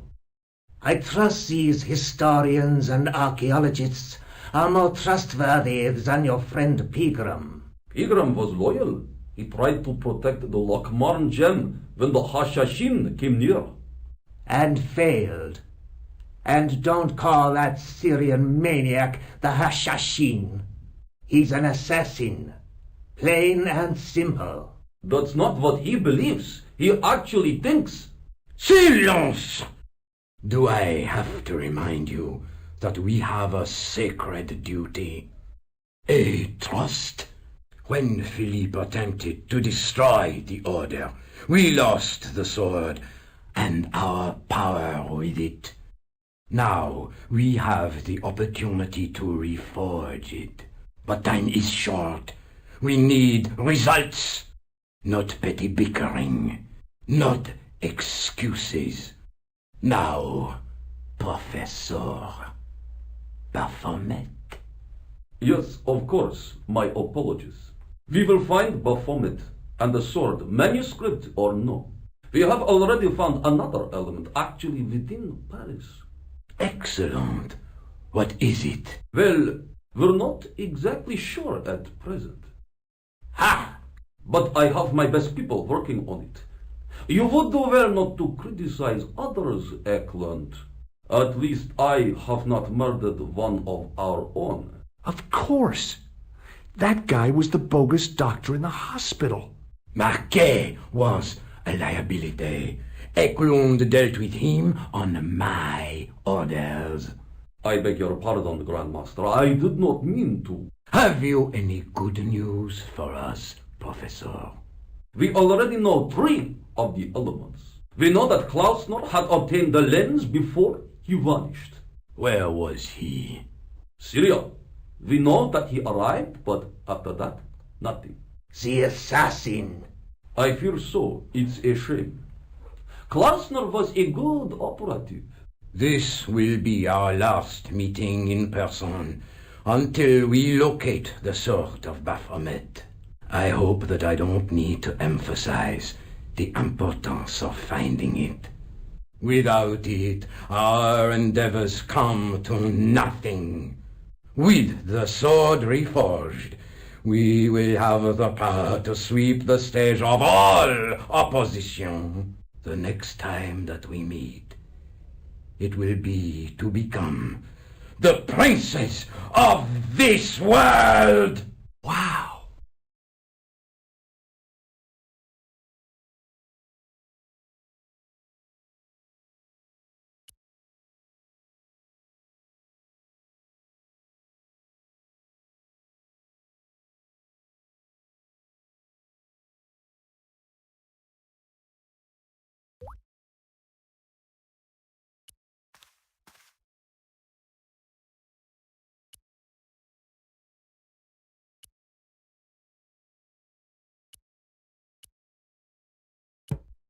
The tripod's feet fitted neatly into the notches on the top of the stump. The light, falling from above, struck the gem and scattered in 5 neat rays. And each ray picked out a letter. Starting from the left, I could read M-A-R-I-B. Marib. Now all I had to do was figure out what the heck that meant. Nico, I've seen them. Who? The Templars. I spied on their meeting in the catacombs. And you saw the Knights Templar? I saw a bunch of guys masquerading as Templars. They're after something called the Sword of Baphomet. The bogus doctor was there, the guy who killed Marquet. The manuscript is the key, just as we thought. It shows the way to the broken sword, whatever that is. And how does the assassin fit into all this? He's out to stop them. These Neo-Templars, they're men and women in influential positions. Don't you see? Plantar was one of them. The assassin killed him for the manuscript, to stop them finding the sword. But now we have got the manuscript. Yes. So, how do they hope to find the sword? I don't know. They said something about a lens and a guy called Klausner who's gone to Syria, but they didn't seem to realize the significance of the very site of their meeting. You see, after they'd gone, I discovered a stone pedestal and a carved inscription. I set up the gem on the tripod, directly below a beam of light. The gem split the beam and lit the letters M-A-R-I-B. Marib is a village in Syria. Then the Neo-Templars are ahead of us. Klausner beat me to it. You're not thinking of going there yourself, are you? Why not? These guys are crazy and dangerous. That reminds me, you should leave the gem here. Okay, what about the tripod? I'll send it back to Andre, anonymously. Is there something going on between you and Labano? What business is it of yours? We agreed all this, the clown, the Templars, strictly business, remember? Yeah, but... So get off my case. Do you think I should go to Marib? Syria is a long way, Georges.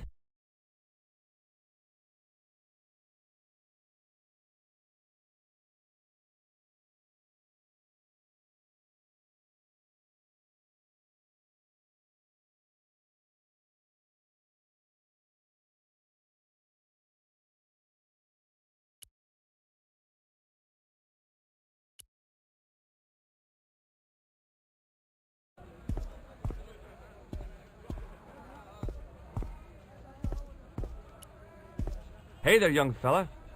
Speaky you the English? Speaker you the Anglais?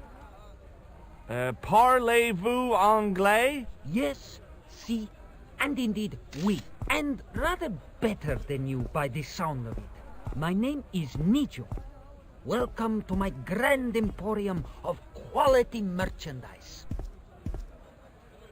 So, this is your stand? Oh, yes, sir. Though stand does not begin to do it justice. The finest in this bustling metropolis. This is a bustling metropolis? Well, not per se, no.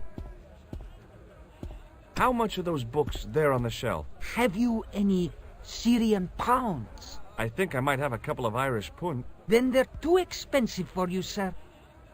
You speak very good English. Thank you, sir. I learned from tapes that my uncle procured. Oh, a language course. No, sir. Jeeves and Wooster. Gussie, Fink, Noto, Aunt Agatha. What ho? Does the word Templar mean anything to you? Templar. Ah, Templar. Templar! Why, yes, of course. It does? Yes. A splendid series of books by Mr. Leslie Chatteris, featuring the roguish Mr. Simon Templar. Great. That's a real help, Nijo. Anything else? The Saint television program, featuring Mr. Roger Moore of the quizzical eyebrow, and a stick man with a halo. Bing! So all Templar means to you is Roger Moore? I only watched it for the stick man with the halo. Bing! He was better animated.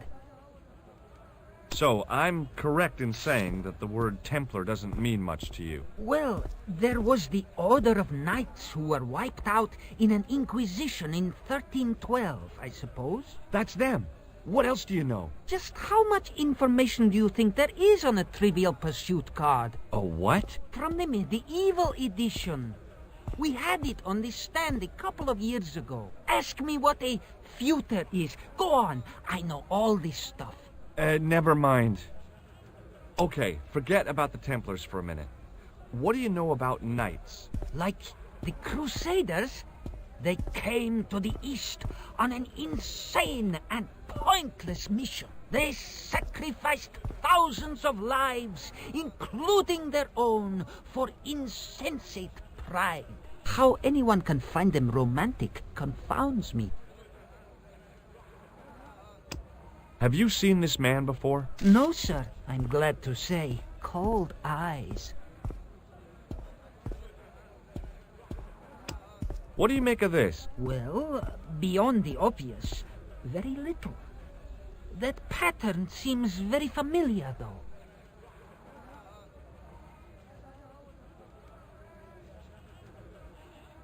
What do you think of this, eh? Oh, sir, what a splendid plaything. One day, when I am rich, I am going to build a world-renowned collection of brightly colored balls. Are you serious? In deadly earnest. People will come from far and wide to see my Yes? collection. The Rockefellers and the Gettys can keep their hoards of so-called fine art. But answer me this. What good is a Picasso, I ask you, if you cannot bounce it off a wall? You may have a point. So long, Nijo. Toodle peep, sir.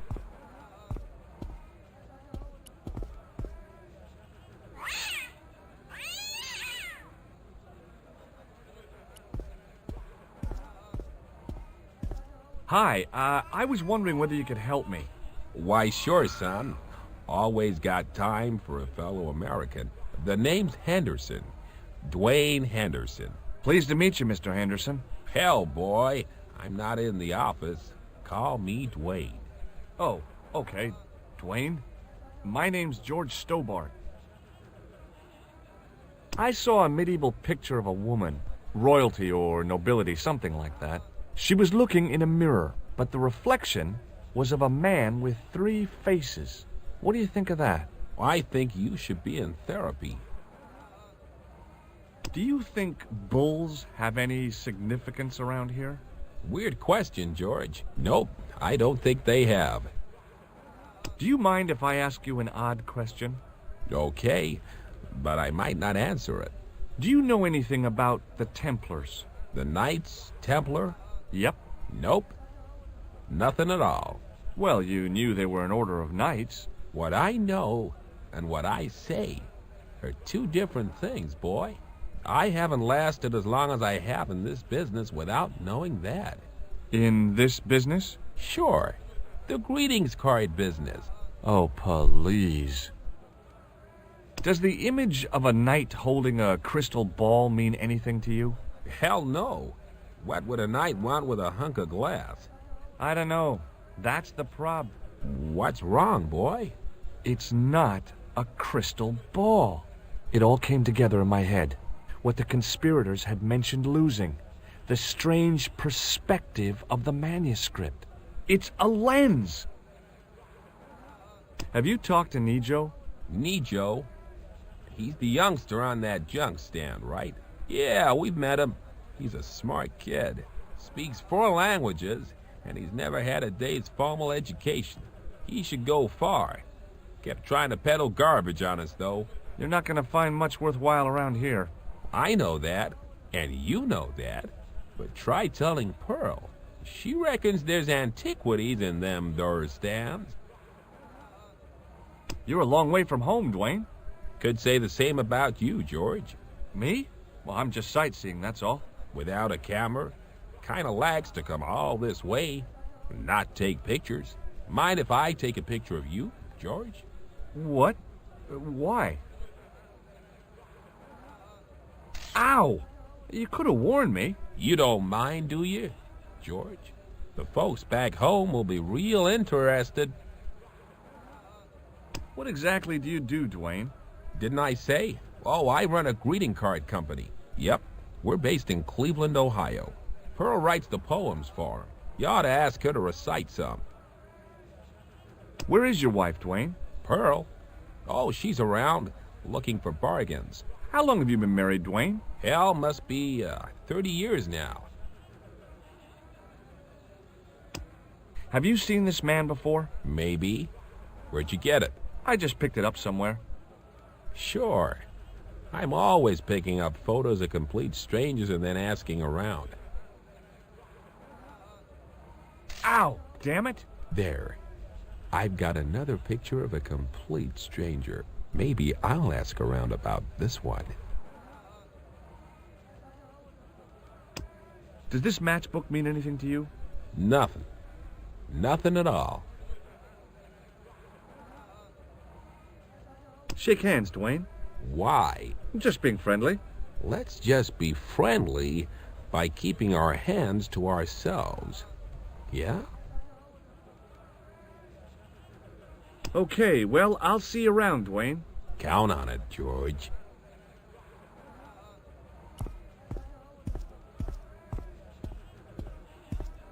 Hello. I was wondering whether you could help me. Why, hi there, handsome. What can I do for you? Hi, my name's George. I was just... Well, it certainly is delightful to meet you, George. I was... My name's Mrs. Henderson, but you can call me Pearl, I'm sure. Okay, Pearl. I was... So nice to meet a friendly American face so far from home. Pearl? Yes, dear? I was just wondering if you could help me. Why, sure, precious. I've been talking to your husband, Dwayne. Oh. Yeah, he tells me that he runs a greeting card company and you write the poems that go in them. Oh, yes, indeed. I consider myself the artiste of the family. Tell me, George, would you like to hear one of my poems? Yes, go on then. Okay then, darling, here we go. Our sympathy upon this time, when your heart doth break. I like the doth. Classy, isn't it? We know the grief that must entail when your schnauzer gets bitten by a snake. Ah, it still touches me. What do you think, George? It's very specific, isn't it? You think so? We sell a lot of those, dear. So, tell me a little about yourself, Pearl. Me? Oh, a gentleman's interest is always so flattering. Well, my husband and I run a greetings card company in a cute little place called Akron in Ohio. Akron? Cute? Little? You said that your company is based in Akron. And Dwayne said it's in Cleveland, no doubt. Well, yes, he did. Dwayne was in the Marines and Vietnam, you know. Anyway, he got a medical discharge. Thing is, he gets confused. We moved away from Cleveland 5 years ago. Oh, I'm sorry. I didn't mean... He also gets a little paranoid. Thinks he's a spy or something. I'm so sorry, Pearl. Don't worry yourself, George. We live with it. Have you talked to the boy on the bric-a-brac stand? Oh, you've met him? His name's Nejo, you know. Oh, he's just so cute, I could die. I'd love to bundle him up and take him back to Ohio. He might not thank you. I'm looking for something ancient, you know. Something to impress the folks back home. The poor boy was trying to do his best, but we still haven't found anything. Do you know anything about medieval weaving? I do a little needlework, but gosh. It's okay. It was a long shot. Have you ever heard of a group of knights called the Templars? Sounds familiar. I remember. Dwayne had a book. The Holy Something and the Holy Something Else, I can't quite recall. I read a little of it. And? Seemed like a lot of hooey to me. Have you seen this man before? No. A friend of yours? No, not really. Does this matchbook mean anything to you? You're a philomonist? Don't they have secret handshakes? Oh, George, now you're teasing. I've got to go now, Pearl. It's been a pleasure, George. Don't be a stranger.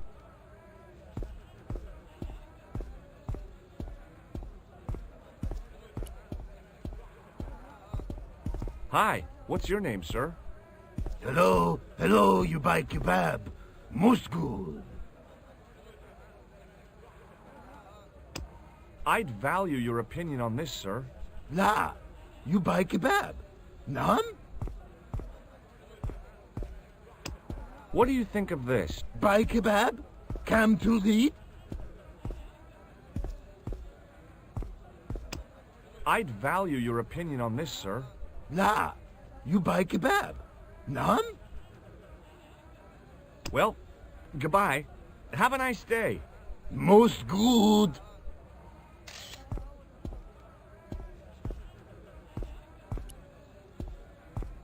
The stand had kebabs dangling from the canopy. As a marketing device, it lacked something. Hello again. Hello. Well, goodbye. Have a nice day. Most good.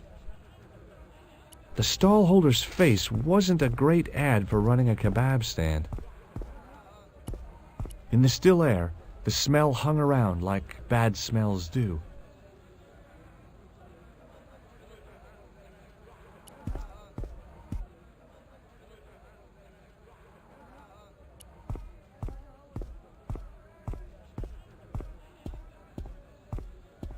It was the pattern.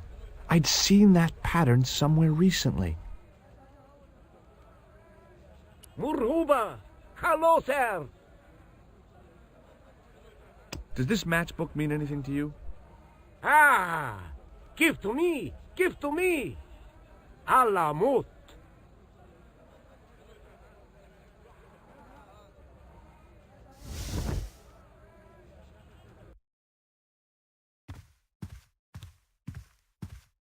Many beneficent greetings, my most fortunate possible friend.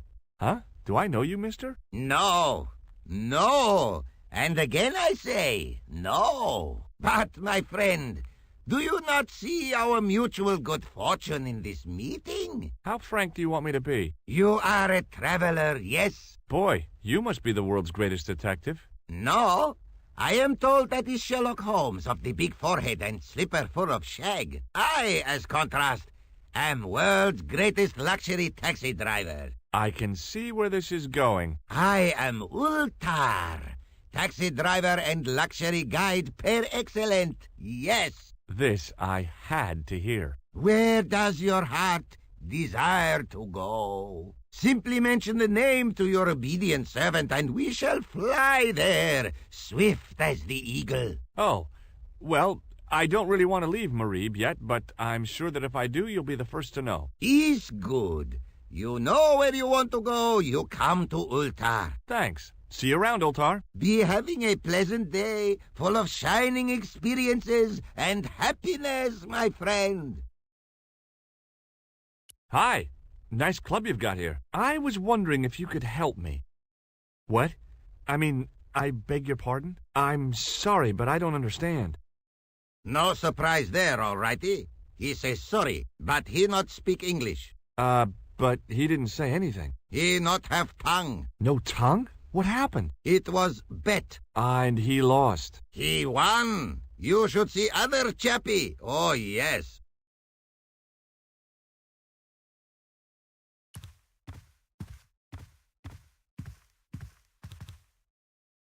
Damn, the door's locked. I'm sorry? Did you say something? He say you not to go in toilet. Read sign, matey. Matey? It lose something in translation.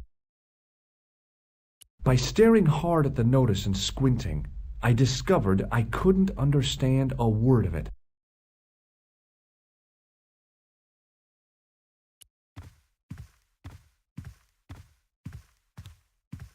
There wasn't much point in trying to launch an in-depth conversation when I couldn't speak Arabic and he couldn't speak. Period. Hello again, Ultar. Praise be to Allah. I am blessed with your bountiful presence once more. This place is certainly hard to find. Oh, yes, it is most exclusive. The membership can be no more than...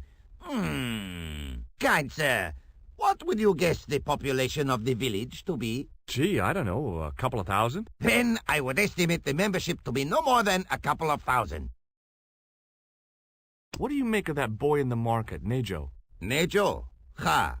Ayub's boy is too big for sandals. I speak splendid English, and he laugh. He say, Ultar, you big ox, you split infinitive. I say, I split your head if you stay still long enough. Ha ha ha ha ha ha! Ho ho ho ho ho ho! Pretty funny, yes? Hilarious. You should be on cable. What do you know about the kebab seller? A most miserable man. Ultar say, cheery up, matey mate, it might never happen. And he say, shut up, Ultar. Fancy that. Not at all. Arto has face like the drizzle that falls on the midweek afternoon, whatever that is. Have you met the American couple? Have Ultar met them? Have Ultar met them? Yes, Ultar have met them. And? The most ungenerous. Ultar offer to show them wonders of countryside. They say, is there anything ancient? Ultar say, yes, of course. Nature is ancient. They say, no, anything ancient made by men. And Ultar say, have you seen Taxi? Fan belt older than Ozymandias. Ha ha ha ha! But they gone. Could you tell me what that sign means? It's a door stay shut until brush come back. Signed, the management. Oh, well, what does that mean? Manager buy lovely new toilet brush, leaves it by wash basin for 10 minutes. Come back, it been stolen. Not even out of wrapper. He damn cross. Lock up toilet and say, nobody use fine pristine toilet until brush given back. We say, what we do till then, eh? He say, cross legs and use superior willpower. And that's what you've been doing? No. Ultar use bucket. Do you know anything about the Templars? Of course. Yes? What can you tell me? Great she-bop band of the 60s. No, that's not really... Who put the bop in the bop, bop, bop, bop, bop? Yeah, eternal questions. Have you seen this man before? Oh, most certainly. Was here only yesterday. Here? Yesterday? My God, he's close.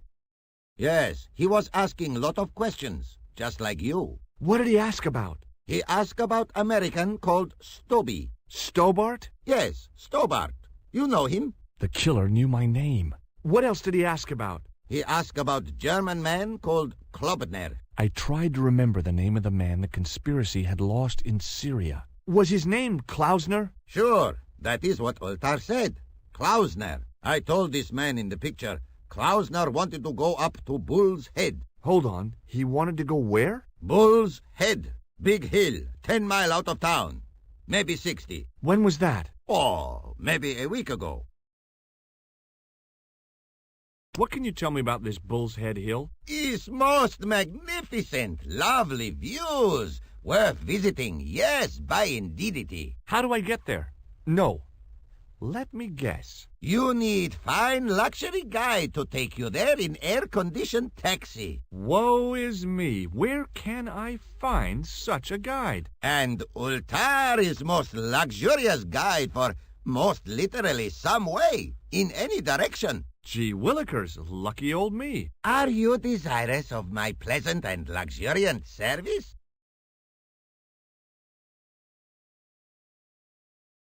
All right, let's go. First, I regret the formalities. A trip to the Bull's Head, 50 Yankee dollars, please. $50? I don't have $50. Oh, most unhappy event. Ultar then sorry, but he cannot take you on ride of lifetime. Hold on, Ultar. Is there nothing I could barter with you? Word that it was so, beloved friend.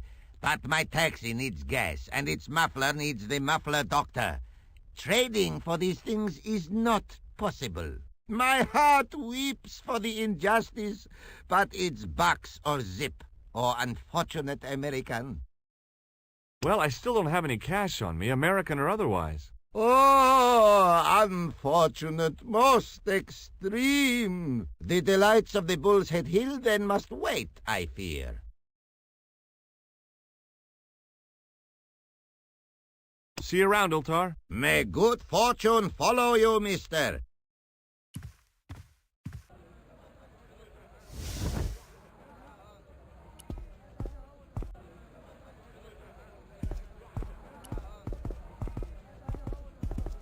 Suddenly, I realized the horrific truth. The guy was basting the kebabs with a toilet brush.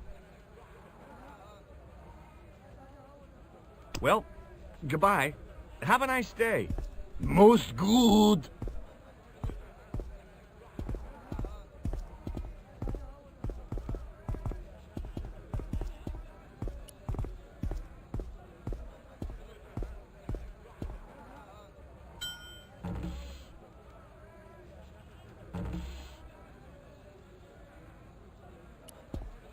Hi, Nijo. Hello again, sir. And how may I help you this time? Who's the guy selling the kebabs? Oh, that's Arto. A miserable blighter to be sure, sir. He doesn't seem very happy. He never is. Day in, day out, a face like a wet Wednesday. Whatever one of those is. Does he speak any English? Not cogently, no. Look, this is going to sound a bit strange, but I need Arto's brush. What? The brush he bastes the kebabs with? Yes. Let me find some dirty postcards for you instead. Nijo, this Arto stole that brush he's using from a friend, and I want to get it back. Perhaps I could help you, old chap. Maybe? Perhaps? Maybe what? Perhaps what? I do not wish to seem mercenary, sir, but I am a merchant, and merchants trade. Merchant? This isn't Sears and Roebuck here. Well, if you're going to be disagreeable... No, you're right.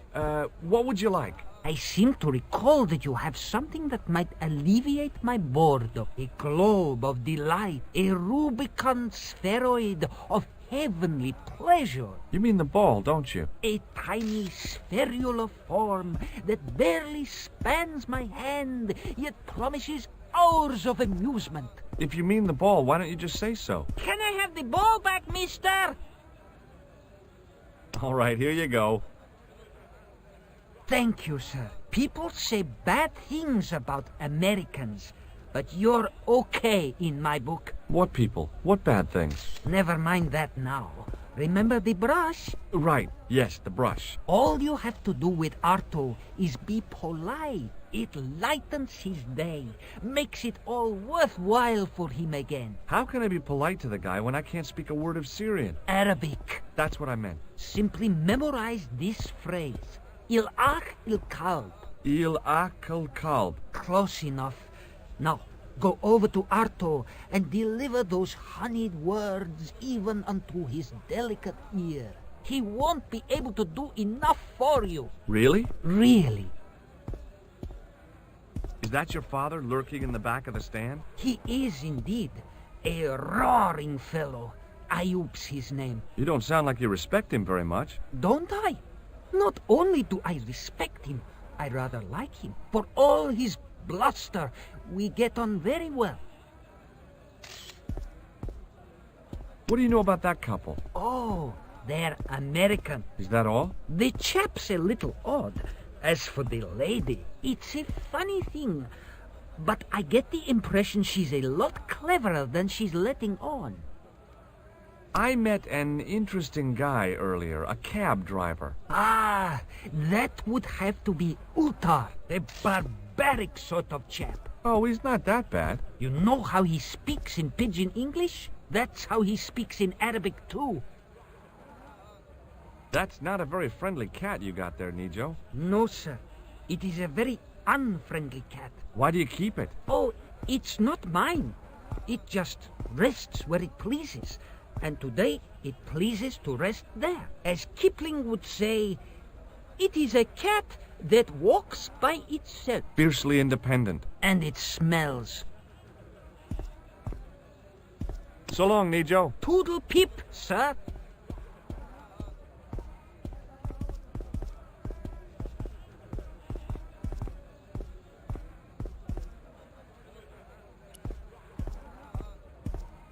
Hello again, sir. Hello. Kebab? Yes? Il akul kalb? Filthy. Bad. I'll kill you. Whoa. Calm down. Feet, do your thing.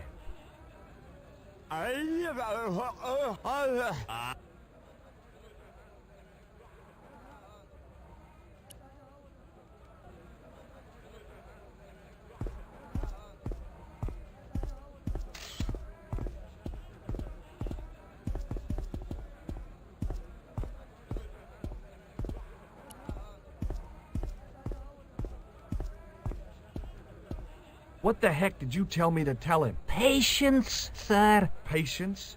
Patience? I've been chased by a homicidal kebab seller, and you expect me to be patient? But consider, sir, while you were running from the irate Arto wasn't using the brush. Hold on. Are you telling me that I've been used as a diversionary tactic? Your brush, sir.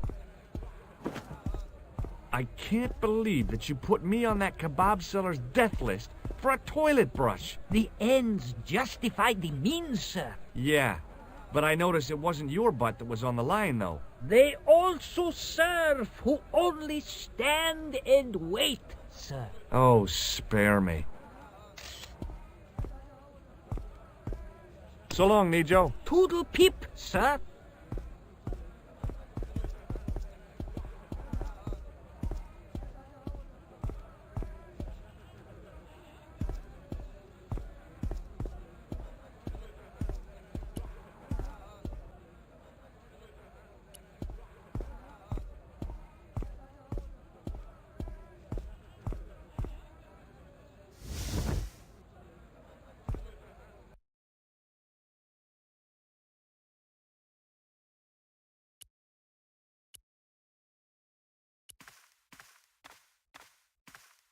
Here's your brush, sir.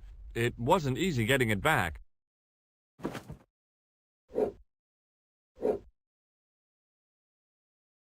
The manager took the brush from me, gave me the toilet keys as my reward, and stomped off. What was all that about? Manager, he say, "Bah, look at state of this. Need much cleaning and detergent before go around my, you bend." He said all that? Body language account for much, you know.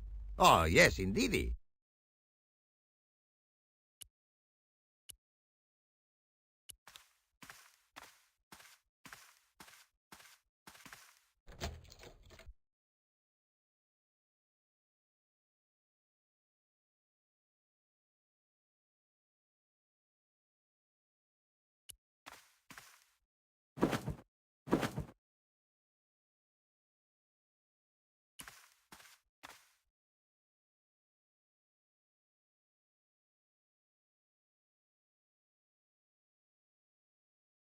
The mirror was as clean as anything else in there.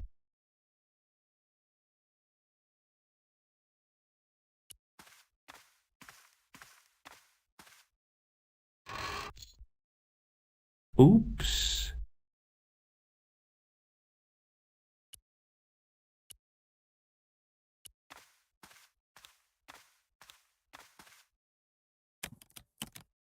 The towel sat in the open dispenser like a wad of dirty chewing gum.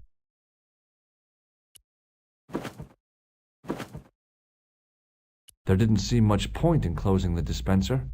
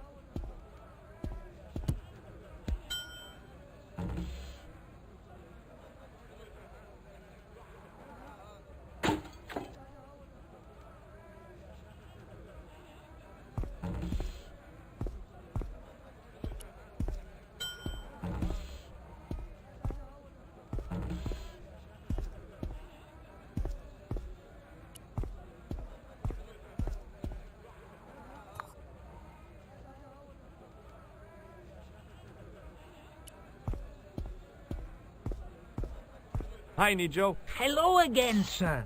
And how may I help you this time?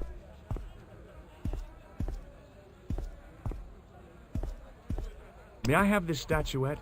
It is broken, after all. Certainly. And when my father deals with that feline for breaking it, you can have a Davy Crockett hat as well. So long, Nijo. Toodle peep, sir.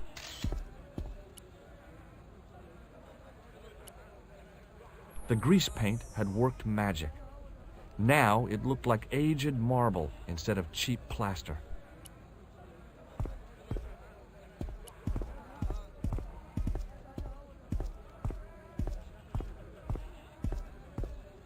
Hello again, Pearl. Why, hello, George. It's such a pleasure to see you again.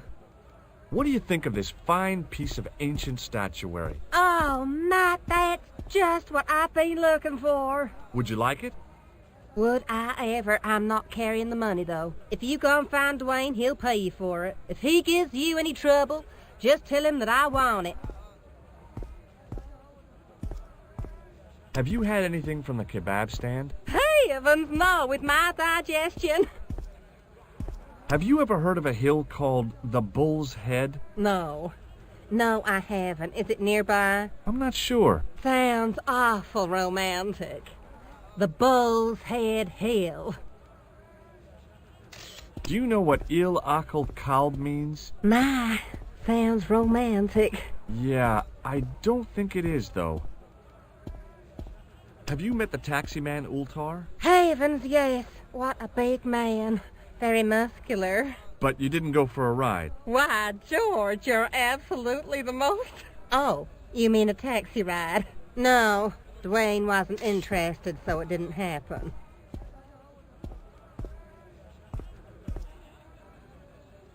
I've got to go now, Pearl. It's been a pleasure, George. Don't be a stranger. Hi there, Dwayne. Hi there, George. How can I help you, young fella? Have you met Ultar? Almost luxurious air-conditioned taxi ride, mister. Yeah, the cabbie. Tried to pull a bunco on us. Take us on a wild goose chase off into nowhere. Have you ever heard of a hill called the Bull's Head? Can't say as I have. Where's that? I don't know. I'm trying to find out. Bull's Head, huh? I must remember that. Sounds scenic. Have you had any dealings with the kebab seller? Absolutely not. Pearl's already had one attack of Montezuma's revenge. What do you think of this? Good gravy. Looks old. Yeah, I had to turn this town upside down. Boy, your luck's better than ours. Looks Roman. I wouldn't know. What'll they say back home? How much do you want, George? Oh, I couldn't. It's the find of a lifetime. I mean... $50. Take it or leave it. I'll take it. Here you go. And here you go. Thanks for the money, Dwayne. This'll come in real handy. I ought to be thanking you for finding this Roman statuette.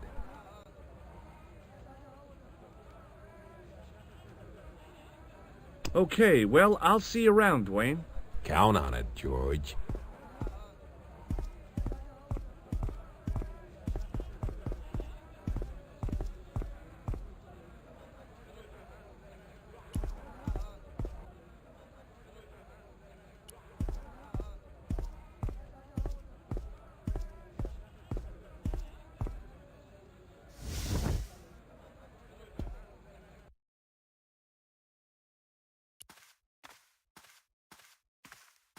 Hello again, Ultar. Praise be to Allah. I am blessed with your bountiful presence once more. What does Il Akal Kalb mean? Who teach you that? Nejo told me to say it to Arto. And Arto come after you with big knife, yes? Yeah. How did you know? I know Arto. You tell him in bad Arabic that his kebab's made from dog meat. I said he was using dog food? No wonder he went crazy. No. Ultar not mean meat for dog. Ultar mean meat of dog. Oh. Ew. About Bull's Head Hill. Are you desirous of seeing this most splendid place? Well, maybe. A terrific bargain. Only 50 of your Yankee bucks. 50, huh? Okay, it's a deal. Here's the cash. Ah, most splendid. As you say, the cash price mullah is correct. Mister, we make with haste. Where exactly is your taxi? Because the only vehicle I can see around here is an aging Army surplus truck. Yes? Ah. Okay, I'll be along in a minute. It didn't seem right to take off with the toilet keys, so I left them on the bar.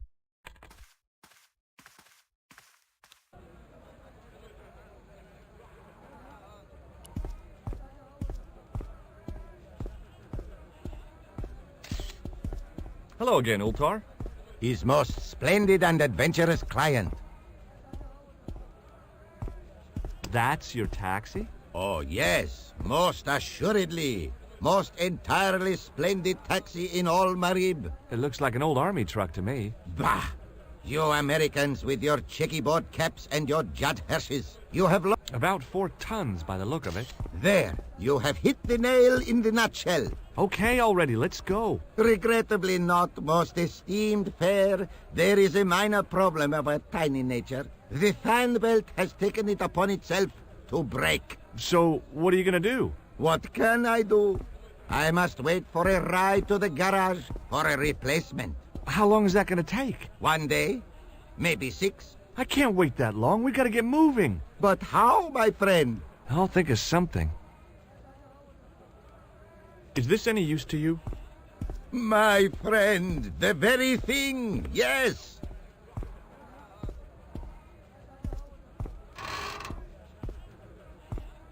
Ultar took the towel from me, cut it in 2 lengthways, and gave me half back. With his half, he did the kind of fan belt replacement that's normally done with stockings. Now, if I knot the ends together, so... Serviceable, yes? Very serviceable indeed. Stockings might work on a Bentley, but on a truck, the coarse toweling did the job nicely. Come along, my friend. You want to see the bull's head? Yes?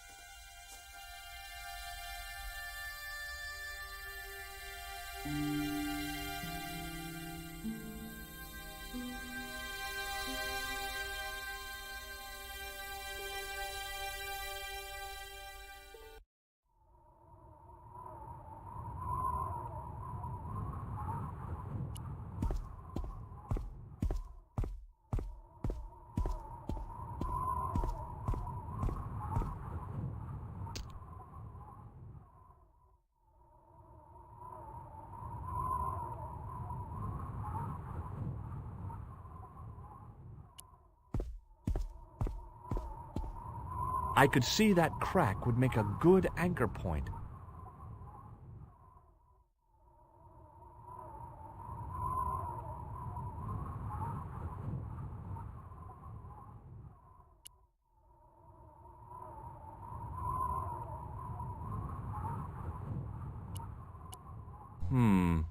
Maybe not.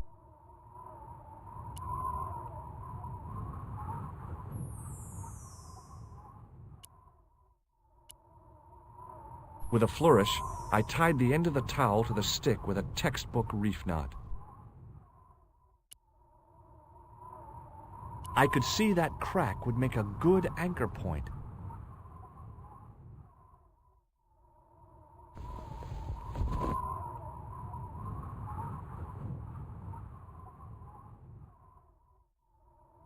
A young tree grew at the edge of the drop.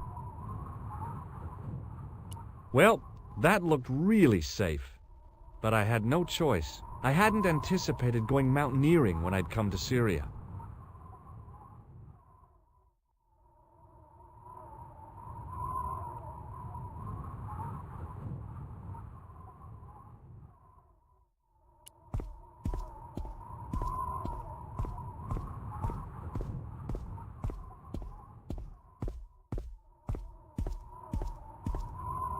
I didn't like the idea of putting my hand in there. But hey, what the heck? I was only risking mutilation. No blade took my hand off at the wrist, and no scorpion stung me, for which I was very grateful. But there was something in there, a metal ring, as wide as my hand. I took a firm hold of the ring. I tried not to think of death traps, and pulled. Whoa there!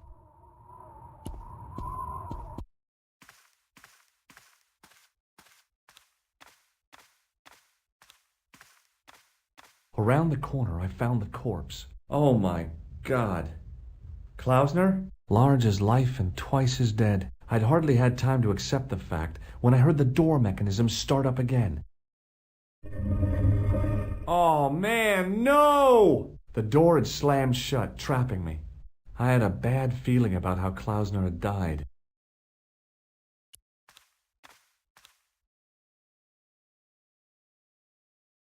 Whatever had been in the bottle had been drunk. Klausner must have died of thirst and dehydration.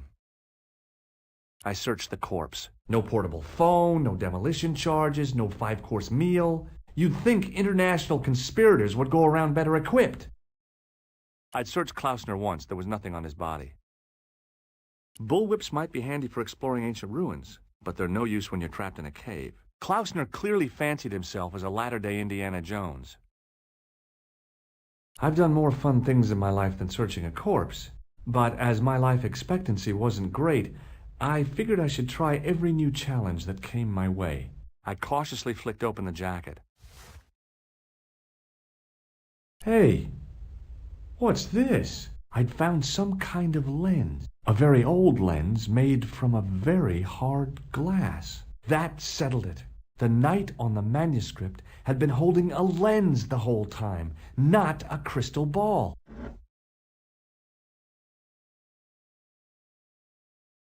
I'd searched Klaus.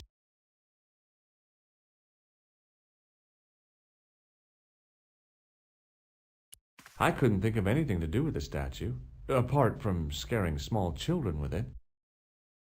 A stone head bearing 3 bearded faces. It was a strange image, but a powerful one, redolent with antiquity and ancient mysteries.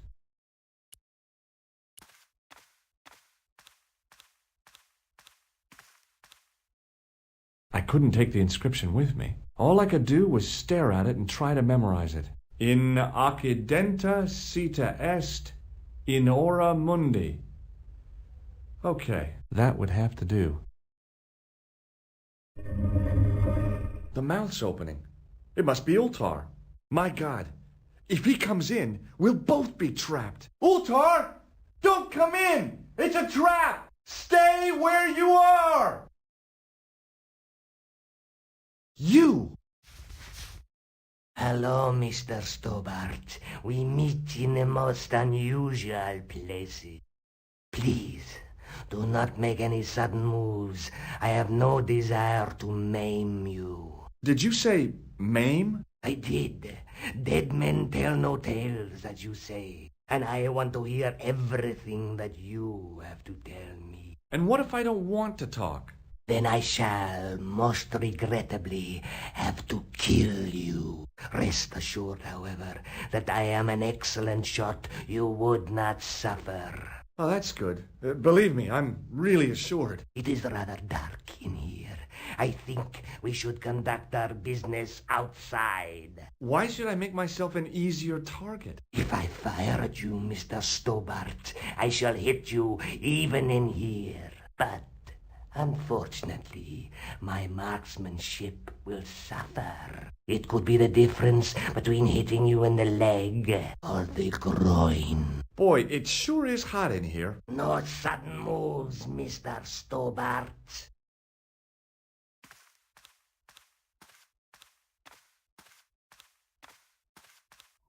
Now then, where shall we start? How about being bosom buddies and you putting that gun away? Klausner, do you know where he is?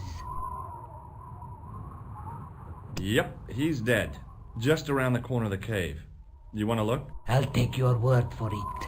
How did he die? Starvation or dehydration by the look of it. He was caught in this trap you were shouting about.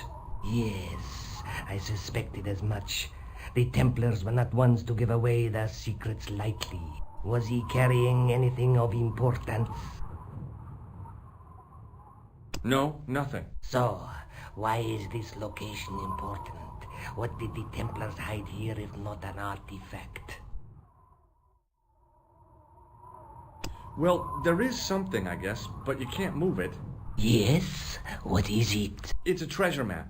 Yeah, X marks the spot? Come now, do you expect me to believe that? Yeah, okay. You caught me. But round the corner, there is something in Latin up on the wall. Latin? Do you remember it, Mr. Stobart? In accidenta cita est, in ora mundi. Ah, the words of Caesar. Yes, that makes sense. Well, I know that roughly it means to the west, to the edge of the world. But what the heck is that about? It tells me where the sword of Baphomet lies. Mr. Stobart, I am sure that you are just what you appear to be. A gifted amateur. Thanks, I think.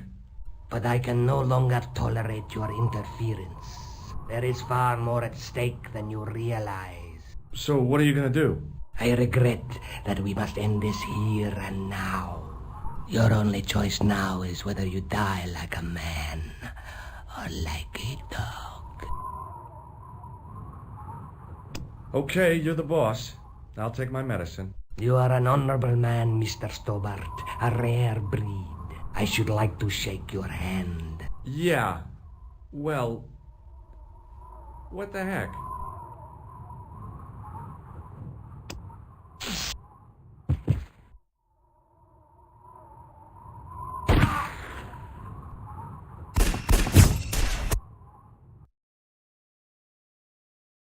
Luckily, the canopy on Ultar's truck broke my fall. Thank goodness for that. The worst part of the experience was Ultar's driving. What about the lens? Is it still in one piece? Oh, yeah. Well, it's good to see you again, George. Really? Well, I have to say, I'd have enjoyed Syria a lot more if you'd been there. I wouldn't have been much help. Anyway, you did just fine on your own. Just how long have you known Labino? André? We met at college. He helped me out when I was a fresher. Showed me around, that sort of thing. You never told me that before. I thought he was just a working acquaintance. So he is. I rarely see him these days. You know, he hasn't changed much. A little lesser at the front, perhaps. I'd forgotten how much fun he could be. Have you any idea what this lens might be used for? As a magnifying glass, obviously. I'd better get back to the quest.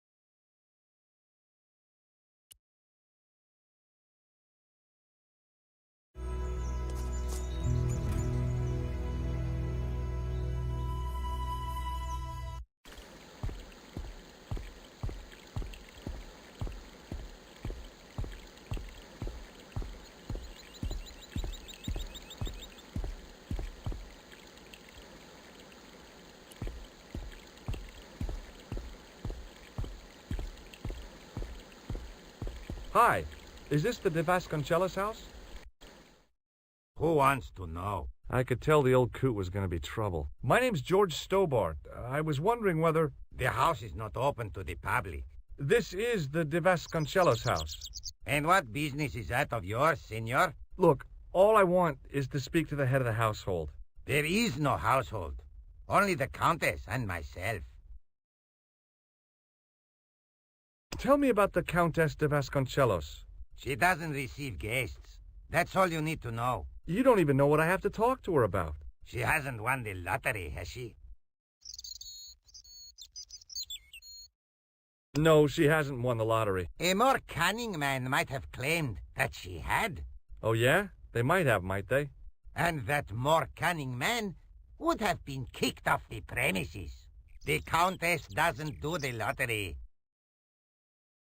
What do you know about the Templars? Who wants to know? Are you angling for a bribe or something? You have nothing that I want, senor, except the pleasure of your absence.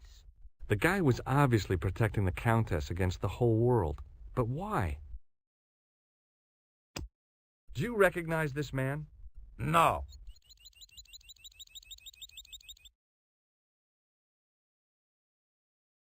Would you like to shake hands? I do not think so, senor. I'll be going for now. Adios, senor.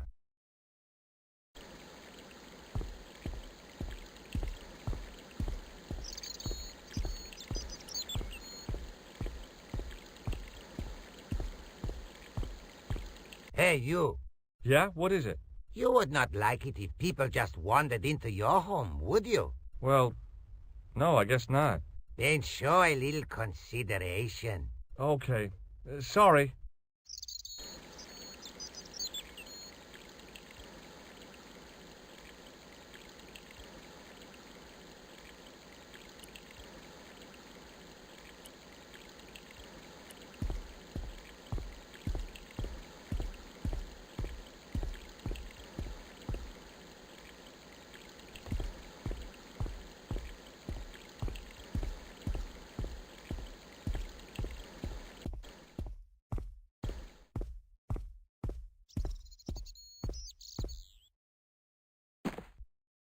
My hose has stopped.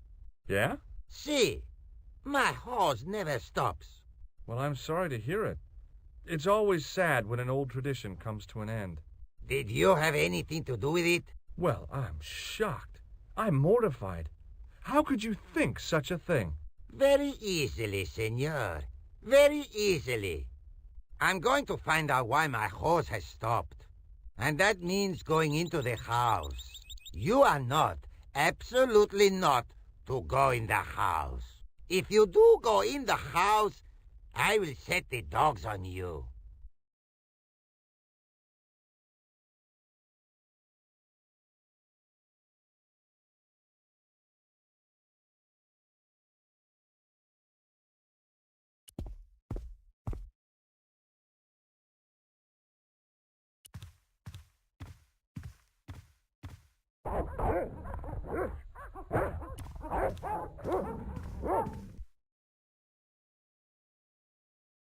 Hey, you. I know you are there, American. All right, you dogs. I'm coming.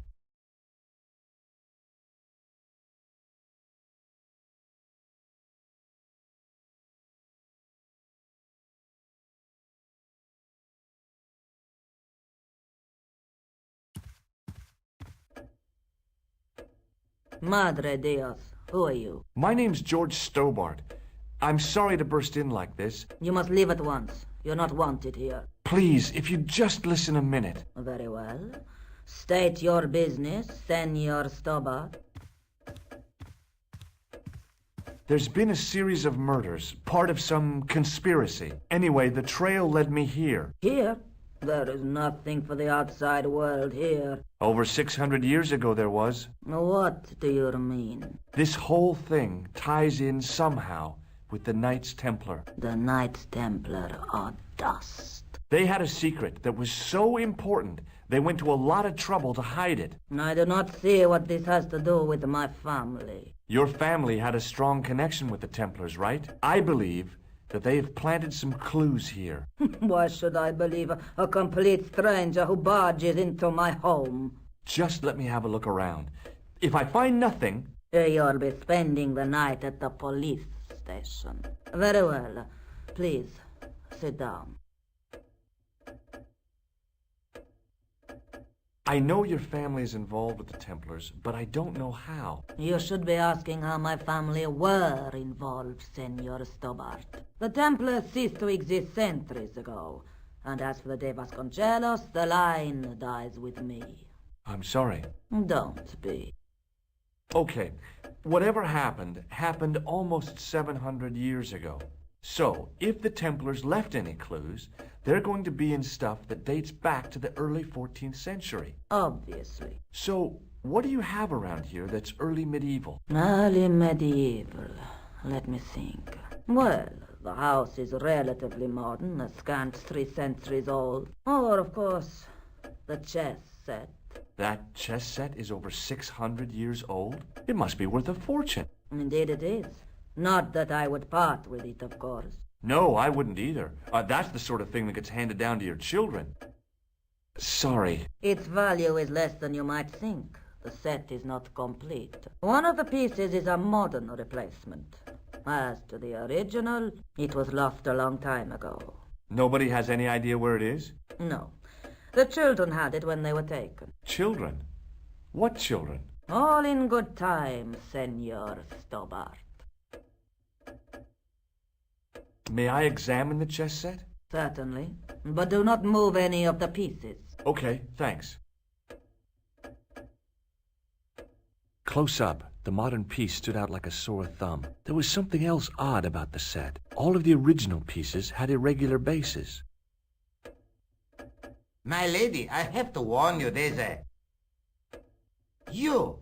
Why, I'll feed you to the dogs. Lopez, what have I told you about feeding intruders to the dogs? But, my lady... Never without my permission. Senor Stobart, if I find that you're wasting my time, you will be fed to the dogs. Now, I want to show you something interesting. Follow me.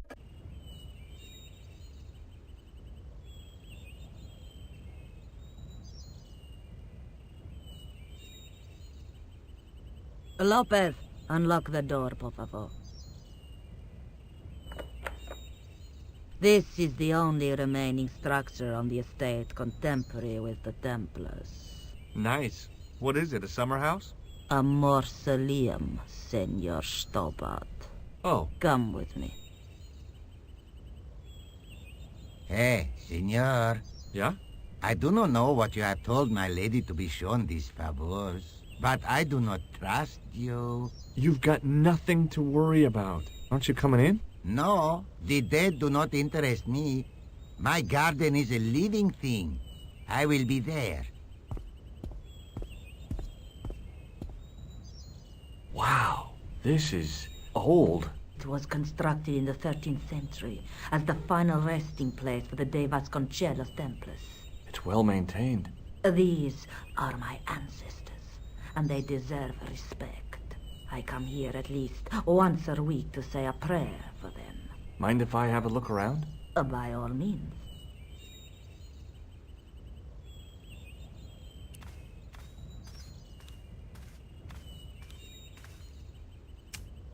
On removing the Bible, I found a pattern on the lectern top. Hey! It's a checkerboard!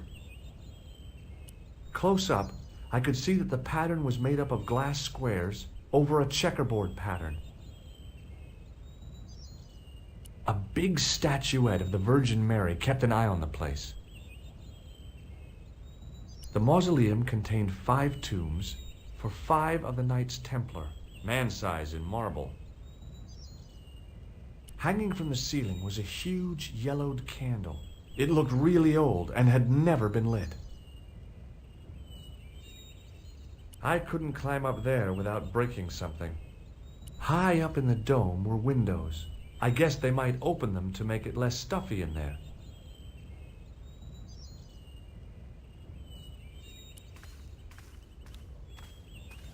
May I ask you something?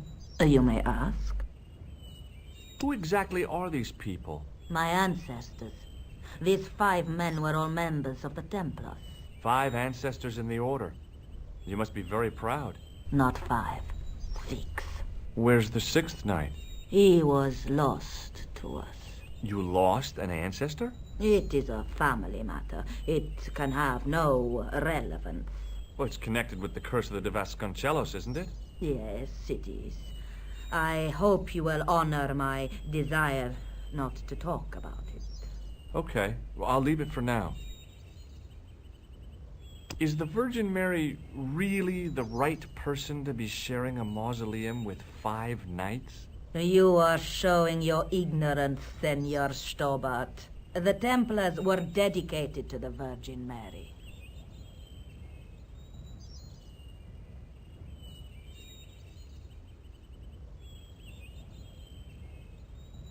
What's the story with the glass chessboard? Glass chessboard.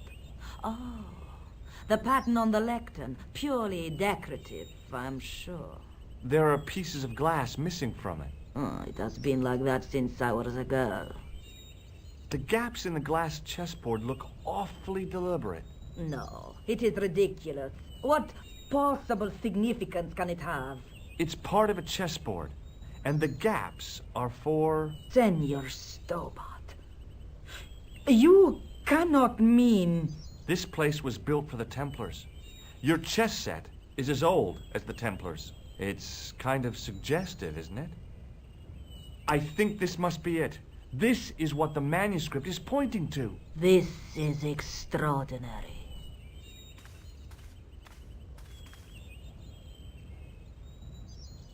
Am I to understand that the Templars left a puzzle here? And in all of this time we failed to realize that there was a puzzle? It was wonderful to watch the Countess change before my eyes. Right. Well, no time for wallowing in self-pity, eh, Senor Stobart? This mystery has had a good long run, but it ends here and now. All those years of fatalism were falling away from her. Lopez! Lopez! Put that hose down and listen! Go to the house and get my chess set. Yes, the old chess set! Now hurry! This is exciting, is it not? Don't get too excited. This could be a blind alley. Oh, I do not believe that for a moment. It's good to see you happy. Happy? You know, I think I am. While we're waiting, I'd really like to know what happened here. I mean, the curse and everything? It all began at the time of the dissolution of the Templars. Don Carlos had already left their ranks to become a scholar. Don Carlos? Is he the guy who went missing? Si, but he had reckoned without the local bishop. Their bishop envied us our lands and determined to use the papal edict as an excuse to destroy us. Don Carlos was on one of his scholarly journeys when the Inquisition arrived. When Don Carlos returned, it was to find his loyal manservant slain and his children gone. They took the kids? But why? Oh, we will never know. The bishop denied all knowledge of the children's disappearance. But witnesses had seen his men kill the servant who had been charged to protect them. What happened to Don Carlos? He swore he'd find his children if he had to go to the edge of the world. He put on his armor and took up his sword and shield and rode out alone. He was never seen again. Lopez, you have the pieces. Si, my lady, as you asked. Por favor, Senor Stobart, would you be so kind? My lady. Calm yourself, Lopez. I believe Senor Stobart's motives are pure. Very well, my lady. My lady seems to trust you. But you don't. No, senor.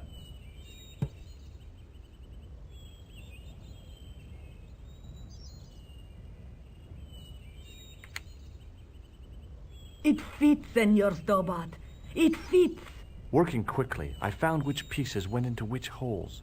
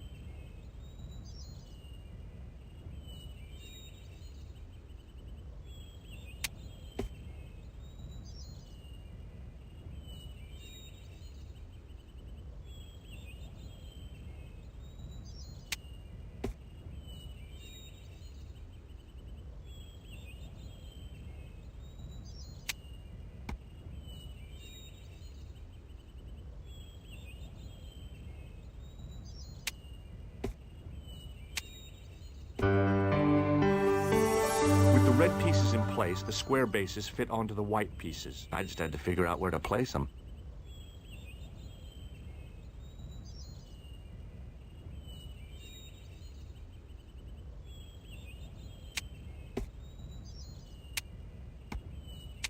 Bingo!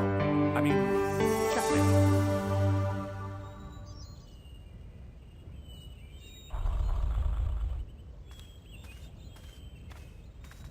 Senor Stobart, look! What is that? It's not the Holy Grail, is it? No, Senor Stobart. It is the communion chalice of the De Vasconcelos, missing for almost 700 years. Wow! Well, go on. I cannot. I can hardly believe it is real. Go ahead. Live a little. Are you sure? This is your moment of triumph, Senor Stobart. Sure, I'm sure.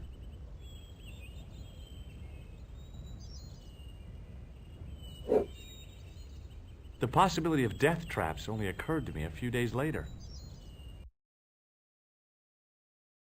So the curse of the De Vasconcelos is lifted? Oh no, the Countess was thrilled to find the lost chalice, but there's still the riddle of the missing knight. Well, you can forget about that now and get back to finding the Templar's secret. Actually, I promised the Countess I'd find Don Carlos. You what? I can explain everything. You have got the odds for a withered old Spanish aristocrat? The Countess entrusted me with the chalice and the quest for her ancestor's tomb. You're as crazy as she is. Haven't you got enough problems? Khan and the Templars? It's all part of the same thing. The chalice is important, I'm sure. The manuscript pointed us to the knight, and I have to find him. What then? I don't know. But when the knight and the chalice are reunited, maybe I will. This is the chalice I discovered in Spain. I still can't figure out why the Countess gave it to you. After losing it for all those years, she simply gave it away to a total stranger? She's one prawn short of a paella. The Countess is a fine lady. You shouldn't compare her with seafood. I wouldn't be surprised if there's something going on between you and that Countess. Are you serious? She's old enough to be my grandmother. I'd better get back to the quest.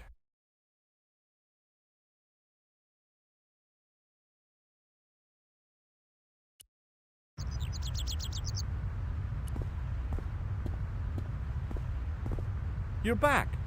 Oui, I have returned.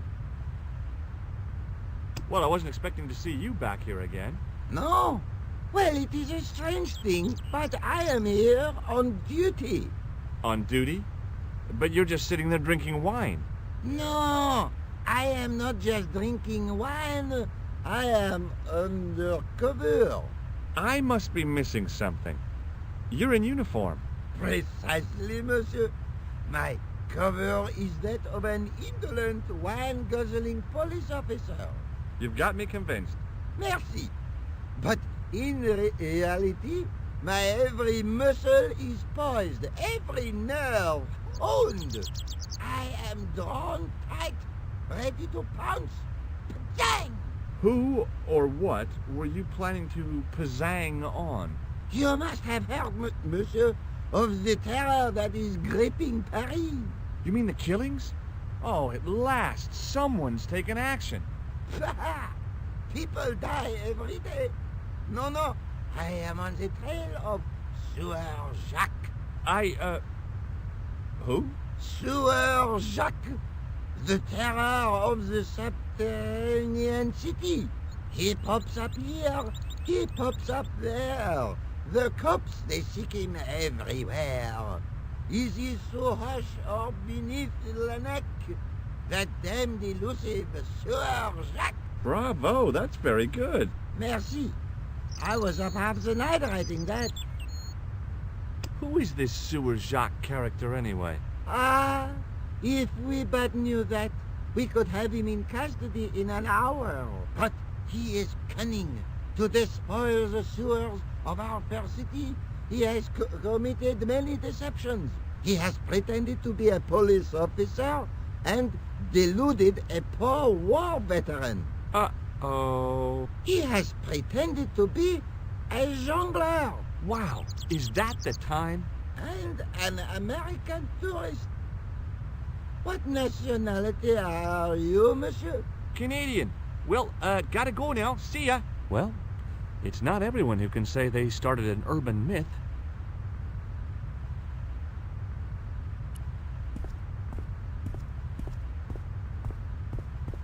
It was the manhole I'd used to get to the hidden cave. If I never went into the Parisian sewers again, it would be too soon.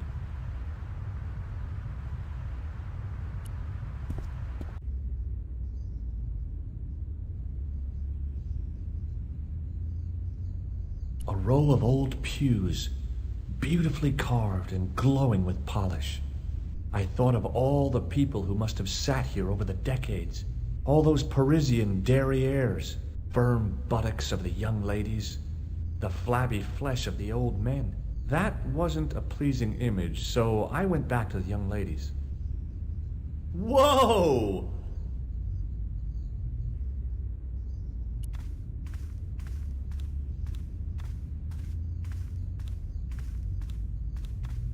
Excuse me, Father. Pardon? Do you mind if I ask you a few questions? Not at all, monsieur. It will be my pleasure to help you. How long have you worked here? Hardly work, monsieur. This is a calling. I have been helping Father Flambert for nearly 6 months now.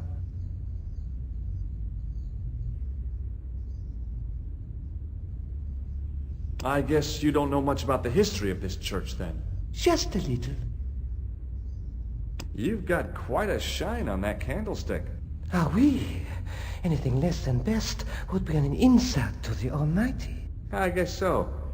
I never thought of it like that. What do you know about the Knights Templar?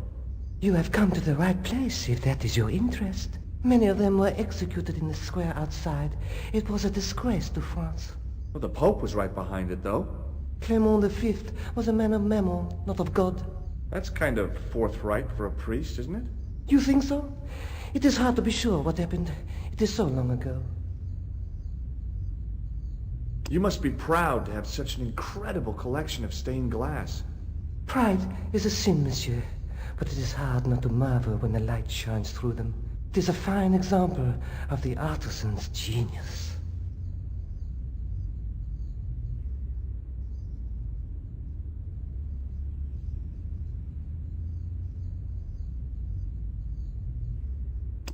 What do you make of this chalice? It certainly looks very old. About as old as this church, I think. There seems to be an engraving on it. Yeah? What does it say? I do not know. It is very tarnished. With your permission, I could try polishing it. I promise I will be very careful. That'd be very good of you. This shouldn't take very long. Feel free to look around. Okay, thanks.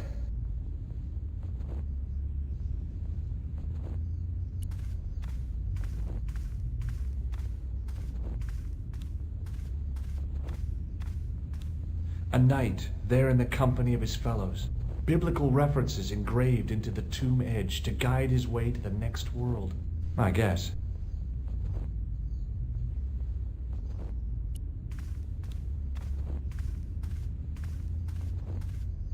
A statue of a knight holding a staff and a scroll. The statue had any secrets. It was concealing them pretty well. A scroll was a symbol of scholarship. I knew that much. A scholarly knight. That rang a bell. A very Spanish bell.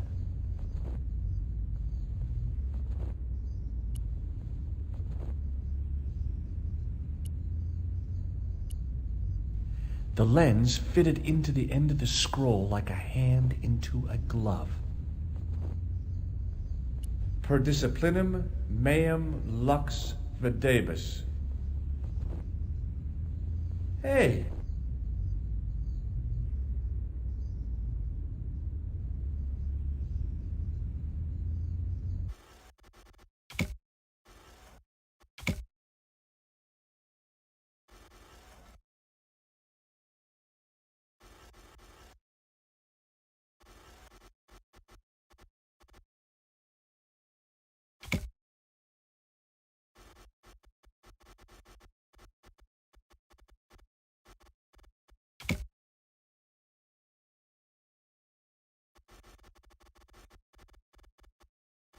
distortions came sharply into focus. It was a Knight Templar burning at the stake.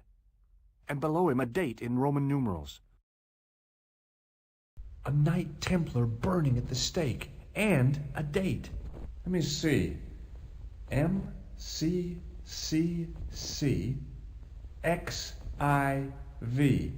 That's 1314.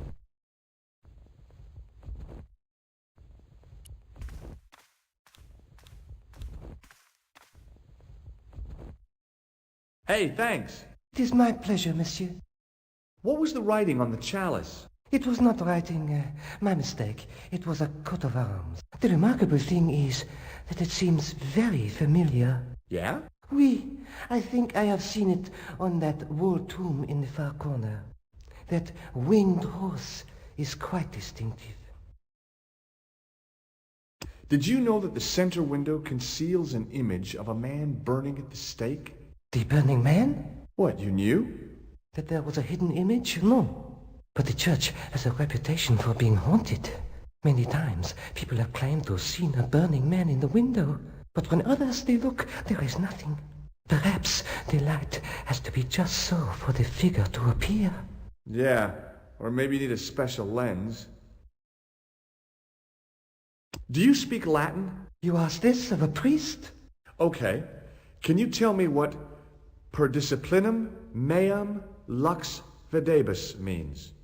Let me see. That would be, by my teachings, you will see the light.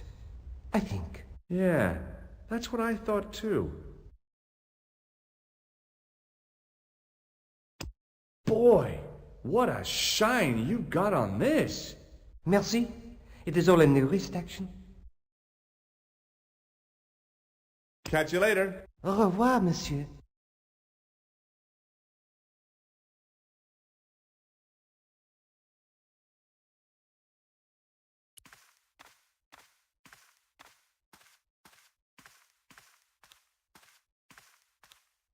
Now that my attention had been drawn to it, there was no mistake. There was no name on it, but the coat of arms was undeniably the Pegasus of the De Vasconcelos family. I'd found the last resting place of Don Carlos.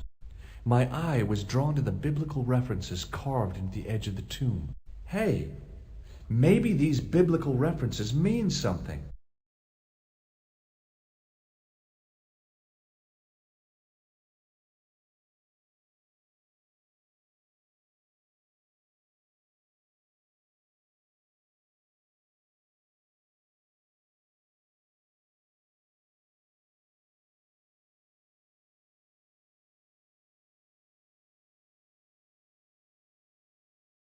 John 4:11. Not much to go on, but it must have meant something. If I examined the tomb more closely, there might be other clues to find.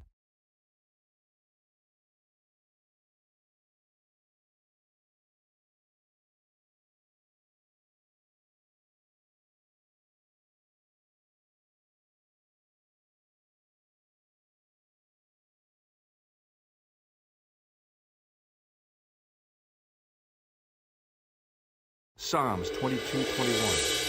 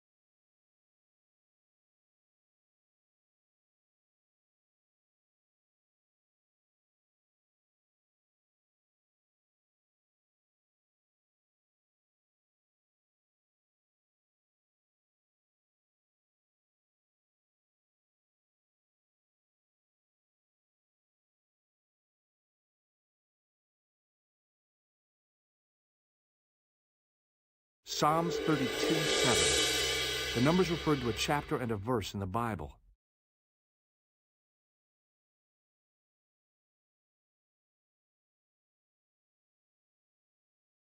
Corinthians 14:5. There were no more references to find, but a series of Roman numerals ran around the plaque. I made a note in case they meant something. Psalms 32:7, John 4:11, Corinthians 1:4-5, and just one more, Psalms 22:21. I may not be perfect, but I've got a memory like a steel trap. The chalice had led me to these inscriptions, but it looked like a happy coincidence to me. After all, the de Vasconcellos arms were already on the manuscript. Nope, I was still convinced that the chalice had some significance all of its own.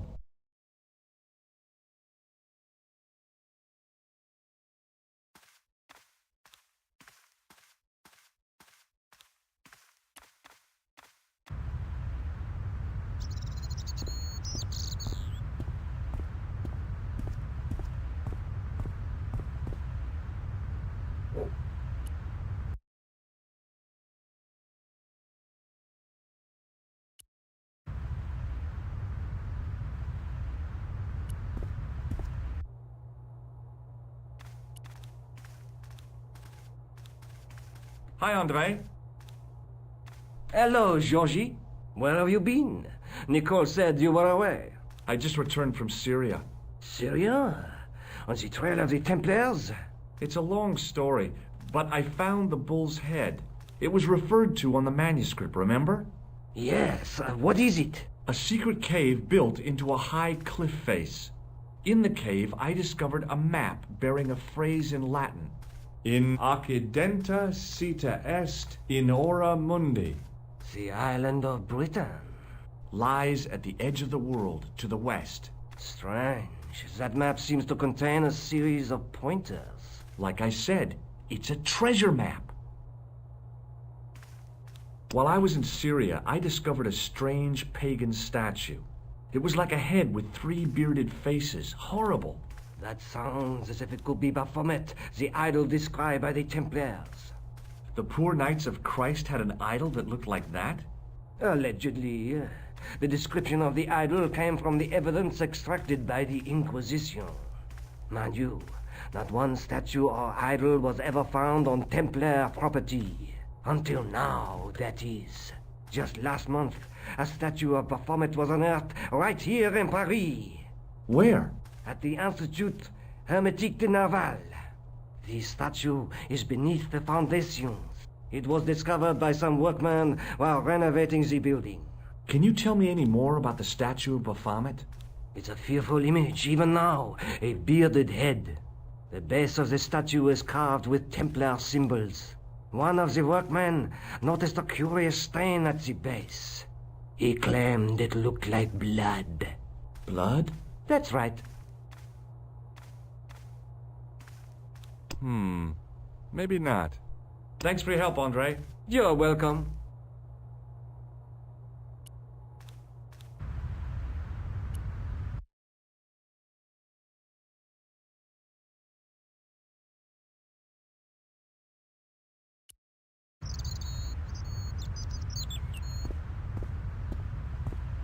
Excuse me, could you help me? What is it? I've got a few questions. You're doing a fine job. Merci. I have my professional pride. I don't think I've ever seen a Gauloise smoked so stylishly. It's a natural talent. I'm being sarcastic. I'm being indifferent. You're very good at that as well. Merci. Vive l'indifférence.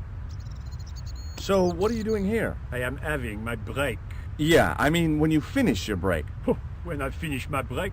An interesting concept, monsieur. You'll probably need to think about it. I could have another cigarette while I consider. Perhaps tomorrow too. Okay, let me put things differently. What were you hired to do here? I was hired to keep the archaeological dig in the basement of this building clear of debris, and to touch up damage to the door frames with my little pot of paint. It's a very responsible job. Unfortunately, I'm not a very responsible person. So what do you know about the excavation? I know they won't let me in to do my job. I would complain to my union, but là... You couldn't be bothered to join. Right. Tell you what, though, I'm surprised at the sort of people interested in this excavation. What's unusual about the visitors to the excavation? None of them look like archaeologists to me. Do you know what an archaeologist looks like? Three-piece suits, crocodile-eyed attaché cases, Rolex oyster. But no archaeologist dresses like that. Quite right, monsieur, quite right. So, who are they? Who cares as long as they pay me? What does the word Templar suggest to you? Templar? Nothing. Nothing. Have you seen this man before? Yes, he asked me a lot of questions, just like you. I was pretty sure the Shaken Shock had shot its bolt in Syria. Be seeing you. Au revoir, monsieur. Hey, monsieur! Get away from my paint pot! Okay. I should think so. Meddling with a man's paint pot. Bah. The painter had a pot of gunmetal gray primer hanging from the barrier.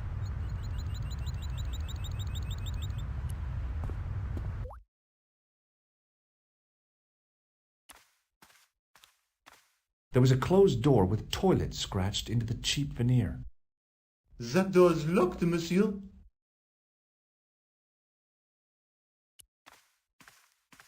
Hi? Excuse me? Oui? So, what exactly are you doing here? I'm guarding. You expect to find me shearing sheep? Take it easy. I just didn't realize you were a guard. I'd like to know what you're guarding, please. That's a secret. It wouldn't happen to be an archaeological site, would it? Are you asking me or telling me? I'm telling you. Then why ask? I had a feeling this was no normal hole in the ground. I'd like to use the washroom, but the door's locked. Oh, that's no problem. You can have the key. Thanks.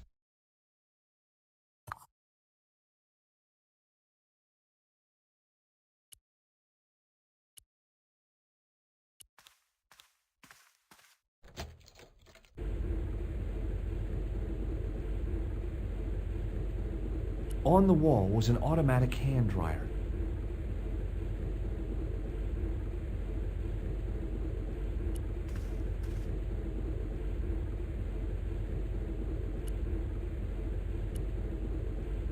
Perhaps I could make a copy of the key.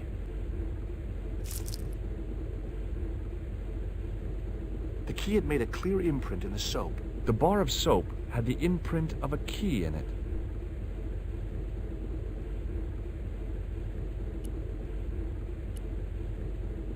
I knew keeping that plaster was a good idea.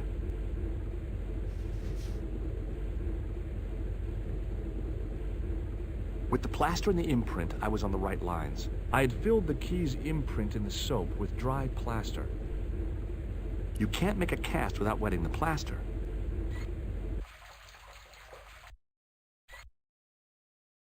But wet plaster alone does not make a cast. I used the dryer to speed up the process.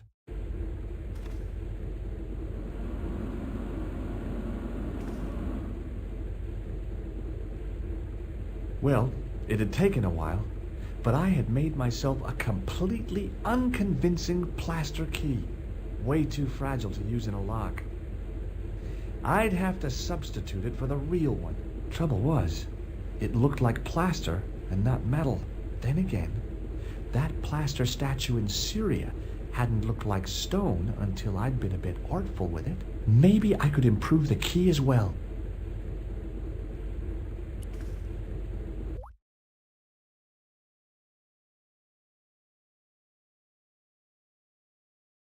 Hey, monsieur, don't go with my keys.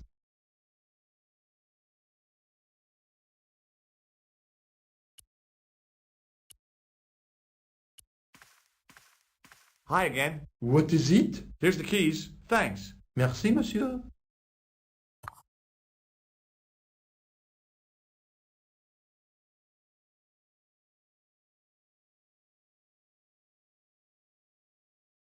What do you know about the Knights Templar? There was a long pause during which the guard said nothing.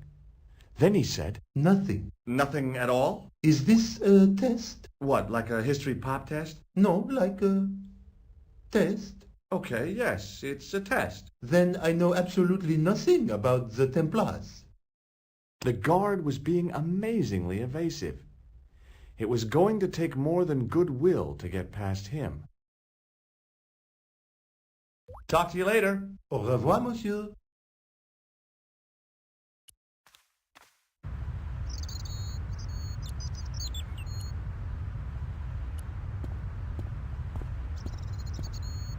Hey, monsieur! Get away from my paint pot!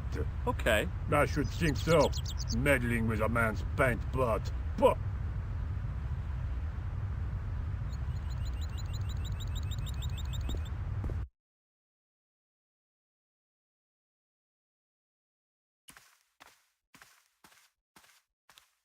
Do you mind if I use the phone? Be my guest. I'm paid to guard this door. The phone can look after itself. Coulard. Hello, Nico. It's me. Hi, Georges. What's happening? I'm at the excavation, but they won't let me in. Damn! We need to know what's in there. Don't worry. I've got a scheme. I'm going to need your help, though. Okay, what do you want me to do? I want you to keep somebody on the phone for a while. Who? A painter. I need to get at his pot. Oh, okay. Stay on the line. I'll go and get him.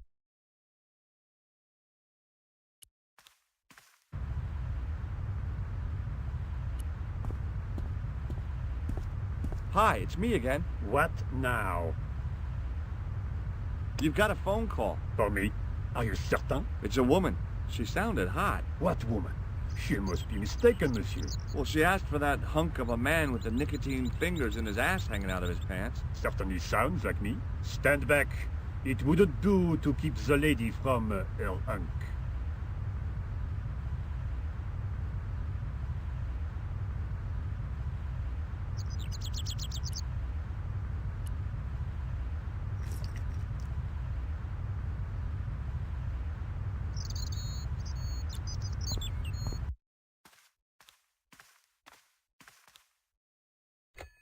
Well, monsieur, what a strange woman. She was all over me, and then suddenly, nothing but abuse. Really? Why, abuse. Ah, well, I have a cigarette to finish. And monsieur, if she calls again, I am not available.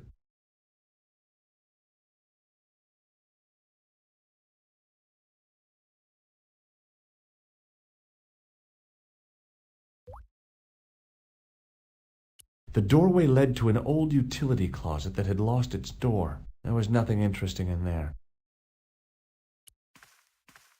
I couldn't imagine what I'd achieved by turning the dial. A thermostat was mounted over a radiator. The radiator was pumping out heat as the thermostat was cranked right over to full. No wonder it was warm in here, even with the door open to the chill of fall.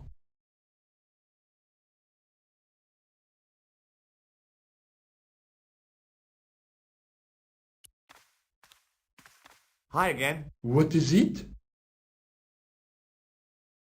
It sure is hot in here. I have to have the door open to allow the workmen access, so why not? I turn the heat up. You could wrap up warm. I have my gloves if it gets cold, but why bother when it's warm anyway? I need to use the toilet again. Again? Already? I have this problem. How technical do you want me to get? Never mind. Here's the key.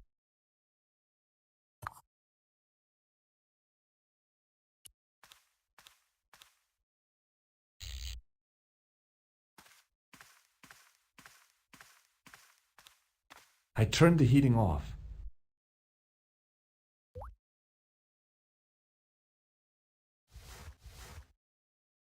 As I'd hoped, the guard put his gloves on.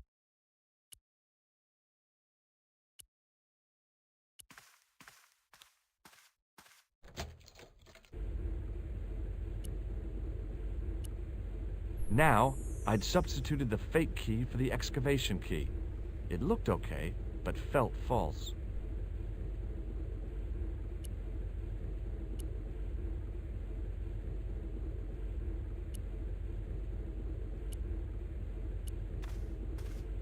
Hi again. What is it? I held my breath and hoped that he wouldn't notice the substitution. Here's the keys. Thanks. Merci, monsieur.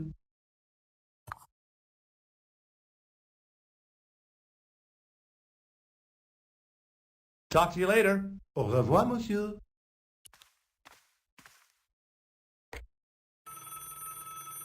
Hi, Nico. It's me again. I'd guessed. What do you want this time? What did you say to the painter? I shan't repeat it, Josh. Look, I need to get the guard out of the way.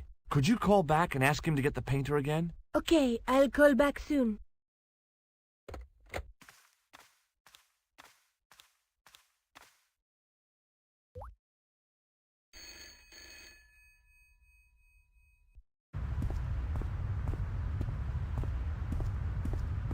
This looked like a good place to watch things develop.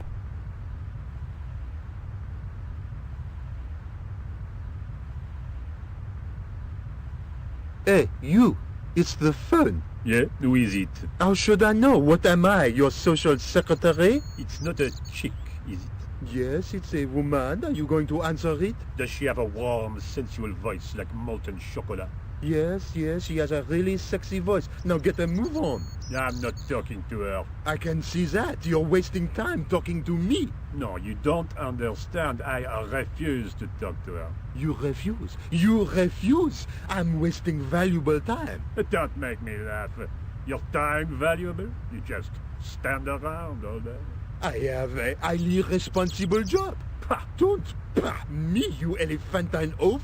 My job is important. Impossible. They would have hired somebody competent in that case. Meaning what? Instead of which they hired a dismal rent-a-cop like you. All epaulettes and no brains. Why, you... This looked set to carry on for some time. It was too good an opportunity to miss.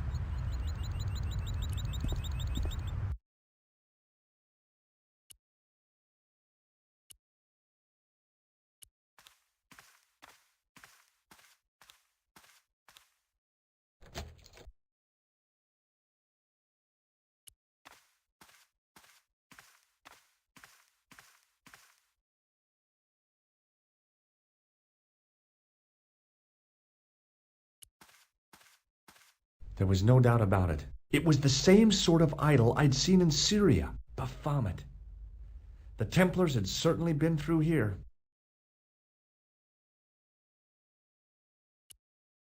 Close up, the pattern didn't make any sort of sense.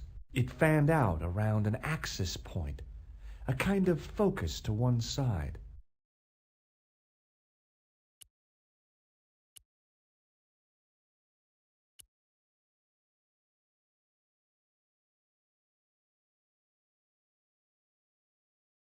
And there it was, decoded by the curves of the chalice, the image of a church.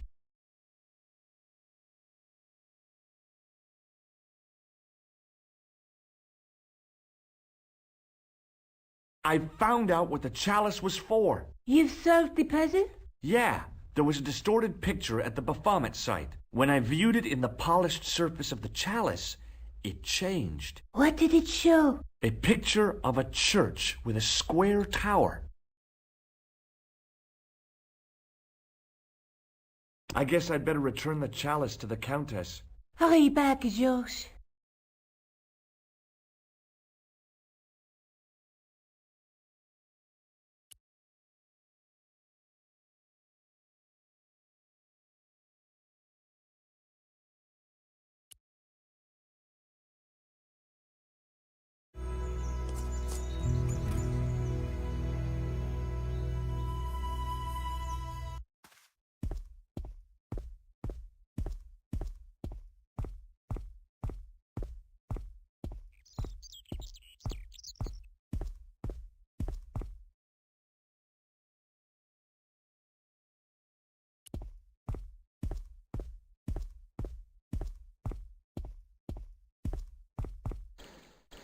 Hi there, Lopez. How's Trix? Senor Stobart, how pleasant to see you. You are well. Fine, thanks. Is the Countess in? She is waiting for you. I will show you up. It's okay, I know the way. Senor Stobart, I feel I owe you. an apology. No, you don't. I was impolite on our first meeting. Look, Lopez, just forget about it.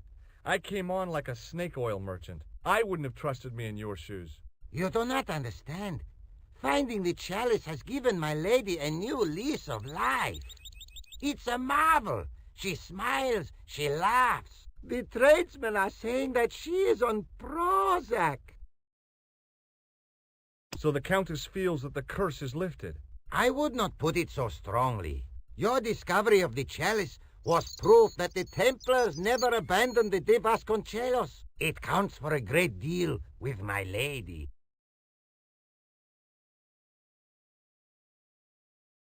What's the story behind the chalice vanishing? When the Inquisition raided, in the absence of Don Carlos, it was believed that they had taken it. Naturally, they denied the charge, as they denied taking the children.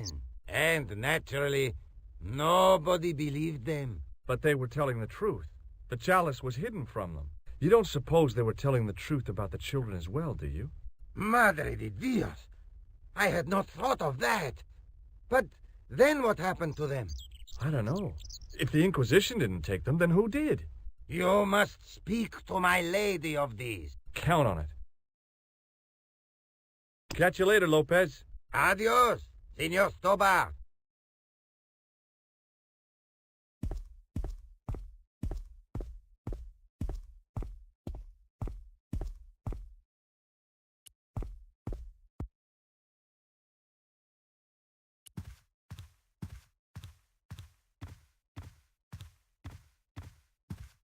It was a small mirror hanging over the sink.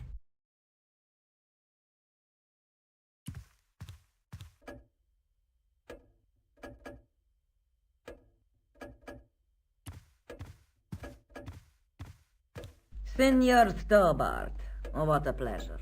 Please, sit down. Hi, Countess. The pleasure's all mine. I've brought back your chalice. Why? You've had it cleaned.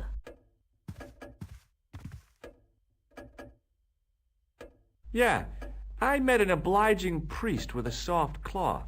Have you resolved the Templar mystery? No, not yet. I don't even know what it is I'm after. There are many stories of the night secreting great wealth away. Whatever. All I know is I don't want the bad guys to get it. Ah, to be young and live in a world of moral absolutes. There's still the mystery of the missing chess piece. I do not think that it will ever be discovered unless the fate of the children is revealed. The Inquisition were suspected of taking the chalice and the kids, right? We know now they were innocent of the first crime. What if... They did not take the children either. Then what happened to them? The Inquisition admitted to killing Don Carlos's manservant. Now, this guy had been told to protect the kids at all costs, right? That is correct. I think he hid them and the chalice when he got wind that the Inquisition was coming. With him dead, and Don Carlos driven mad with grief, there was nobody left who knew the secret. You know what this means, don't you? I fear so. The children are still here somewhere. If this is so, then it is small wonder that the de Vasconcelos are cursed. I discovered something amazing with that chalice. In Paris, I found a church where they recognized the coat of arms. I found the tomb of Don Carlos de Vasconcelos. You are sure? There can be no mistake? The coat of arms on the chalice matches the one on the tomb. Incredible. You have my most profound thanks. I must go there as soon as possible. Yeah? Well, I'd be happy to show you the city. There's something else that I discovered carved on Don Carlos's tomb. Biblical references. What are the references, Senor Stobart? Psalms 32:7, Corinthians... I am not a good enough scholar to know the Bible chapter and verse. I meant, what are the quotations? You know, I forgot to ask the priest. I'll have a look around if that's okay. My home is your home. I shall remain here.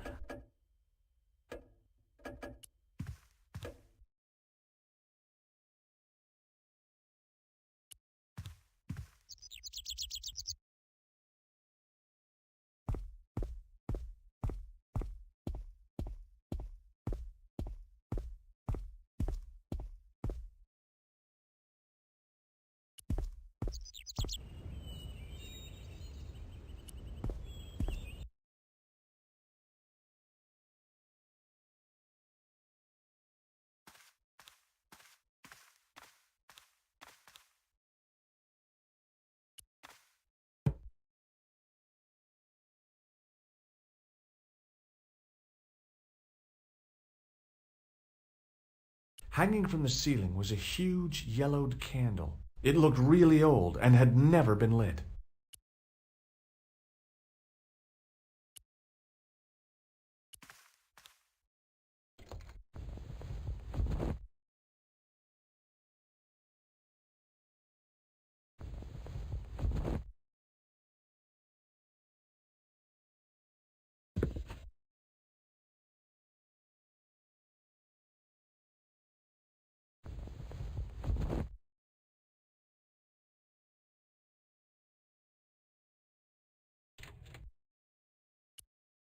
Now what? There was nothing to snuff. Feeling like an idiot, I put it down again.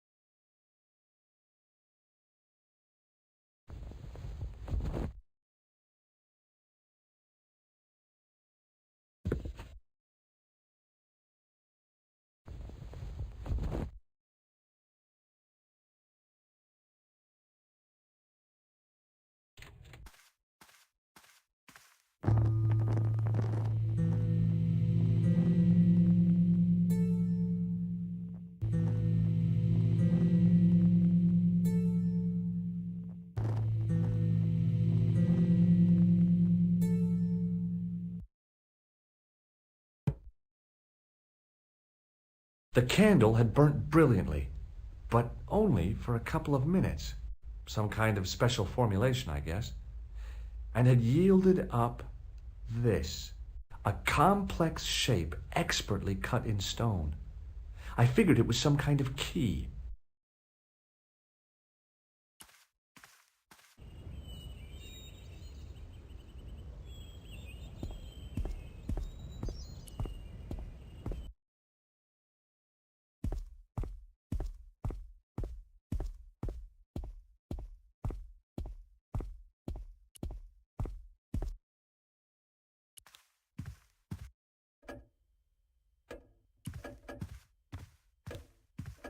Hello again. Mind if I sit? Please, be my guest.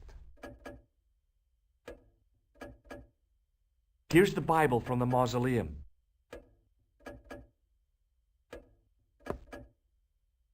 Very well. Let us begin. The first reference. Psalms 32:7. Thou art my hiding place. Thou shalt preserve me from trouble. Thou shalt compass me about with songs of deliverance. My hiding place. Don't get your hopes up too high. This might just be leading us to where we found the chalice. You are right, of course. The next. Okay, John 4:11. John 4:11. Here. The well is deep. The next. Quickly. Okay. Corinthians 4:5. Here it is. Will bring to light the hidden things. Any more? Just one. Psalms again. 22:21. Save me from the lion's mouth, for thou hast heard me from the horns of the unicorns. The last is confusing. Lions, unicorns, what does it mean? I can't guess. Salient points seem to be a hiding place and a deep well. In no sense is the mausoleum a well, Senor Stobart. Is there a well in the grounds? I do not know. I suppose that there must have been once upon a time. Lopez is the man to ask about anything pertaining to the estate.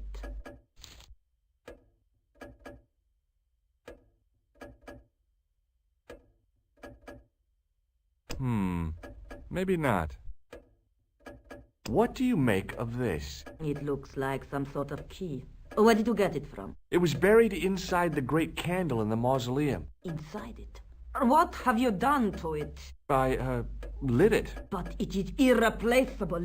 Listen, the candle was to be lit in case of Moorish attack, right? Well, it burnt down in no time and revealed this key thing. Maybe that was the real purpose of lighting the candle. What are you suggesting? That lighting the candle was the equivalent of break glass in case of emergency. A sentiment must not stand in the way of solving this mystery.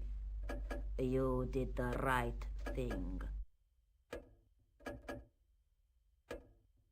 I'll have a look around if that's okay. My home is your home. I shall remain here.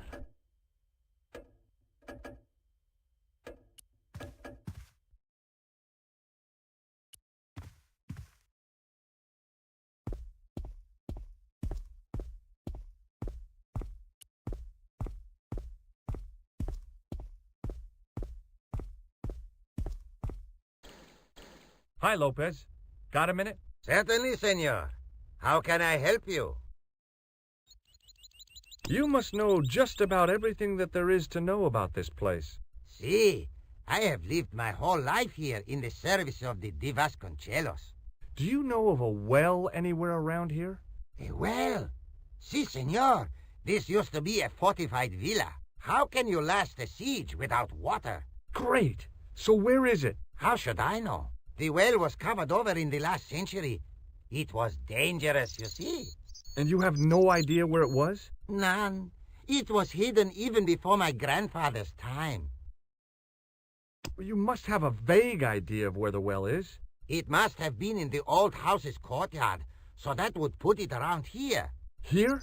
Okay. Now, how do we find it? There might be a way. Let me think about it. Any ideas yet? We are looking for a source of water, see?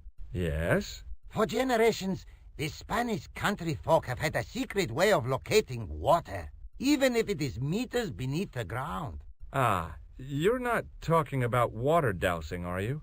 Eh? You know, you get a stick and walk around until the stick twitches and dig there. Oh, you've heard of it. Yeah, I think most of the planet has. Okay, let's get a stick. Uno momento. It must be a special stick. A Y of hazel. Right. Do you have any hazel trees? See, here. That is hazel.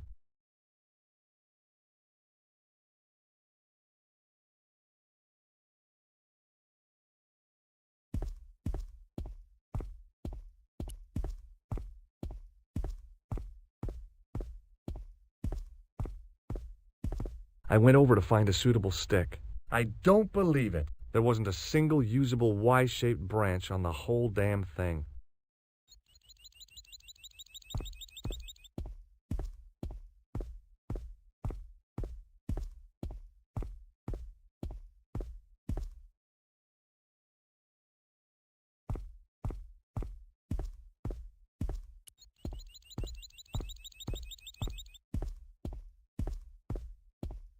I went over to find a suitable stick. Aha!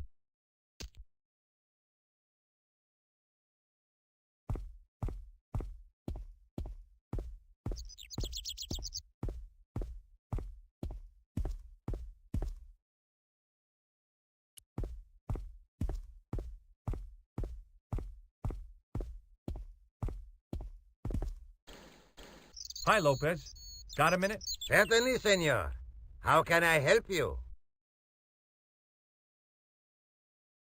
Well, I got my divining rod. Now what? Simplicity itself, senor. Hold the wand at the upper ends of the Y. Apply a little tension with your wrists so that the slightest movement of the wand's tip is clear, and walk slowly and steadily over the area. Sounds easy enough. We'll find this well in no time.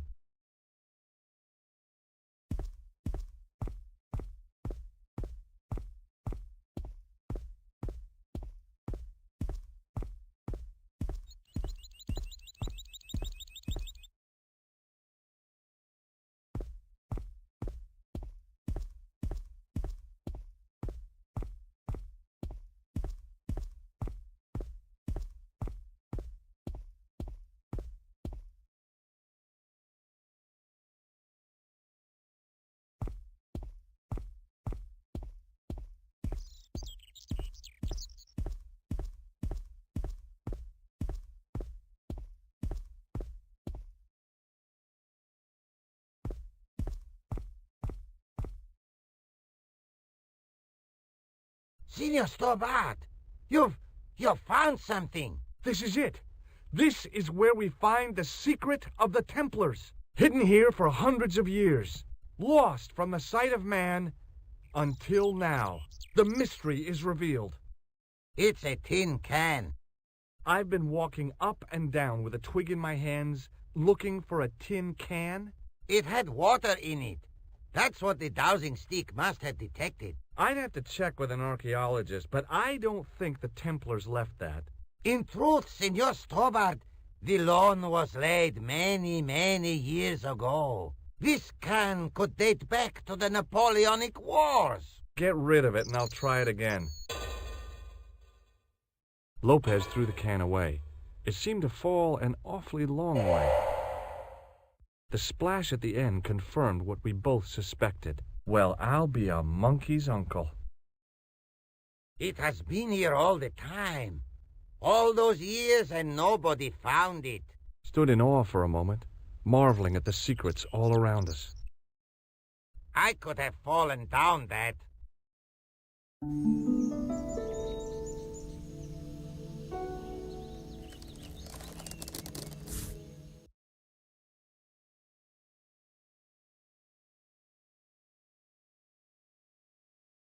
The well had been lost for decades at least. The air was cool after the noon sun, but that's not what gave me goosebumps. I have a really, really bad feeling about this.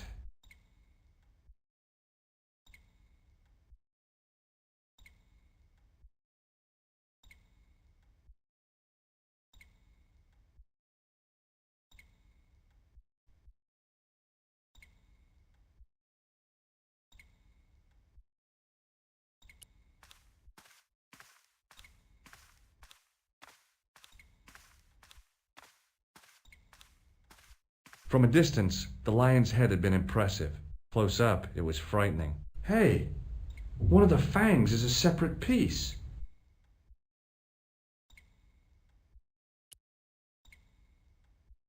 I could hear the sound of a lot of stone moving, and I knew I was in danger.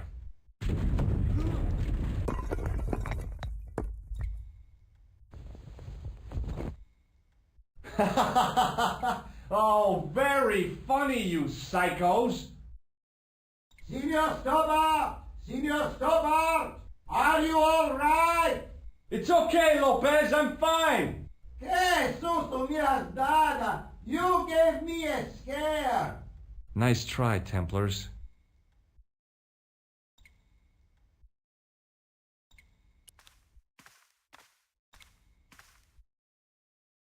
I wished that I had Leary's flashlight now. It was too dark to see, and I had to rely on touch. It just felt like a pitted stone wall. I'd almost been killed for the sake of a red herring.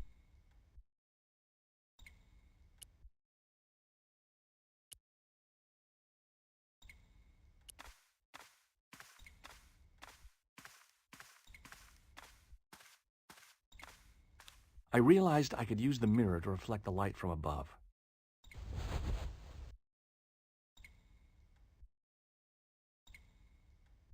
There, in the middle of the door, I could see some kind of socket. It looked like this wasn't quite the dead end it had seemed.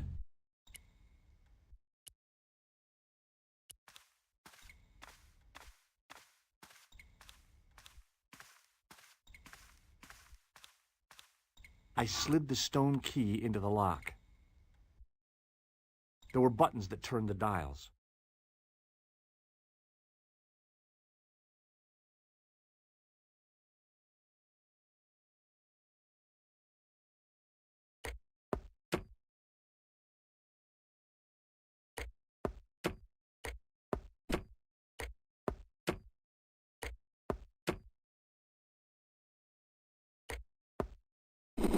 I must have made a mistake. The lock spun back to neutral and nearly took my fingers off.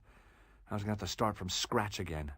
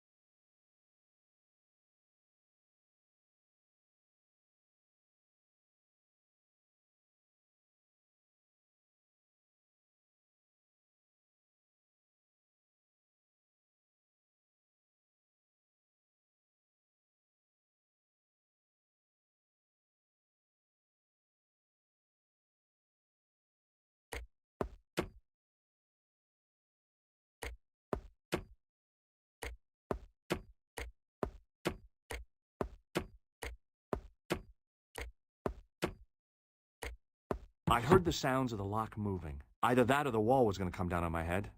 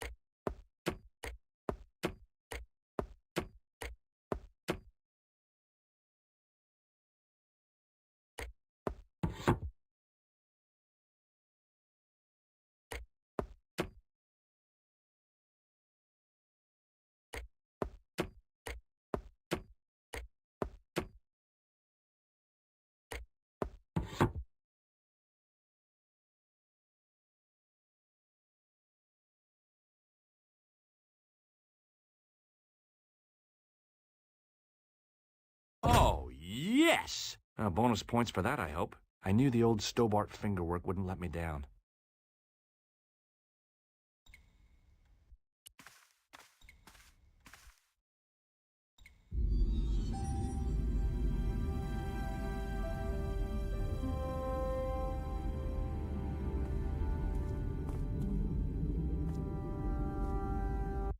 Before I left, though, there was one last thing to do.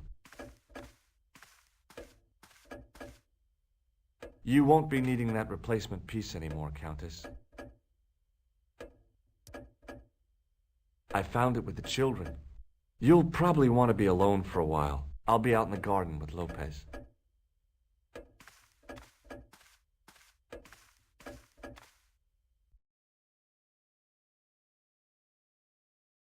George, welcome back. Come in, George. It's good to see you again. Is it?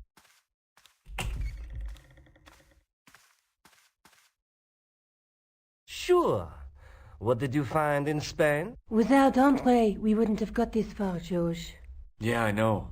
The clues led to an underground chamber at the bottom of a well. The Templars had left a tapestry showing a chessboard. The white pieces were vastly outnumbered. There was a stream running across the board, and a Templar knight on a horse. Does it mean anything to you, Andre? No, nothing. Maybe we should tell Andre what else you found, George. There's a map and a Latin inscription to the west at the edge of the world. Georges found that in a cave in Syria. Yeah, where the assassin almost killed me. Then we have got the burning of Jacques de Molay and the date, 1314. From the window of the church in Montfaucon Square, one of the few places where nobody tried to kill me. Then we have the image of a church that Georges found at the excavation. I don't recall anyone trying to kill you there either, Georges. And finally we have the tapestry in Spain. Did I mention I almost got killed there? Not yet, but I'm sure you're about to. It was only my cat-like reflexes that saved me from certain death. Cat-like reflexes, eh? And while I was risking life and limb, where were you, Andre? Getting your glasses fogged up over an Etruscan vase? That's enough, boys. Can we get back to saving the world? Of course. My apologies. He started it. Well, the Latin phrase are the words of Julius Caesar. He was describing the island of Britain. Are you sure? The map didn't look much like Britain. How come Caesar described Britain as being at the edge of the world?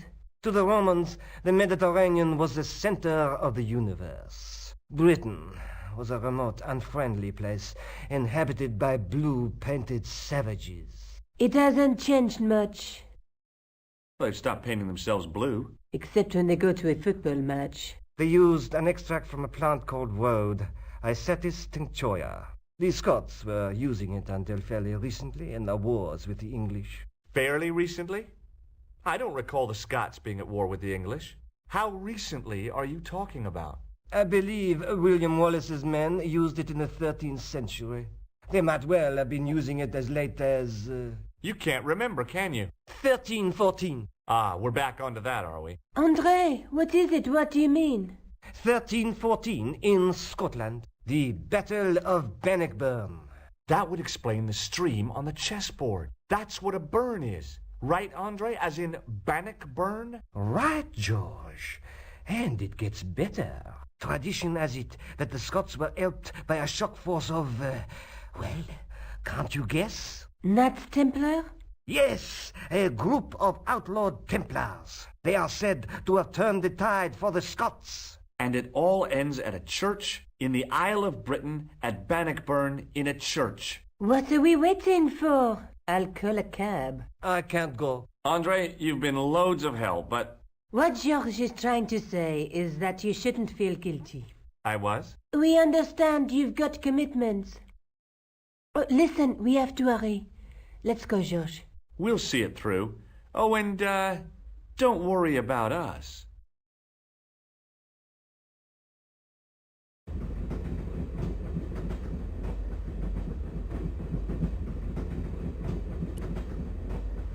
Where are you going, George?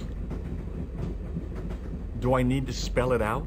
Don't snap at me. If you're going to take a leak, why don't you say so? Okay, I'm going to take a leak. L-E-A-K.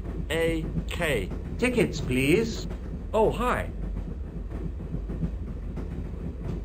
That's a standard full-price peak return. Don't you have a senior citizen's rail card? I rarely travel by train. My ticket is perfectly valid, is it not? Well, yeah, but you could have saved up to a third of the cost. I do not need to indulge in puffling thriftiness. Blimey, you're a funny old bird and no mistake. Tickets, please, sir. Here.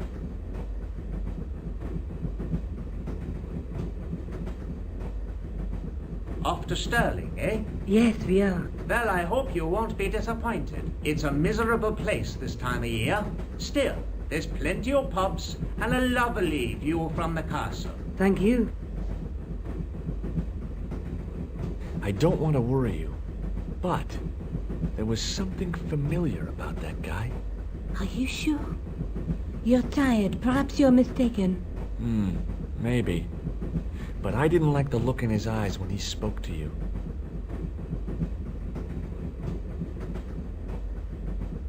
Pardon me. She must be deaf.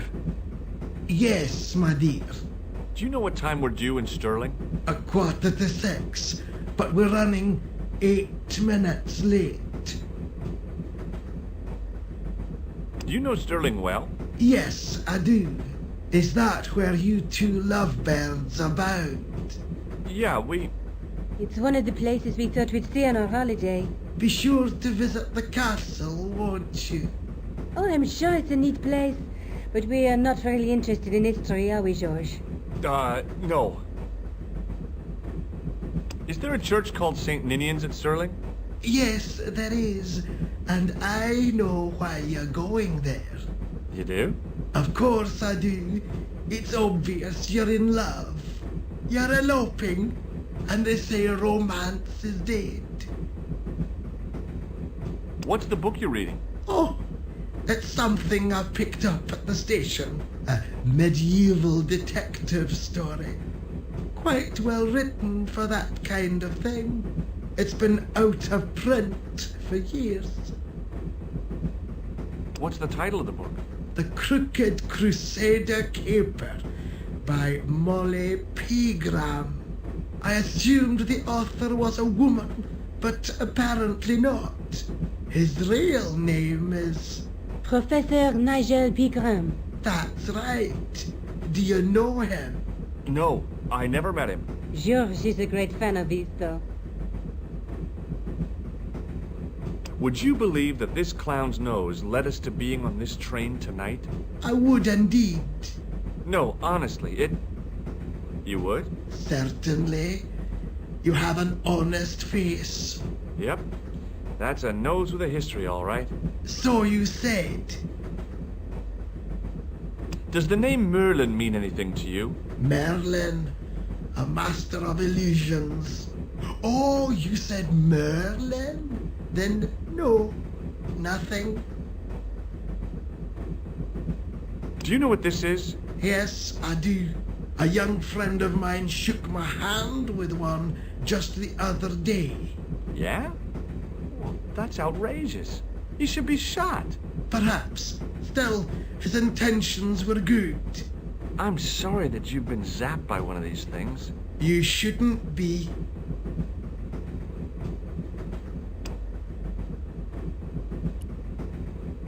Can't you sit still, George? I need to go to the John. While you're there, check out the buffet car, George. Unthinkable though it is, I am hungry enough to eat English food. Okay.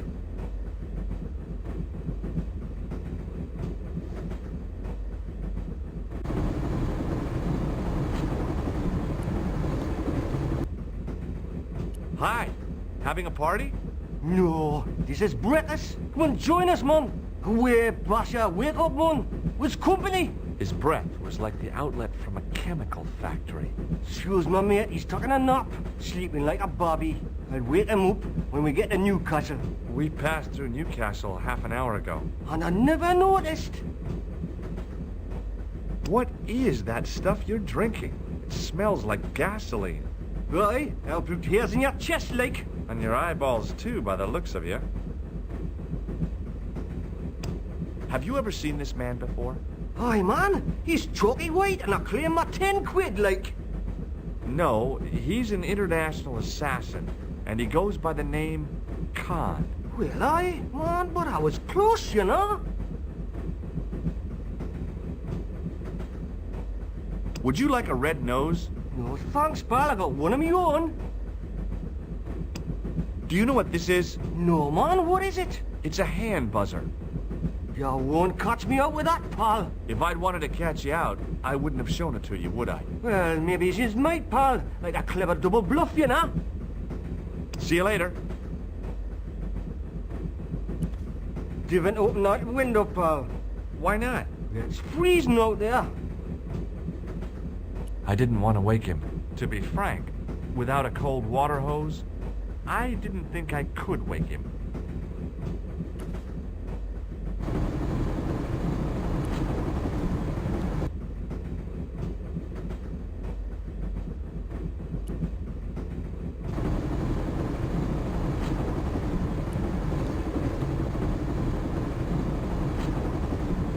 Oh, no. That gangster creep from the hotel, Guido. Well, he didn't scare me. Hey, Buster. This is a no-smoking car. Okay, maybe he did scare me. It got worse. I suddenly realized who the conductor had reminded me of. Eklund, Marquet's murderer.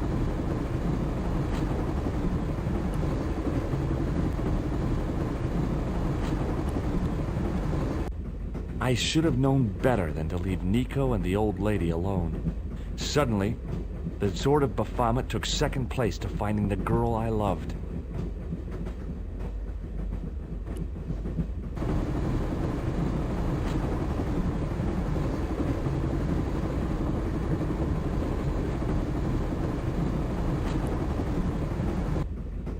Hey, buddy. Listen, I need your help. What's the matter? There's a guy on this train who's trying to kill me. Relax, man. You wouldn't try nothing with us in Basharia. We are veterans like, so action at Brightlingsea. I don't recall the British Army being involved in a conflict in anywhere called Brightlingsea. Well, you just take it from me, pal. You're in safe hands. Did you see what happened to the young woman in the next compartment? No, pal, I didn't. Have you lost her, like? She's disappeared. The old lady, too. I think they're in trouble. Oh, wait, man. An old lady, too? Yeah. You gotta help me. Maybe they went to the toilet, like? I don't think so. They never go on their own. Always in pairs, you know? No, she's been abducted. I'm sure. I've got to go look for her. What's stopping you, pal? The conductor. He's not what he seems. You want to avoid him, like? That's about it, yeah. No problem. See you later.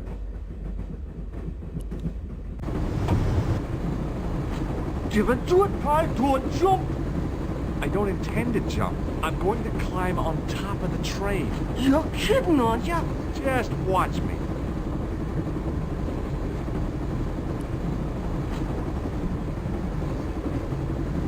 Hold on now, pal. I'll give you a hand, like.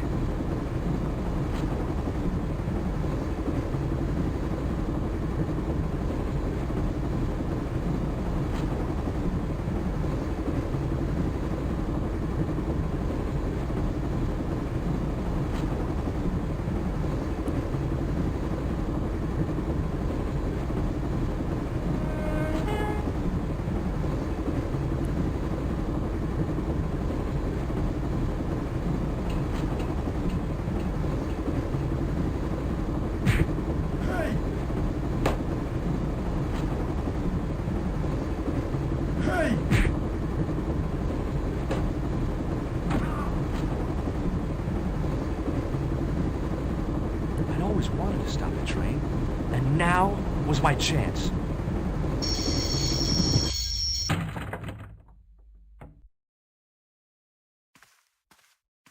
You saved our lives, but why? We were always on the same side, Stobart. Different causes, but a common enemy. The Knights Templar? Don't call them that.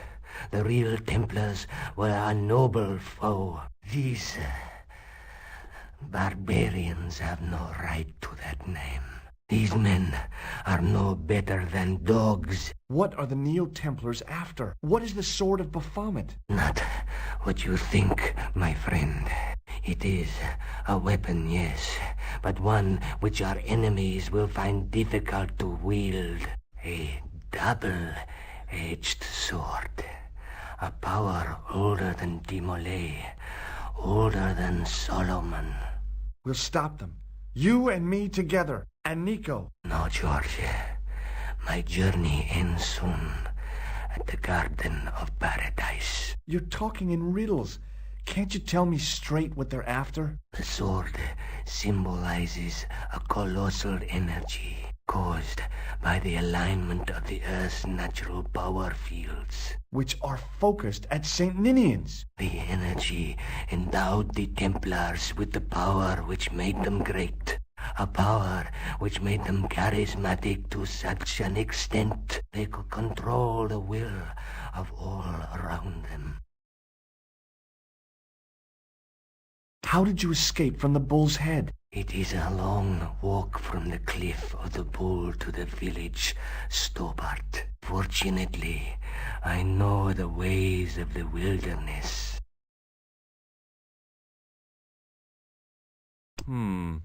Maybe not. May Allah guide you to our enemies. Thanks. One last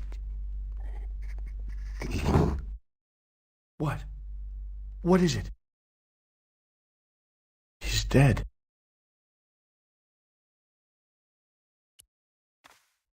Don't worry. I hadn't forgotten about you. Answer me this instant, Jean Stobart. I will.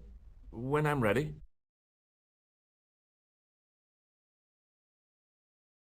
That's not fair, George. No. You took advantage while my hands were tied.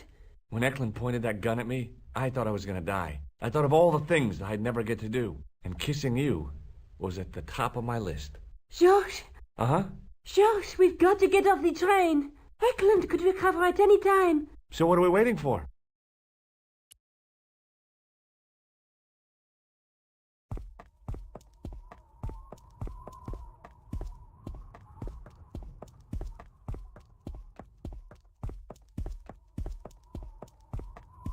I'd feel happier if we had a gun or something. Khan gave me something. What? His handbag. Oh, great. If we run into any killers, we can give them a good buffeting. Didn't he have any weapons? You don't know half of it. This bag's full of C4. Wow. Why didn't you say so? Boy, we'll show him now. What's C4? Plastic, George. We're going to shop our way to victory? 2 kilos of plastic explosive. The detonator's broken now. No problem. We'll buy a box of matches somewhere. It doesn't work that way. It takes a small explosion to start the big explosion. Well, that's not much use then. What does that sign say? Apparently during the English Civil War in the mid-17th century, this place was used as an arms dump. Yeah? What happened? Look at the state of this place, George. You work it out. Oh, stray spark? You got it. The tower was the only thing to survive the blast. I hope the explosion didn't destroy the Sword of Baphomet. Do you? I rather hope it did.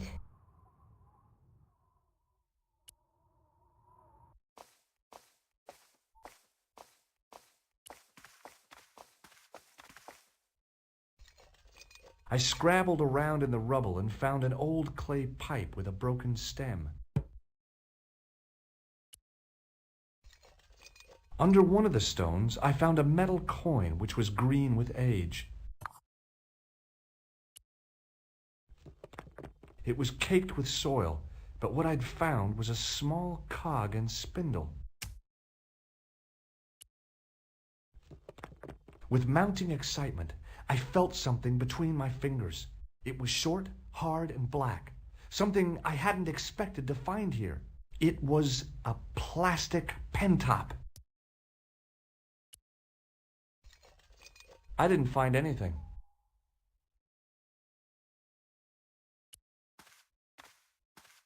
The handle turned easily and the larger wheel began to revolve. Damn! Then the handle came off in my hand.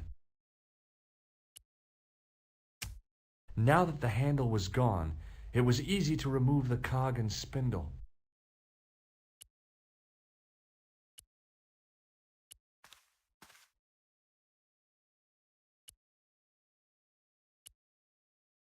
I pushed the handle into the demon's mouth. The cog slipped neatly into the eye socket. With a rasp of metal on stone, I eased the second eye into place. The cogs all meshed. It began to turn.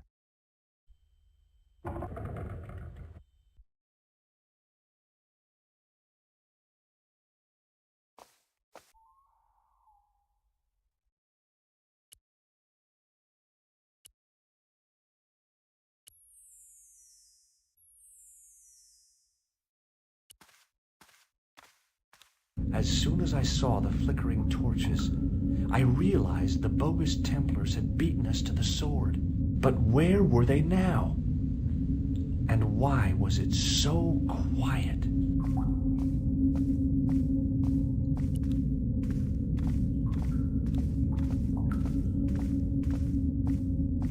Listen, I can definitely hear chanting. You're right.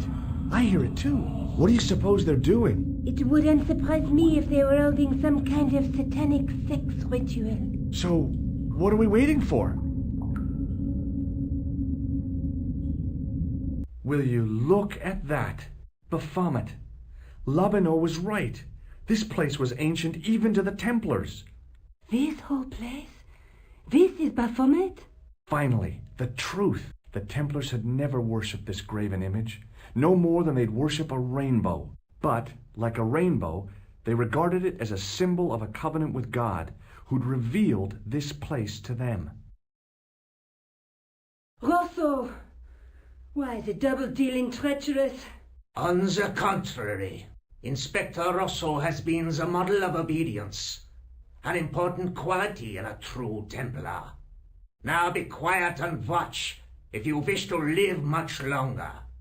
Brothers and sisters, we are gathered here to witness the reforging of the sword that was broken. Here before God's sentinel, Baphomet, Grand Master and Knight of Baphomet, we salute and pledge our obedience to you. I salute you, gatekeeper of the temple. 7 centuries ago, our greatest weapon, the sword of Baphomet, was lost to us. Now we prepare to reforge it, to wield against new enemies. We shall lead the people to a new order, wherein all borders will dissolve. All will be united under the red cross of the Templars.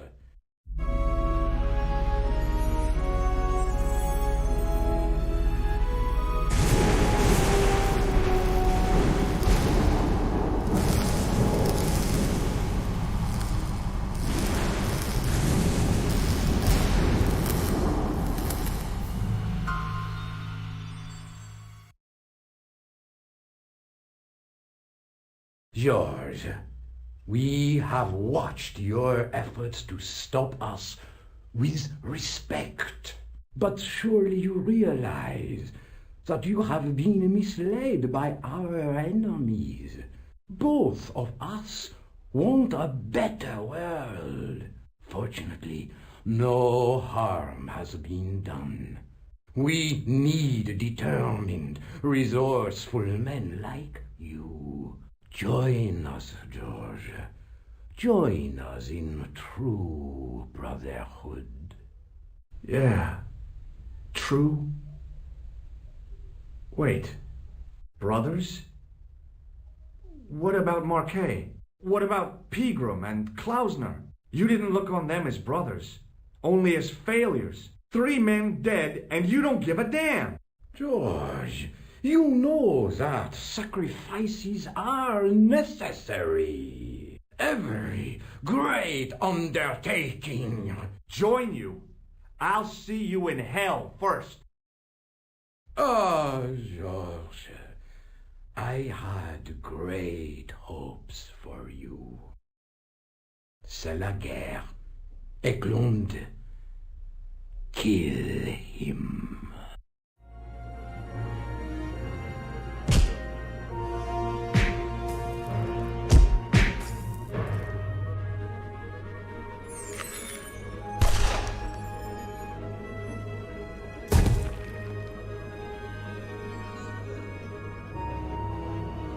I swear, I just wanted things to be right.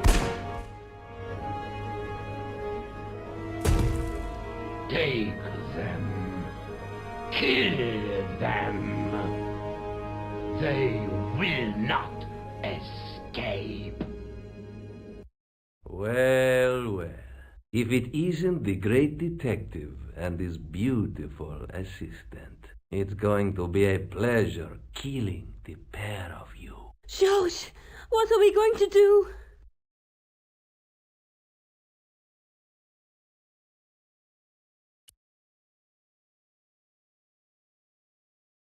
Come on, Nico. We're leaving. You fools! You cannot escape us. Guido! Stop them. But master, the powder! That powder is from the English Civil War. You fool. It's over 300 years old. How explosive do you think it can be? I thought it was all over, but Nico had one last trick up her sleeve. Or in her handbag, to be exact. A handbag full of plastic explosives. Maybe, but this stuff is brand new.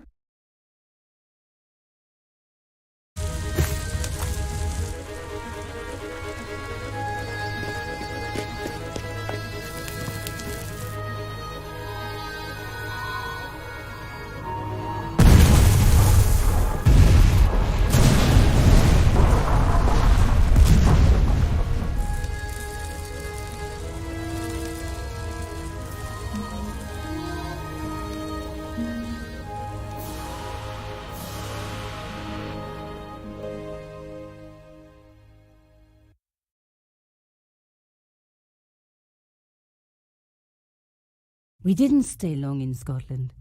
George had a vacation to finish, and I had another story to write. Not the real story, of course, but enough half-truths to fill a page and pay my rent for the month. George and I hung out together in Paris. I showed him my favorite restaurants, and he told me his best jokes. You know, Nico, this city holds so many memories for me now. The cafes, the music. The sewers. Tell me about it. The clowns. The jugglers. And your pal Labano. Oh, yes, dear Andre. When we first met, and I was doing my detective stuff, you kind of disappeared a lot, Nico. Were you and Labano, There was something happening, but nothing to do with Andre. Uh-huh. It was something from the past that I had to deal with, on my own. So, I dealt with it, and now it's over. Hey, did I ever tell you the one about the old Irish couple in the lottery? No, but I think you're going to. Okay, there's this old Irish couple. They've been married forever, like 50 years, and they win the lottery.